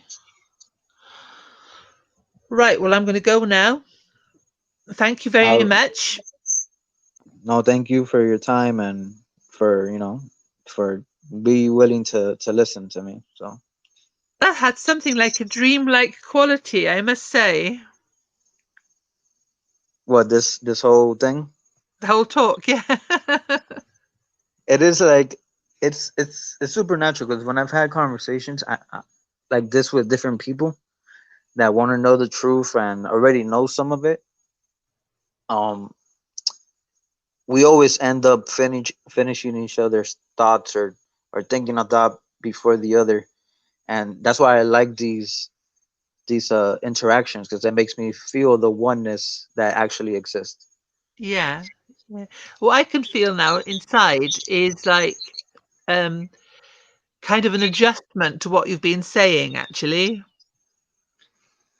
Oh, I appreciate that. I know at the beginning you felt very appalled based. Oh my No, God. no, no, no, not appalled, not exactly. It was kind of it's sort of a bit strung between belief and disbelief because like I know that things can be really horrible. I know that, but it's just I don't know.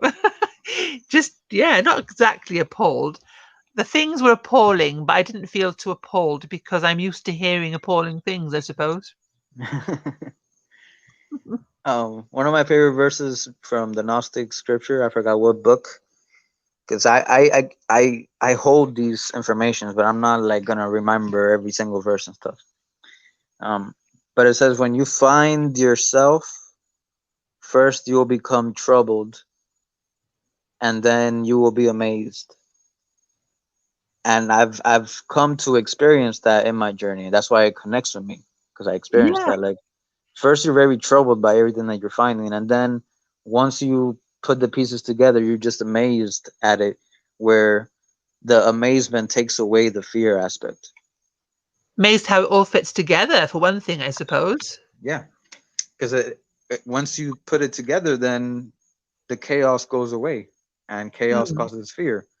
But if there's no chaos, because things make sense, then the fear goes away. yeah. Okay. Well, I hope I catch you on another talk. Hey, I guess just put your notifications on. Hopefully they work. Um, I don't have a lot of following where people like immediately jump on when I No. get on, but I will at least for 20 minutes, 30 minutes every day. I'll go live, and if somebody happens to come on, then I'll talk. If nobody in like 30 minutes comes on, then I'll just try again another day. Okay. Yeah, I'll make sure I've hit the bell. I'll do that then. Because All I'm right. gonna Well, do it randomly. I'm not gonna have a schedule. So just put it, and if you see me on and you wanna talk or that's hear right. something, just come on.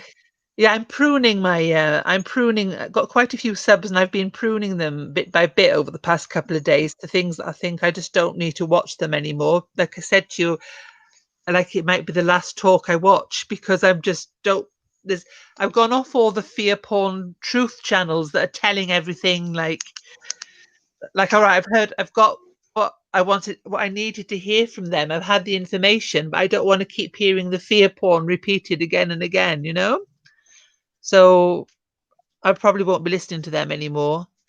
And Yeah, definitely.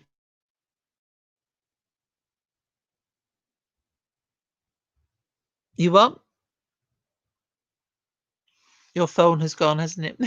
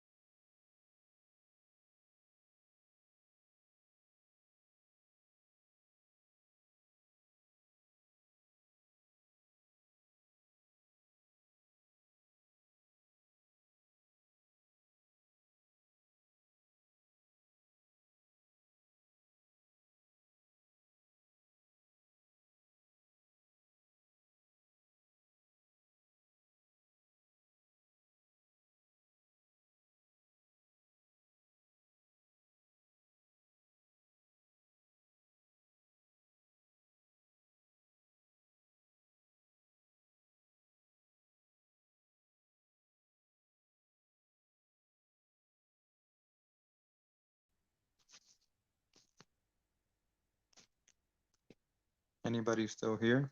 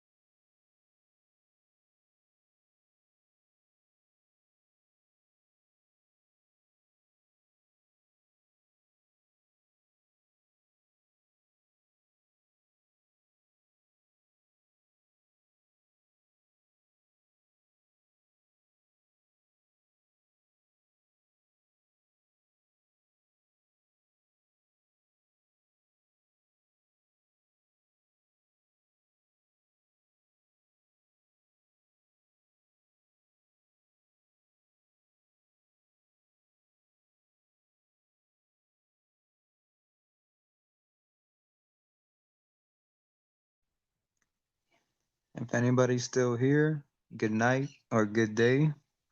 I'm gonna shut the stream off. I might be back tomorrow. Might be back tomorrow. Not sure what time. All right, take care, everybody.